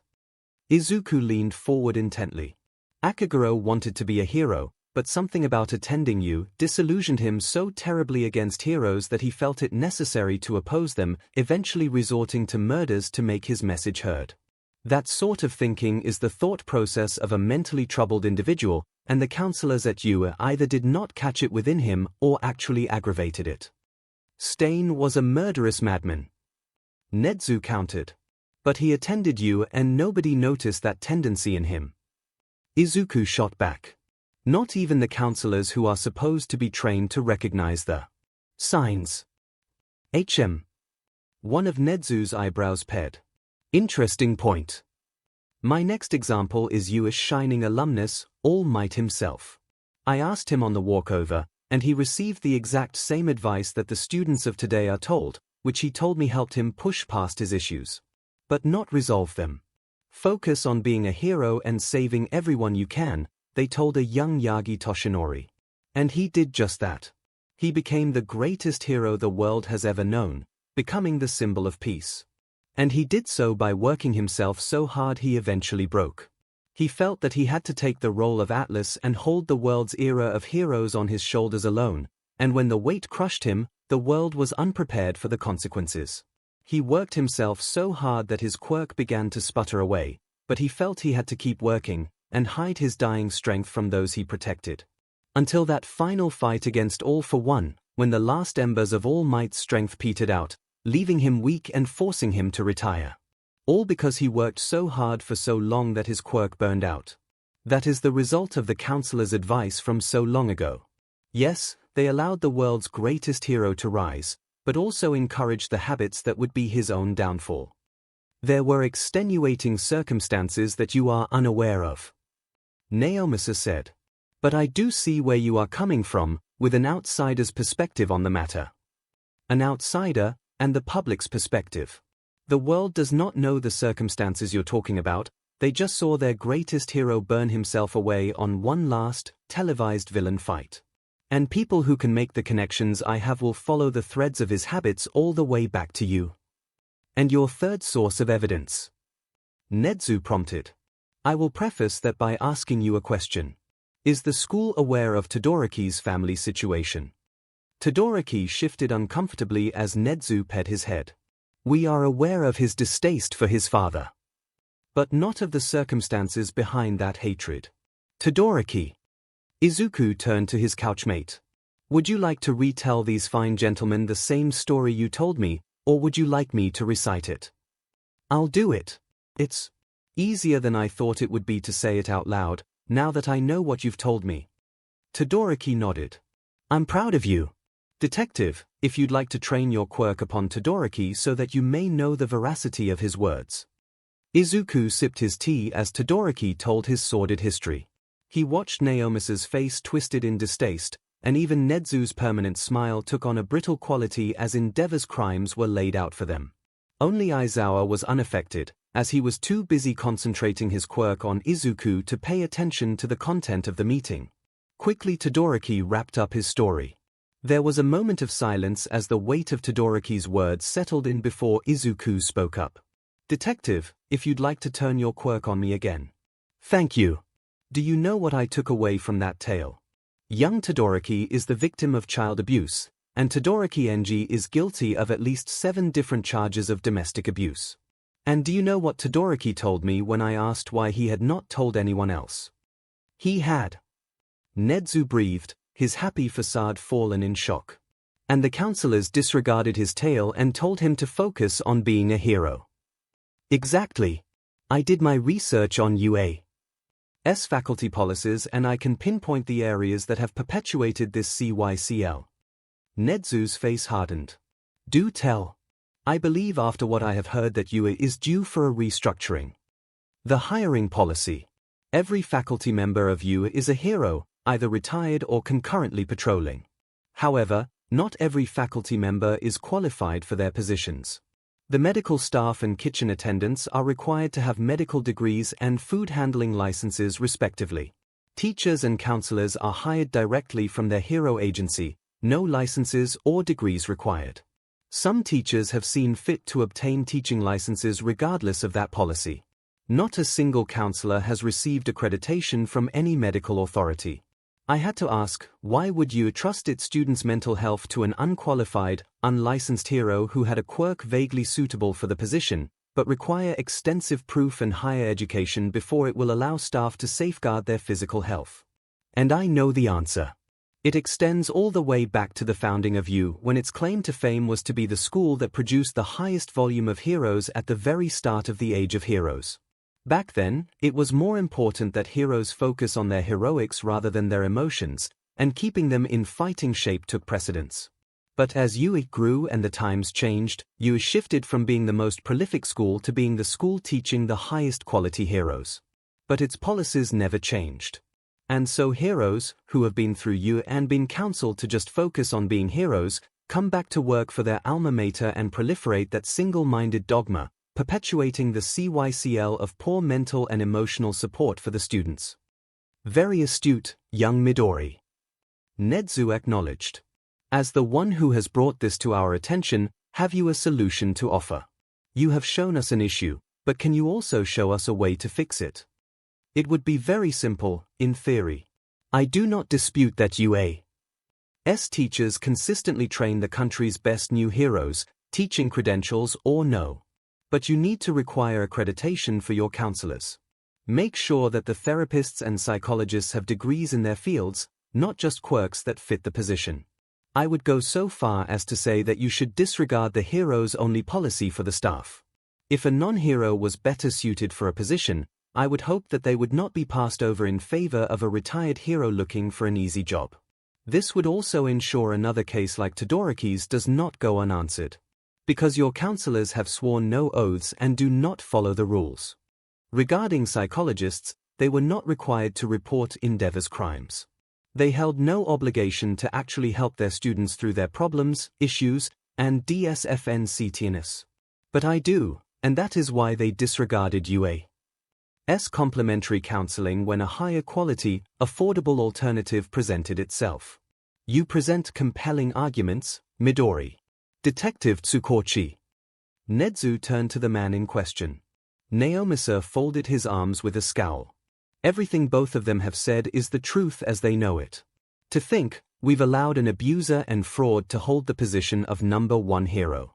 I will make sure that Endeavor is confronted over these accusations. Very good, Detective. Eraserhead. The principal shifted to his other side to address the underground hero.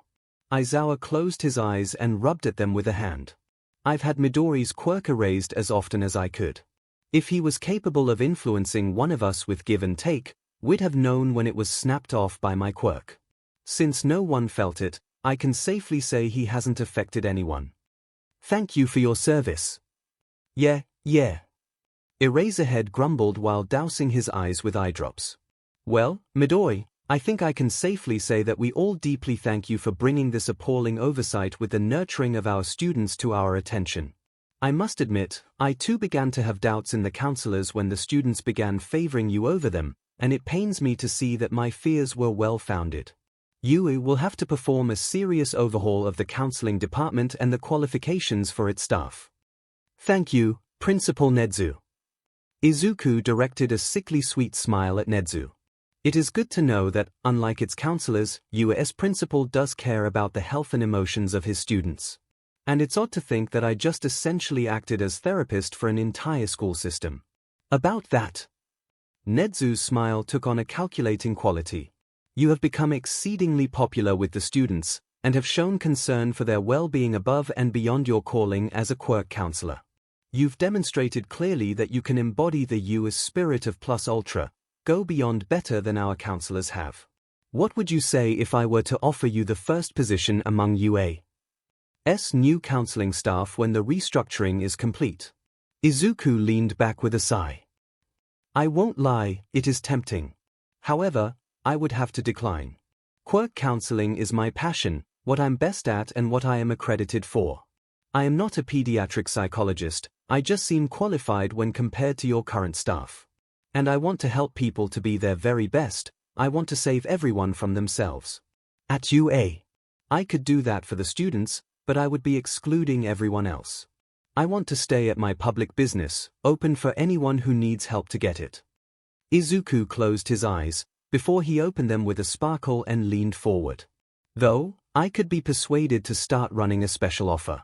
Free counseling for patients with a valid UA student ID. Izuku chuckled. I think everyone involved would like that arrangement. Nedzu nodded. Though, I'm afraid I must insist that we impose our students on you, at least temporarily. It will take time for the policies to be altered and new counselors to arrive and be vetted before being integrated into the department. While that is happening, the students will be without emotional guidance, meager though it was. Since we have you on campus until the Villains Alliance is dealt with anyway, would you consent to being a substitute counselor until our official new department is staffed? I mean, I basically was already. Izuku shrugged with a grin. I don't see why I can't fill the position for a while longer. Wonderful. Nedzu chirped. You're welcome to return to your office and continue the work you've been doing. Aizawa, you and I have a meeting to prepare for, and Detective, you have a new case to work on. I do. Todoroki, if you'd like to come with me, we can get started on the case against your father immediately with your cooperation. Of course. Todoroki nodded. He stood along with the adults and circled the couch that Izuku stayed seated in, but paused. He put a warm hand on Izuku's shoulder and looked into his eyes intensely. Thank you, Midori, for what you've done for us all. The hand squeezed once before Todoroki let go, and he exited the room with the detective, leaving Izuku alone in the principal's office. By the time that Izuku had finished his tea and nabbed a biscuit to nibble on in the deserted room and left, the crowd that had followed him to the door had dispersed. Only All Might and his mother were left, and they were deep into their own conversation, seated on a bench. Izuku made his way back to his loaned office alone with his thoughts. Izuku was met at the door to his office by an elderly couple. Oh, hello young man. Do you know when the counselor Midori is to return? The man of the pair hailed. Right now. Hello, I'm Midori Zuko, can I help you too? Oh, you're Zuko. The woman cooed. So young. But then everyone looks young to me nowadays. Yes, you can help us, but we'd prefer if it was in a private setting. The man nodded. You're in luck. My office here is about as private as can be on this campus. No cameras or microphones as far as I could find. Excellent, excellent. They both nodded, shuffling into chairs while Izuku took a larger and firmer beanbag as his seat, as the two elders had taken the only two real chairs in the room. So, how can I help you too? Izuku asked, projecting a privacy field around the room just in case. He had a feeling he knew what these two wanted. Well, we're both lab scientists. The man began with the lack of shame trademark to octogenarians. And over the years before we'd met each other, various lab accidents have rendered us both sterile. Bingo. Looking for a legacy. We've adopted, of course, and we love our daughter like our own even though she's all grown up and independent now. The woman cut it. But we still want to leave something of ours behind as a legacy. Our quirks. Yes, and then we found your shop that trades quirks. Though we were skeptical at first. It appeared right after the defeat of All for One, after all. The man reasoned. Oh, that man. The woman clicked her tongue. We're old enough to remember his reign of terror from the shadows before he retreated into the underground, and we knew the woman shook a finger, that he had been holding back in his fight with All Might. We were afraid that you were all for one successor, trying to consolidate power and quirks for yourself with your shop, but we know better now. The old man smiled sheepishly, unaware of how wrong he was. Now that All for One's successor has revealed himself, and is nothing like you, we decided to take the plunge for your service. We'd like to donate our quirks to you, so that you can give them to some poor soul who could make better use of them than we can now that we're old and retired. The old woman smiled amicably. Oh! Izuku hadn't been expecting someone to want to donate a quirk. He'd thought they'd want youthful quirks in return. That's very generous of both of you. Are you sure you want to donate them, and not receive ones in return? The empty feeling of a lost quirk can become unbearable. We're sure. The man nodded. We know we're not long for this world anymore. We wouldn't suffer long for the loss. The woman nodded along with her husband. Very well. If you'll give me your hands.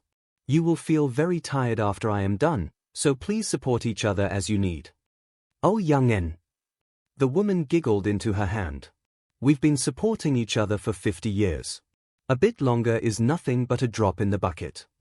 Izuku took their proffered hands, and the couple held each other's hands to complete a circle. As gently as he could, Izuku extracted both of their quirks from their metaphysical quirk spaces. They were old and worn, but still gleaming with strength despite their age, and Izuku made note to bestow them on a young hopeful so that they could continue to age gracefully.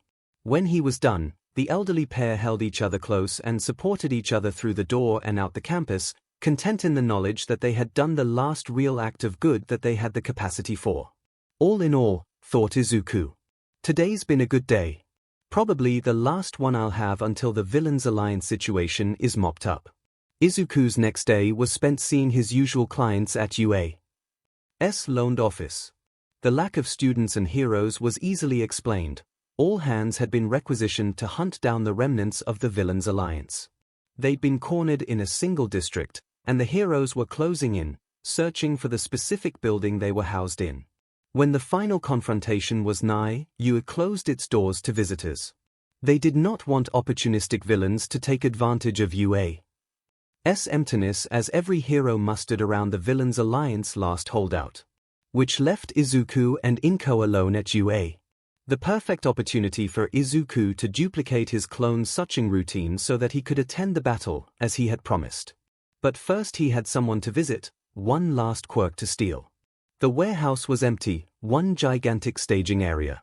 The silence was shattered by a sking sound as a black, swirling cloud appeared, and a well-suited figure stepped out of it, encased in the same dark purple mist with glowing yellow eyes. Young Mr. Izuku. Kurogiri cut a polite bow. I had assumed you would be here. Mr. Tomura is throwing a fit that you have not appeared yet. You know me so well, Kurogiri. Izuku nodded. The heroes would certainly launch their attack if I teleported into their midst. Better to use your portals. They're much more familiar with those. Operating every angle, I see. Yes indeed. Without further ado, Izuku darted forward, snatching Kurogiri's metal neckpiece. As the living shadow began to protest, Izuku extracted the portal quirk from his subordinate. I do apologize, Kurogiri. Izuku sighed as the tall man slumped into his shoulder, the purple haze drifting away to reveal his true form. You've been such a loyal man, but you've always been Tomura's mentor. I'm afraid I can't allow you to aid his escape this time. Izuku gently set Kurogiri's body on the ground, and opened a swirling portal into the Villains Alliance base. He emerged to see Shigaraki huddled under a table, Himiko behind an overturned couch, and twice reclining under a window. What even is Izuku's answer was swiftly answered when he felt a sharp jolt to his side. He turned his head to see a flattened bullet clatter to the ground. Hey! Those cheaters! Shigaraki screeched. Fing campers! Izuku strolled to the window twice had positioned himself under as a grape-sized steel ball bearing bounced off his forehead. Hey boss! Twice chuckled. They got doctors out there. Those bestias and their needles, I don't want to take my shots. Izuku stuck his head out the window to see the gun hero Snipe and Uraraka with her new slingshot atop a building across the street taking potshots at windows. He noticed Snipe zero in on him as he swapped ammunition in his pistol. The gun hero took a snapshot at Izuku, whose reflexes snatched the projectile out of the air. He strolled behind the wall as he inspected what he had caught, a syringe bullet. Something he hadn't seen often after the heroes had dealt with the 8 precepts of death. Sneaky, sneaky, Izuku muttered, stabbing the needle into the wall and watching the concoction inside seep into the drywall. They really want me alive, don't they? Izuku. Shigaraki whined. They've got us pinned, and they killed my phones. I can't coordinate a siege like this. Deal with it. You really are helpless without me, aren't you, Shigaraki? Izuku sighed. Fine. The young criminal made his way back to the window facing the heroes. He didn't have to wait long before another ball bearing came flying at him. Instead of letting it impact, Izuku snatched it out of the air like he had the syringe. And, utilizing a skill he had learned from one of Shigaraki's forays into tabletop gaming, flung the shot right back. Snipe had been in the process of loading his gun when it was suddenly knocked out of his hand, the barrel bent and dented. You Fing Monk Beach butt. I saw that. Shigaraki crowed. You should be proud. I learned it from you. Now, go do what you can to organize everyone. I'll go down to stall the heroes a bit longer. Oh boy, Dwarf Fortress finally got a graphics upgrade. Shigaraki groaned. Whatever. We'll be ready for the cleanup after you wipe the smug smirks from their stupid faces. Yeah, go break a leg. Twice pumped a fist. And an arm. Maybe your neck, too. Only Himiko seemed pensive. Izuku-an, you're going to be okay. You'll come back to me like you promised. The mastermind turned to her with a soft smile. Of course, Haim-chan. And with that, Izuku let himself lean back, and he dropped out of the window. With a twist and a dropping strike, he landed in the center of the street between the line of heroes and the headquarters of the Villains Alliance, stomping a crater into the asphalt and kicking up a cloud of dust. The dust covered Izuku, activating Candyman and releasing cockroaches onto the ground to skitter to and fro. When Izuku stood, he took stock of the line of heroes, and utilized Ragdoll Search to keep track of them all. Frontline fighters like Bakugo and Kirishima, as well as Fat Gum and Death Fist had taken positions in front of the base's doors, and there were clear signs of fighting in the entryway. The scorch marks in the hero's cover indicated Darby had been holding them off. When Bakugo turned to see the newest distraction, he froze at the sight of Izuku's frock of messy green hair. His eyes grew wide, and his hands clenched to keep from shaking. On the other side of the street stood more heroes. The UE teachers and students, Todoroki, Jiru, Yorozu, Kamina, and the rest of 1A, Kendo, Manga, Monoma, and 1B, present MIC, Cementos, Eraserhead, Midnight, Nedzu, and next to Nedzu was Sir Night Eye. Various heroes were scattered about. Mount Lady was stood on one corner of the street to cut off runners, and Kamu was opposite her to aid in the endeavor. Speaking of endeavor, Izuku was pleased to note that he was conspicuously absent from the standoff. Lemillion was biding his time, waiting for the time to strike. Well. Izuku began, donning his villain persona. Look at this fine gathering of heroes. Come like barbarians to knock down the gates of Rome. Nobody chuckled. Aizawa was the first to act. He leapt over the heads of those in front of him with a flip, flinging his capture scarf at Izuku. He felt one of his quirks go dead as he allowed himself to be wrapped in the scarf. You won't stop us from dismantling your organization, all for one. Aizawa grunted as he landed, already lunging to land a punch with his momentum.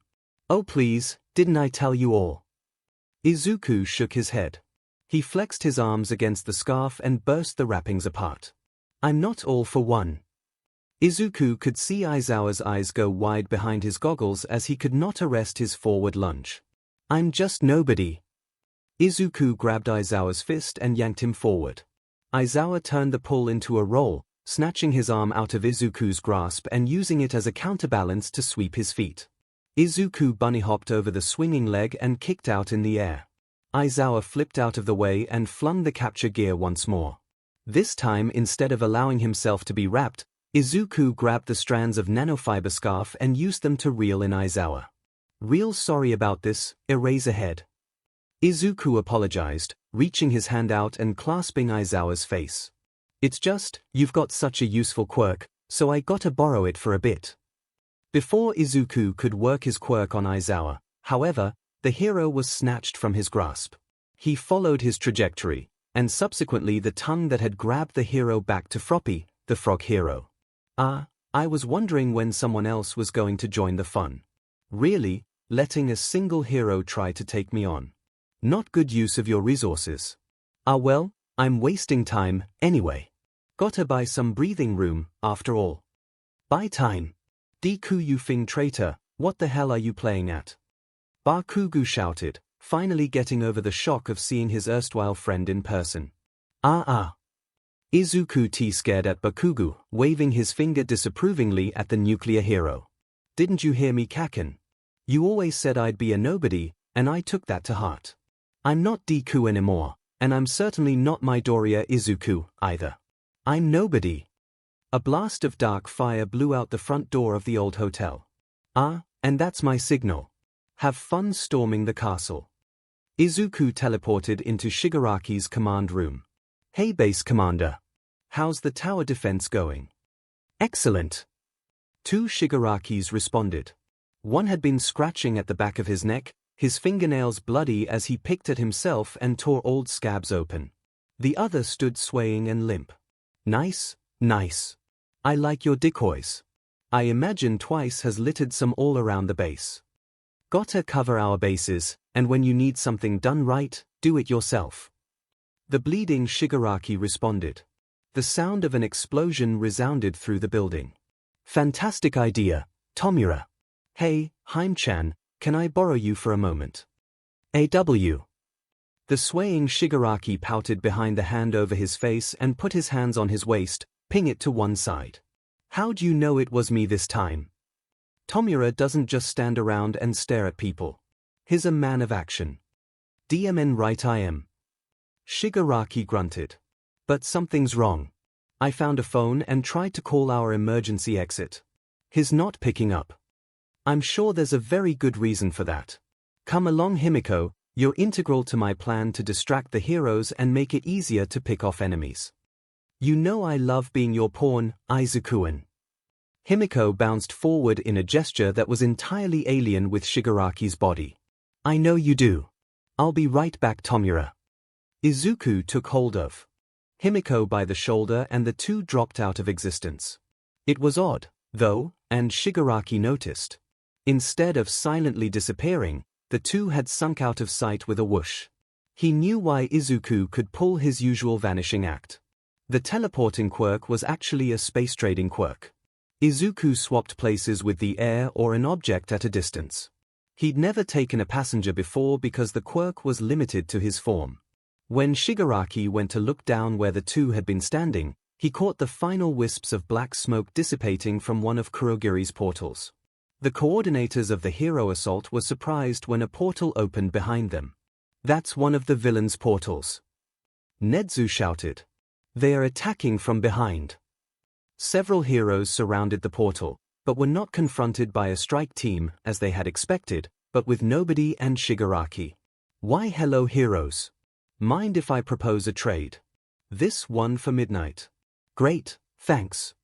Nobody tossed Shigaraki to the ground, who was just as stunned as the heroes. What are you doing? Shigaraki's voice trembled like a lost little girl's. Oh, don't you worry, Haim-chan. Pawns are meant to be sacrificed, after all.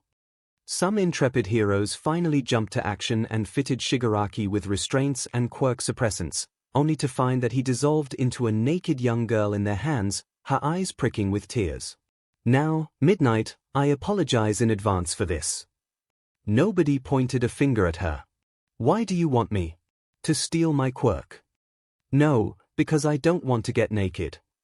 𝐒𝐬𝐽 beam. Midnight's shriek, and the telltale hissing of her quirk being activated was cut off when she was swallowed by a dark portal, hiding her dissolved clothing from her comrades. What have you done with her? 𝐻𝐻𝐻 asked.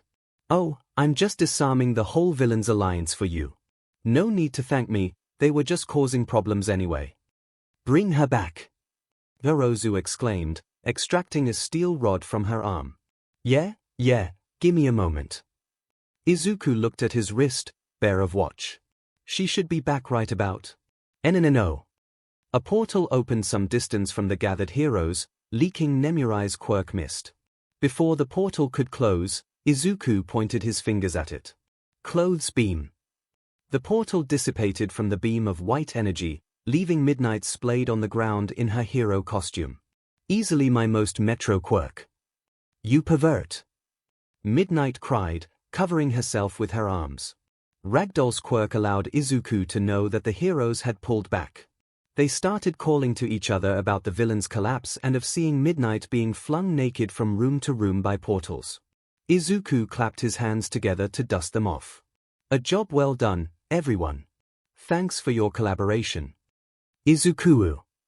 Came a muffled screech from the hotel. One last loose end to tie up. Excuse me, would you? Izuku teleported to the middle of the street and watched as Shigaraki, in a gas mask, vaulted himself to the ground. Izuku, you Fing traitor. What the hell are you playing at? Shigaraki demanded, advancing on his traitorous companion. Why Tomura, you sound just like Kaken. Nobody exclaimed. I'll Fing kill you. Shigaraki lunged his hand and grasped Izuku's face, eager to finally see it crumble to dust. But nothing happened. You really are a cool hero, Eraserhead. Izuku smiled. Don't think you off the hook, nobody. Eraserhead said, eyes gleaming red behind his goggles, his quirk making his hair float against gravity. We can't put you on trial if you're dead. Yudish Shigaraki slowly pulled his hand back from Izuku's smug face. You cheater. Fine. I'll finish this the old-fashioned way. He reeled back with a fist. Oh, this is definitely the end. You're gonna love the irony of how I finish this. Izuku smirked up at Shigaraki. Die. Izuku sidestepped Shigaraki's fist, and as the disintegrating villain's momentum carried him forward, a gloved fist rocketed through the space that the nape of Izuku's neck had occupied and impacted Shigaraki's chin. With the power behind the blow, Shigaraki was launched through the air where he hung for a dramatic moment before he collapsed, unconscious, in a heap on the street. Izuku took in Lemillion's stance. Well, it was no United States of Smash, but it did the job. Well done. I'll leave the cleanup to you heroes. We'll clean up, all right. Lemillion snarled. You won't be getting away so easily this time. We have some unfinished business, you and I. Please. You don't really have a way to keep me here. I could leave any time I wanted to. And yet you stay. Lemillion countered. Because you know we will never stop hunting you. You may be impervious to physical violence, but a true hero doesn't have to resolve things with his fists. So let's talk. Izuku blinked. Well, I certainly hadn't expected you to take that line of thought. Very well, Lemillion. Let us parley. Actually, before we start, Izuku opened a portal underneath himself and sunk into it. He kept an eye on the situation using his bugs as he prepared his surprise. He could hear Bakugo in the background screaming about how no good If Deku ran away again, as 𝐻𝐻𝐻 and the emaciated All Might pattered up to Lemillion. His left. You're confident he'll be back? Yagi had questioned 𝐻𝐻𝐻. From what we've seen, he is a man of his word. He said Lemillion would get a better chance here today, and invoked parley. He'll be back. Lemillion sighed. It's difficult to hold back like this. But it's for the best. Yagi clapped a hand to Mirio's shoulder. You're doing well, my boy. It takes a lot of guts and a sharp mind to do as you've done. I just hope it pays off. It will.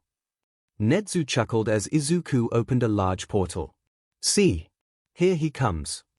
Izuku emerged from the darkness with several extra limbs.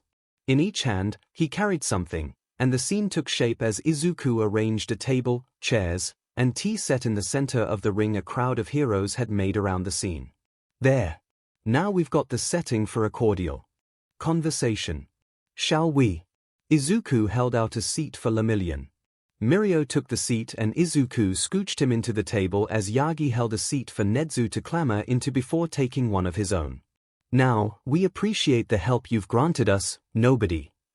Nedzu began, preparing his teacup. We're all being civil here. Might as well call me Midoriya." Izuku shrugged. "Very well. Midoriya, you've helped us take down the Villains Alliance, but do not think that this absolves you of everything." Nedzu went on, pouring a cup of tea for himself. "You may not go by the name All for One, but you have inherited his power, and thus you remain culpable for many of his offenses as an accessory to his crimes." "Fair enough. I'm glad you aren't trying to pin all of his crimes on me as well," Izuku commented, taking a sniff of his own tea. "As an accessory, you are not subject to the same stringent punishment as All for One himself has been put under. However, the severity of the crimes you have helped to perpetrate are heinous in and of themselves, and so you still face many charges that could land you in jail. But the fact that we are talking means that you have an alternative offer." "I do." At this, Lemillion spoke up. "At this time, the only confrontations with heroes we are aware of have ended without violence on your end. Your reluctance to fight back and preference to escape rather than engage has been irritating, but ultimately shows that you hold no ill will towards heroes. Further, you have acted to aid heroes." Yagi spoke his piece. "And in doing so have displayed a contriteness that indicates that in some respects your actions as a villain were coerced. Your cooperation also helps to reduce the sentence that could be passed upon you. Which is why we would like to offer you, instead of a trial and incarceration, several hundred hours of community service." Nedzu smiled sweetly at Izuku. "I don't think the public would like that." Izuku commented. "There would be an outcry for harsher punishment." He was keeping eyes on the tense ring of heroes that circled his table using the swarm of cockroaches on the ground and crawling over his shoes, looking for signs of ambush. "That's true." Yagi nodded. "And vigilantes might want to take it into their own hands." "Well, I'm sure we can put on a sham trial and incarcerate one of the clones you're so fond of." Nedzu responded. Alarm bells started ringing in Izuku's mind. Izuku felt a prick from his ankle. He took his eyes off of Nedzu and looked down to see a cockroach skittering away with a small syringe bullet strapped to its back. "Empty. That's how you're able to be here and at you at the same time." Izuku's eyes went wide as darkness descended upon the cathedral of his quirk space, the vaulting doors shut to him, all of his quirks suppressed. His eyes followed the cockroach dodging between small pools of white goo that had once been Izuku's brood until it reached the massive mittens of UA's quiet student, Koda Koji. "Isn't that right, Midori Zuko?" Izuku stared at the empty vial of quirk suppressant. All of the heroes were silent, and he panned his view back to Nedzu, who continued to smile innocently. The silence was shattered as Bakugo, in the back, began screaming in confusion, having to be held back by Kirishima and Tetsutetsu so that he could not interrupt the delicate balance of the negotiations. The stalemate was broken when Izuku's cheeks puffed out. "Phut!" He smirked in a poorly concealed laugh. It was not enough and Izuku decided to just roll with it. The chuckle evolved quickly into a full-bodied laughter. He had to support his head in one hand because his body was too focused on laughing to hold his neck up. The heroes waited patiently for the hysterics to pass, and eventually Izuku threw his hands up to rest behind his head and leaned back. Man, I got outplayed hard." The gathered viewers were astonished at just how brightly Izuku's face lit up when he smiled, a real, true grin of pure amusement as opposed to the put-on smirks and lopsided grimaces he had shown before. "Welp, you've essentially got me neutered for the next 5-10 minutes. As I'm not currently being mobbed and restrained, this wasn't an ambush sneak attack opportunity." "Indeed not." Nedzu nodded. "Merely a precaution so that you would not disappear again after we've put so much work into arranging a meeting with you." "Fair. I probably would have popped out from reflex at the name drop you just pulled. If you don't mind, I'd like to know what tipped you off." "We won't lie, we had all but cleared your alias until Toga Himiko came to visit you." All Might began, hands steepled on the tea table. "Several discrepancies appeared in your testimony afterward. The first that you gave was saying that you smelled BLD from the Uraraka poser. None of the people who interacted with her reported that, but Detective Tsukochi confirmed that what you were saying was the truth. Therefore, to smell that, you'd need an exceptionally powerful sense of smell. As you said that give and take can only deal in intangible effects, it was agreed you must have had a scenting quirk. Tsukochi also noted another oddity. Nedzu offered. When dusting for prints and such, he found that there was only one set of tracks leading out of the room. Something must have happened in the room that necessitated you to sanitize it before she left, another extra quirk indication. That was enough to cast suspicion upon Midori, but the final confirmation was when I confronted you in the prison. Mirio had dropped the scowl he had held so far to reveal a bright smile. I recognized you from when I intervened in a robbery at Midori's counseling office, before you had altered yourself to the image that Midori now holds. Izuku covered his eyes with an arm. I knew there was something I was missing. No, he didn't. He had completely forgotten. I guess it was too much to bank on hoping you'd have forgotten. Investigators compared the faces of Izuku and Midori and determined that it was not a disguise, no makeup or style changes. Which meant that you had used a quirk to physically alter your appearance. You put on a physical mask to imitate the psychological masks that you wear. Because yes, we did notice those. Nedzu chuckled. You admonished Lemillion for not watching the security feeds, but we had. We noticed the drastic changes in your demeanor and speech between when you addressed All for One, when the heroes arrived, and when Lemillion confronted you. Even now, you have given way from your persona as nobody to revert to some iteration of Midoriya Izuku. I found it was easier to manipulate people if I showed them what they wanted to see and told them what they wanted to hear. Izuku shrugged. I guess it evolved a bit further than I had anticipated if the difference was so noticeable. Indeed. I'm sure your next question is to ask why you have not been arrested immediately. Aside from what we have already mentioned, your willingness to cooperate and your aid in taking down the villains, we feel your actions as Midori have been counter to what a villain would want. I know All for One, and as his protege I assume he'd passed his tendencies on to you. All Might tapped his thumbs together. All for One preferred to plan for the long game. Every fight, every crime, was aimed at a higher goal further down the line.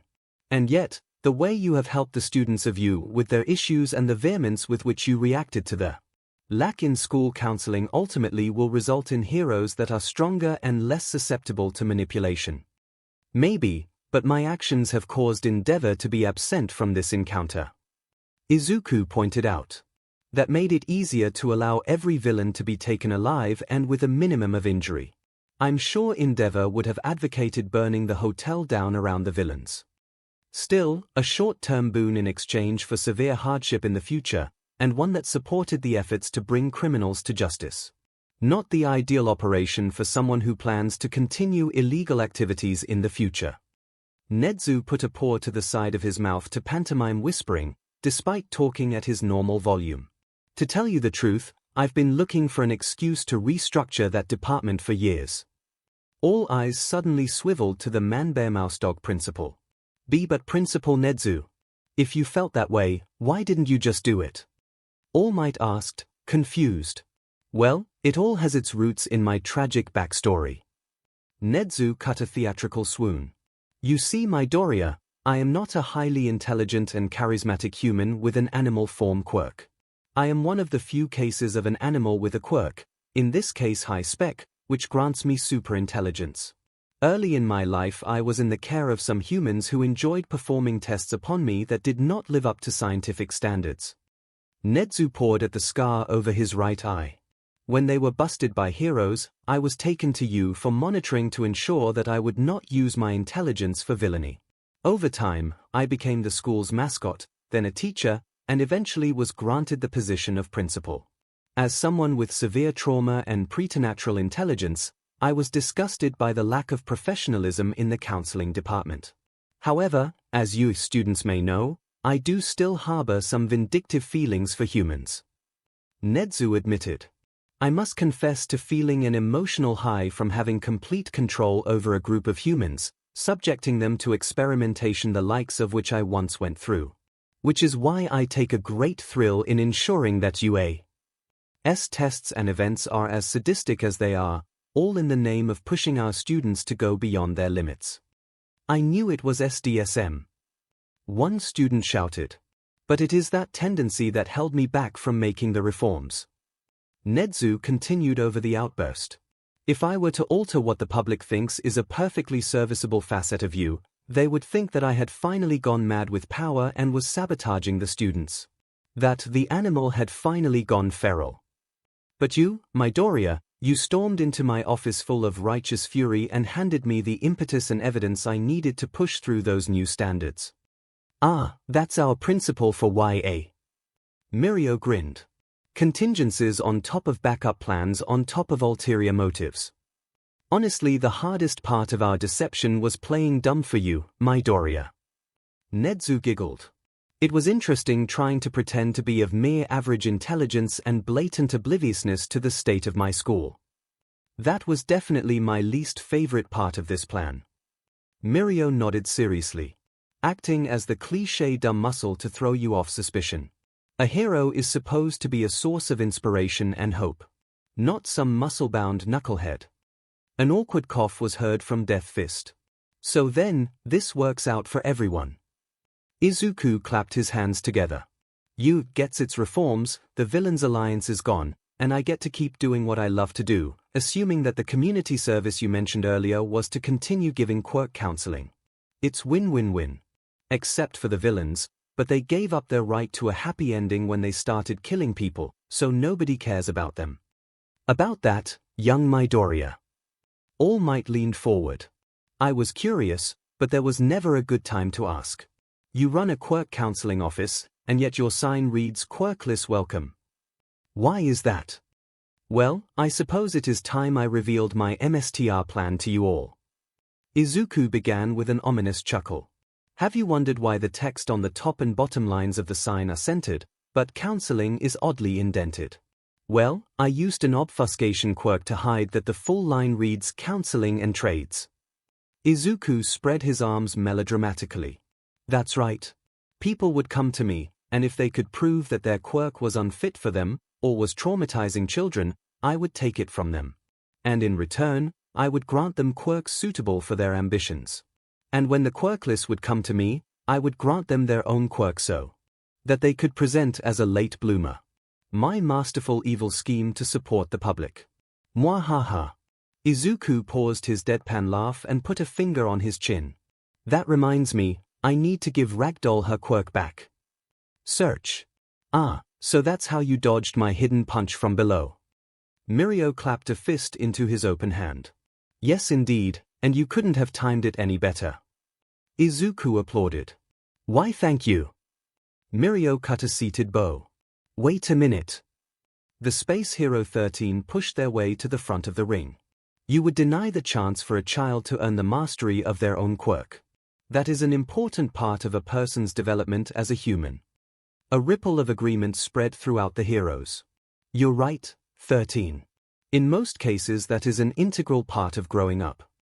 Izuku's voice had gone flat and cold alarmingly swiftly. But there are some quirks that simply are too traumatic for a child to handle.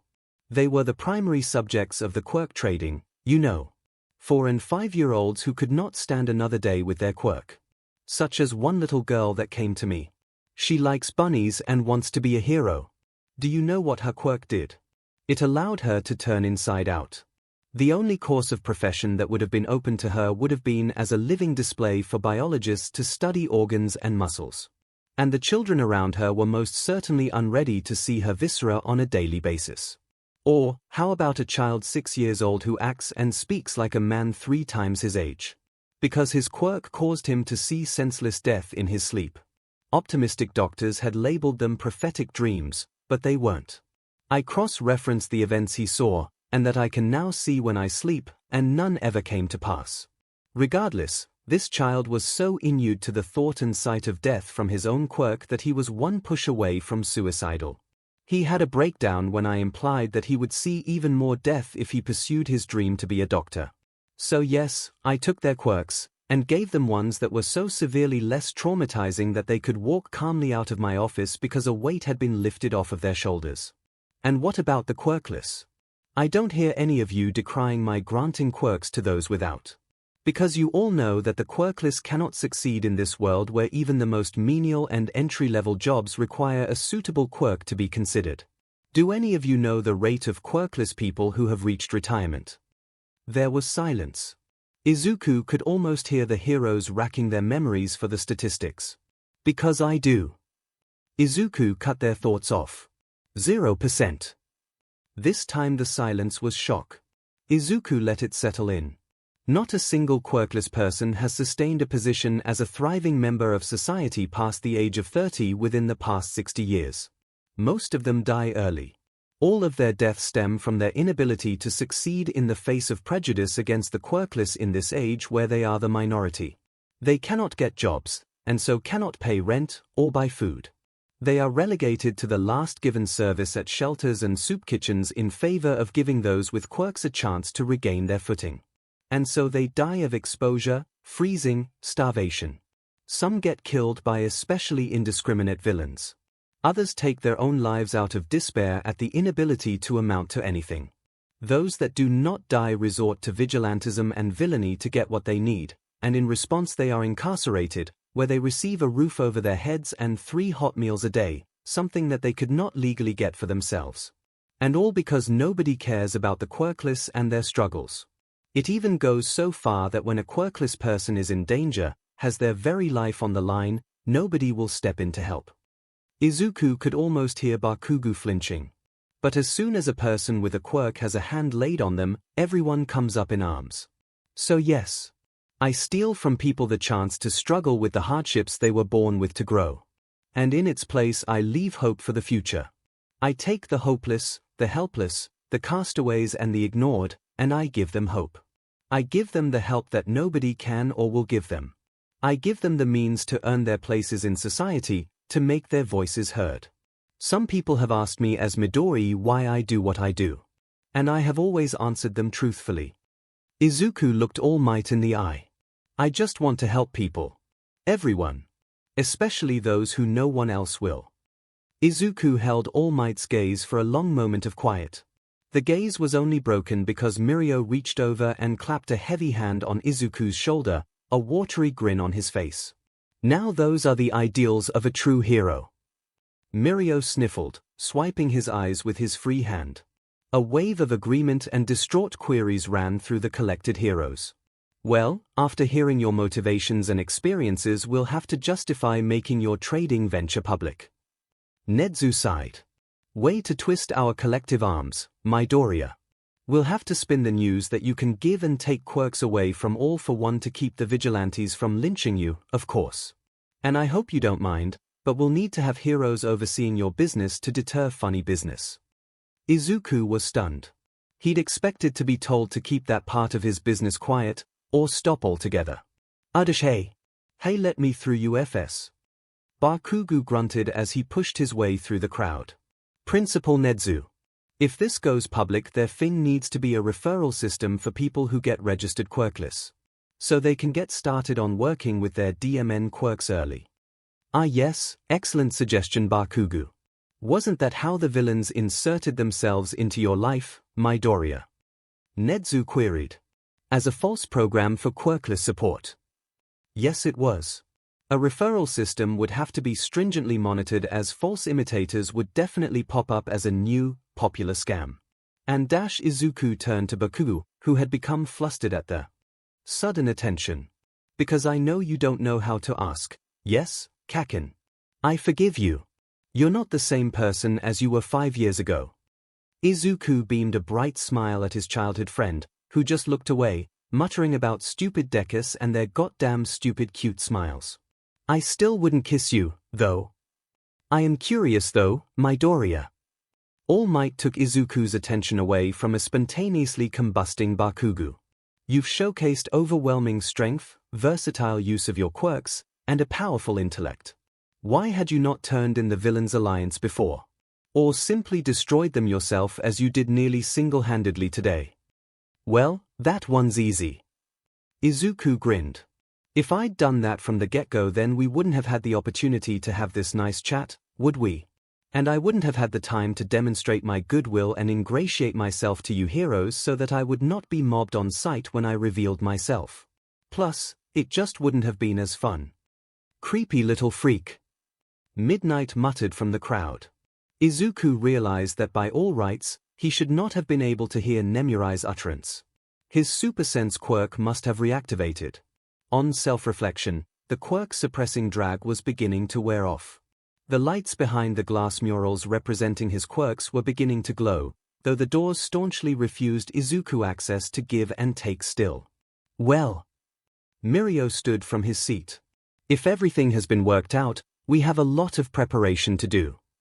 He gestured to Shigaraki, still out cold, to Himiko, bundled in restraints, and at the hotel, full of snoring villains. A lot of processing and paperwork. I'll leave that to you all. Izuku chuckled. Well, leave us a clone as well.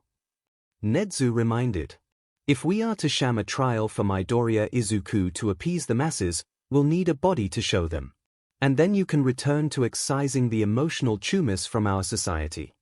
Now known to many who used to know him, Midoriya Izuku is a MSTR of the long con.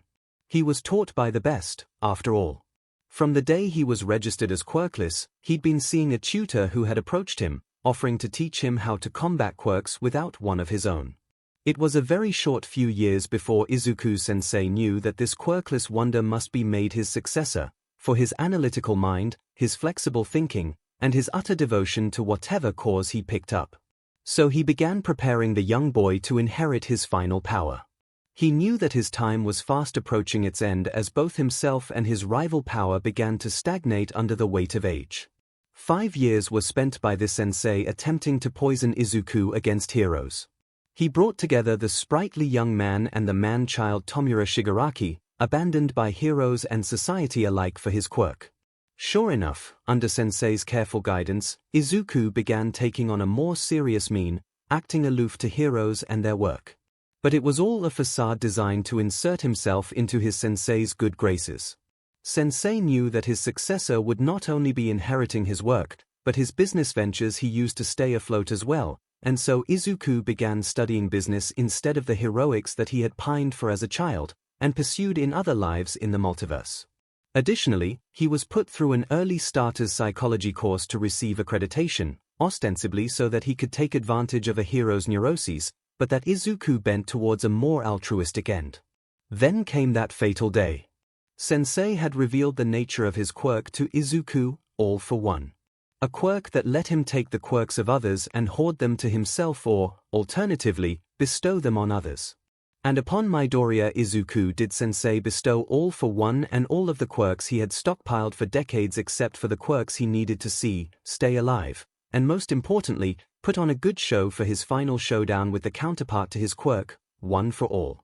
But he could not keep those last quirks to himself long before his protégé came when he was left defenseless and stripped him of his last powers. Izuku took all for one, its stolen quirks, and Sensei's business ventures, and disappeared, leaving the villains' alliance headless and with barely enough metaphorical rope to hang themselves with. He only appeared publicly in a last stand against the heroes as an act of desperation that cost him his freedom. But this was not his story. Not really. No, this was the story of a small business that had opened up in a discreet shopping district in the middle of the city, left empty for some months as its proprietor attended to matters elsewhere. A small, green-fronted store with a modest sign espousing its name and vocation fully and publicly. Midori's multitudinous quirk emporium consultations and trades quirkless welcome. The last refuge for the hopeless and lost, a second chance at life for the downtrodden and forgotten. Where the last remnants of the age of quirklessness was wiped away, and where many future heroes found the wherewithal to be the absolute best that they could be. Damn it, damn it, damn it. Shigaraki screamed, tearing at the flesh on the back of his neck with blunted and cracked nails. How the hell did they find us? I hate it when mobs spawn right on top of you. The villains' alliance was holed up in the apartment building they had used as a hideout ever since their bar was destroyed in Sensei's final battle. They were completely surrounded by heroes, and they were at a standstill. The legion of villains would take potshots out of windows and be sniped back by ranged heroes. There were two especially aggravating snipers, too. That DMN snipe hero that had thwarted his last desperate lunge for all might at the USJ, and some space-themed hero that shot unerringly straight, like she was using an aimbot. Cheaters. They're all cheaters.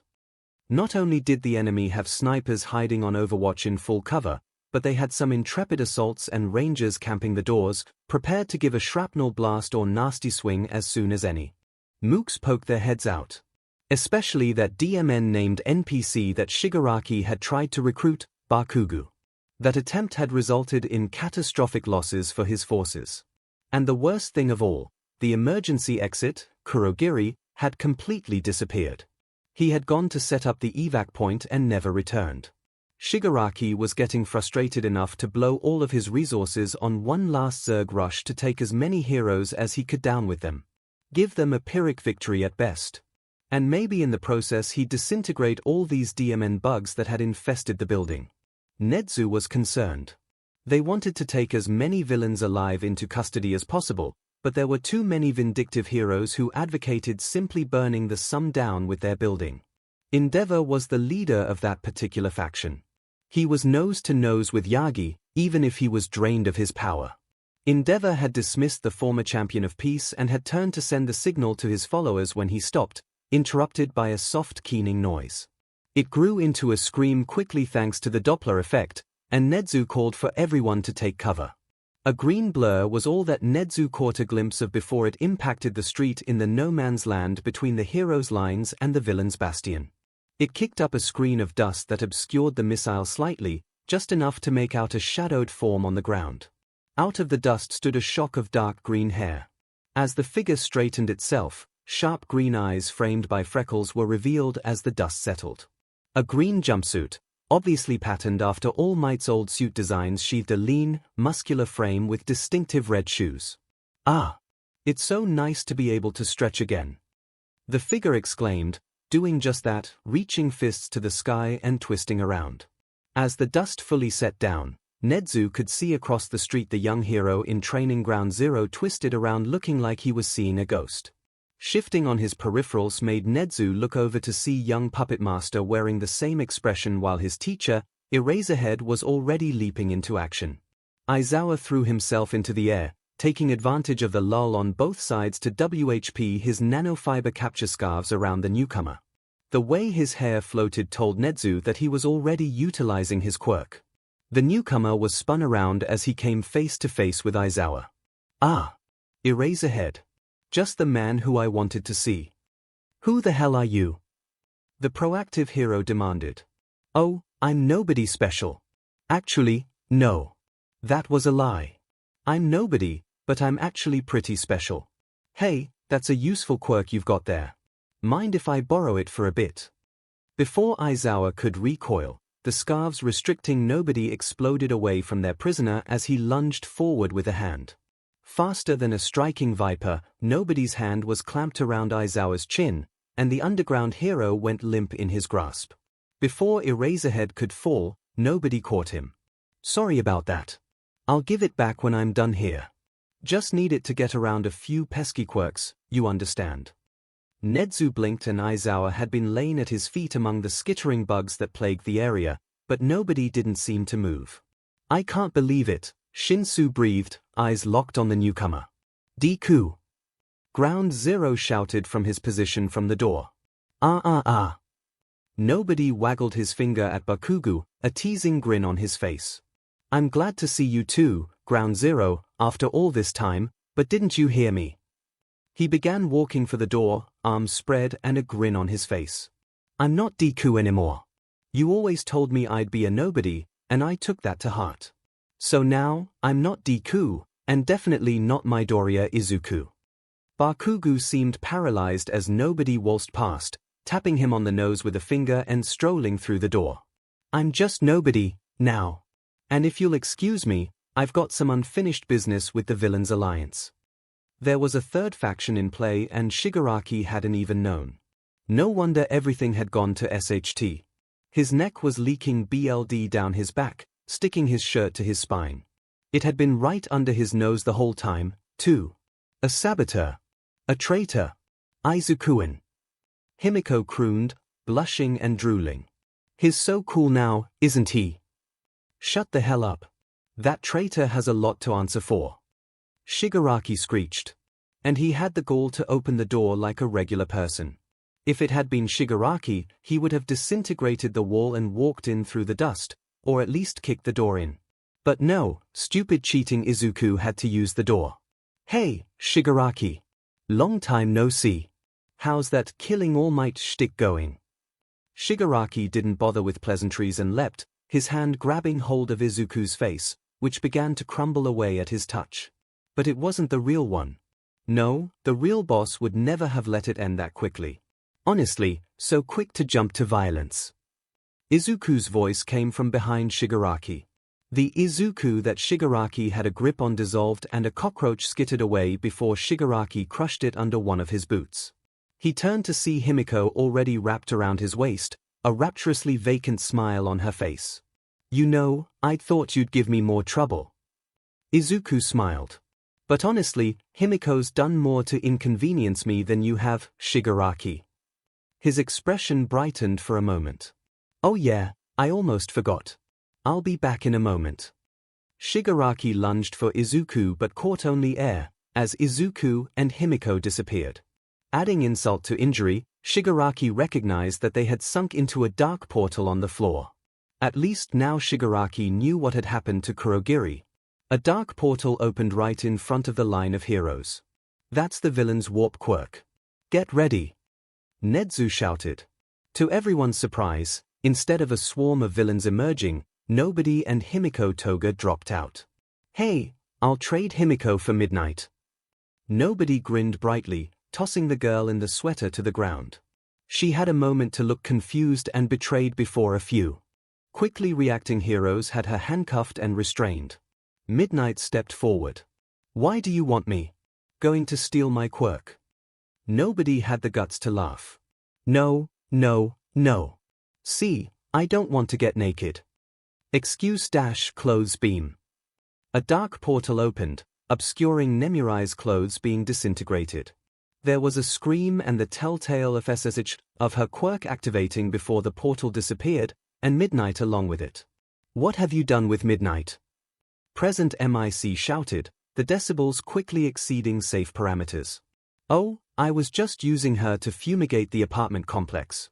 She should be back in about. Nobody checked his wrist, bare of a watch. No. The black portal opened again and wafts of sleeping agents streamed out as the sound of a body collapsing fell on the other side. Clothes beam. The portal closed and Midnight was revealed clad in her costume. Easily my most metro quirk. You freak. Midnight screeched, backpedaling away. Haha, yeah. Nobody chuckled. Say, you all want to storm that building now. Most of the resistance should be asleep by now. Izuku. A ragged screech ripped from the top penthouse. Shigaraki hung out of the window, a manic gleam in his eye and a gas mask over his face. You cheater. Traitor. Izuku sighed. So tenacious. He turned as Shigaraki nimbly dropped to the ground. You know, I know just the perfect way to put you down. You thing good for nothing cheating bstd. Shigaraki screeched. Wow, you sound just like Kaken. I'll kill you. Shigaraki lunged and placed a hand on Izuku's chest. Nothing happened. Nedzu saw that despite nobody's hair already standing on its own, it was waving in a non-existent breeze. The trademark sign of Aizawa's quirk in use. It's really ironic. You'd love the way I'm gonna stop you, Shigaraki. Shut up, shut up, shut up. Shigaraki reeled back for a punch. Izuku shifted a step to the side. Lemillion burst from the ground, fist extended. What had been aimed at the nape of Nobody's neck instead clocked Shigaraki directly in the chin with such force that he was carried along into the air before collapsing into a heap onto the ground. Nobody dusted off his hands for a job well done. And that's that. Nice work everyone. I'll leave the cleanup to you all. Nobody turned to leave, but was blocked by Lemillion. Yes, we will clean up here. We have some unfinished business, you and I. Izuku snapped. Ah, right, how thoughtless of me. In a blink, nobody was kneeling before Aizawa. There was no intervening movement, no flash, no sound, he simply skipped from one place to another. Before anyone could react, he booped Aizawa on the nose. The scruffy hero groaned and sat up. See? Told you I'd give it back. And nobody was standing before Lemillion again. There. Unfinished business is finished. Can I go now? Actually, nobody preemptively cut Lemillion off. I could leave anytime I wanted to and you couldn't stop me. I'm just being polite. You won't get away this time, all for one. Ooh. Nobody looked sympathetic and cringed. Sorry, you've got the wrong guy. All for one's in jail. Silly. I won't let this farce continue. You will face justice. Justice for what? Vigilantism. I can get out of that on a technicality. Technically, it was heroes who used their quirks to subdue the villains. Unregistered quirk use. Good luck finding me and my hundreds of quirks in any registry. Pin all of All for One's atrocities on me. All for One is in jail and you have no idea what I've been doing for the past few years. And any crimes I have committed have either had their statute of limitations run out, or I've made up for it in community service. Quirk counseling. You're Midori Zuko, the quirk counselor. You have been this entire time. A duplicate of nobody stood up in front of Shinsu with a soft smile on his face. Right you are, Hitoshi. And I've been nothing but helpful, haven't I? The duplicate went stiff, falling under Shinsu's quirk before it melted away once more. Though I must say, the original nobody crossed his arms with a satisfied smirk. UA taking me in actually helped me tie up this loose end. I'm sure Shigaraki would have been stuck looking for me for years before the situation came to a head. But here I am and there he is. Nobody gestured to Shigaraki's out-cold body. Actually, I should take care of that. Faster than anyone could register, Shigaraki was fitted with quirk-suppressing restraints, HNDCFFS, leg bindings, and each of his fingers had been wrapped or covered with something different. There! You will be coming to justice. Lemillion snarled, his fists clenched. We know who you are now. We will find you. Oh please. Nobody shook his head like he was dealing with a child. You can try looking for Midoriya Izuku if you want. The only record you'll find is him. Izuku pointed at Bakugo, who was still white as a sheet and stiff as a board. And as of, nobody checked his watchless wrist again. 10 minutes ago, the only official records of Midori Zuko you'll have are your own memories and private notes. Officially, I don't exist. Isn't that nice? And you won't find me on the street either. I can look like this, nobody gestured to himself. Or like this, his features rearranged into Midori Zuko's visage. Or like anyone I feel like. To demonstrate, his features flicked between Shinsu, both of All Might's forms, Bakugo, Midnight, Nezu, and finally settled on Lemillion himself for a moment before it all dissolved back into Izuku. But you won't get me for identity theft, either. Because I like my aliases to be original. Nezu was distracted from the next volleys of the exchange between Lemillion and Nobody by an urgent call. When he was updated and tuned back into the conversation, Nobody had just turned to the crowd of heroes that had moved to encircle him and Lemillion. Can any of you tell me anything that I've done that I deserve to go to jail for? Anything concrete that would put me behind bars? There was an awkward silence before Nezu stepped forward. I just got a call. You illegally entered a maximum security prison and put one of the inmates into a coma and life support. Nobody flinched and sighed. All right, you got me on that one. Just had to grab All for One's last handful of quirks. Including Ragdoll's quirk, which nobody cut off the outcry that had started up. I was going to give back to her. It was just useful for this particular battle. That's how you sidestepped my sneak attack. Yep. And it worked perfectly, too. Shigaraki never saw it coming. And then what? Shinsu walked forward again. What do you plan to do once you're done here? I'm so glad you asked, Hitoshi. A doppelganger popped up behind Hitoshi. Why, I intend to fulfill my ultimate goal, the entire reason I endured training with All for One, and why I posed as Midori Zuko as I did. Why won't you talk to me yourself? Hitoshi snapped at the original nobody. What happened to trusting me not to use it? Oh, Hitoshi. The doppelganger T-scared. That trust was between Midori and Hitoshi, consultant and consultee. Right now we're talking as the puppet master and nobody, the hero and the blank spot in the system. Besides, you've already tried to use your quirk on me. I'm not so simple as to fall for the sympathy ploy. But what is your plot? All Might pushed his way through the crowd. You ran a quirk consultation. What was your ultimate goal? Well, didn't you find it peculiar that my sign had a blank spot on it? And why were quirkless welcome at a quirk counseling center? Well, the answer is simple. I have dedicated myself to the dissemination of quirks. Nobody gave a theatrical twirl. People who can't deal with their quirks. The elderly and sickly who want their legacy to go on in the form of their quirks. I take their donated quirks into myself, and when someone comes in who wants a different quirk, or the quirkless who want their own quirk, I give them one. You maniac! You'd take the struggles of mastering a quirk away from those who would grow from it. Endeavor stomped forward, beard flaming. Oh yeah, like you know that struggle, Dad of the Year. Endeavor reeled back as if struck. Finally there is a cure for my chainsaw hands, said Chainsaw Hands Mike. Izuku cried, morphing his hands into chainsaws and revving them before transforming into a appealing goddess. There is no cure, there is nothing wrong with us, said the literal goddess whose power had no drawbacks. You exaggerate. Endeavor growled. True, Izuku said, melting back into his true self. But here's some real people I have dealt with. A little girl. She likes bunnies. What does her quirk do? Izuku turned inside out. It turns her inside out. Does that seem like the kind of thing a child should have to deal with? The only feasible career she could have pursued was as a living model for biologists to study. Izuku turned back into himself and made eye contact with Bakugo.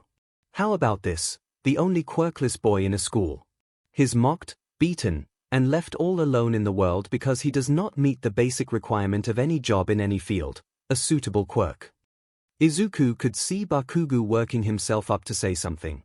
Do any of you know what the suicide rate is for the quirkless demographic? A hush fell over the gathered heroes. 100%. There has not been a single quirkless person that has lived past the age of 30 within the last 60 years. Because they literally cannot survive the prejudice of this world. So I relieve them of that burden. I give means for the next generation to live and prosper. Izuku was crying out, eyes dripping tears.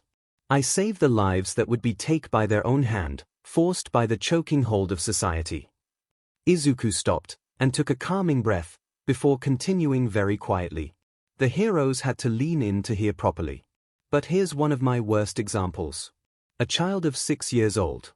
He speaks and acts like a mature man 3 times his age with post-traumatic stress disorder. He idealizes death and dying and exhibits suicidal tendencies.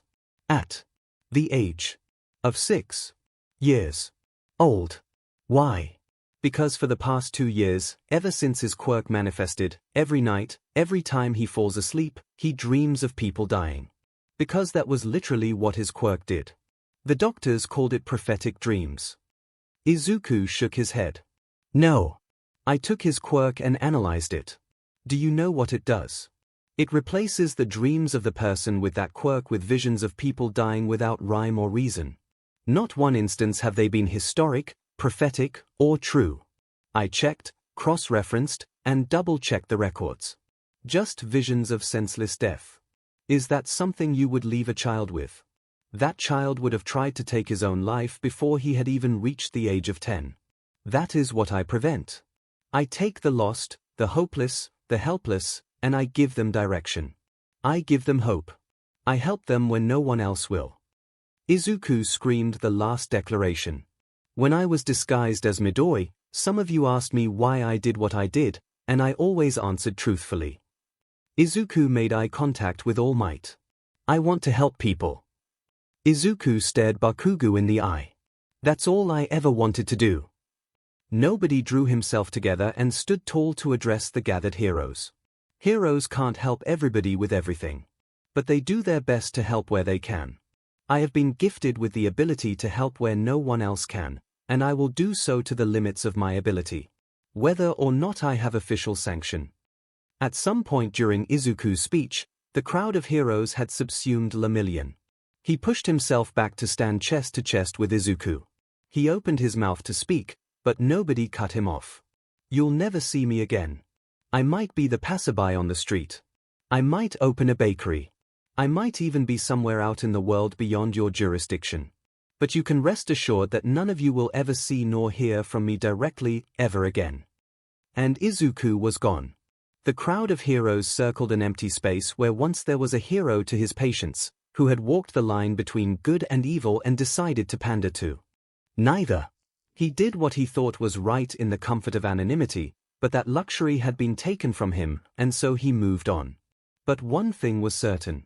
None of those heroes and villains gathered that day ever saw Midoriya Izuku, Midori Zuko, or nobody ever again.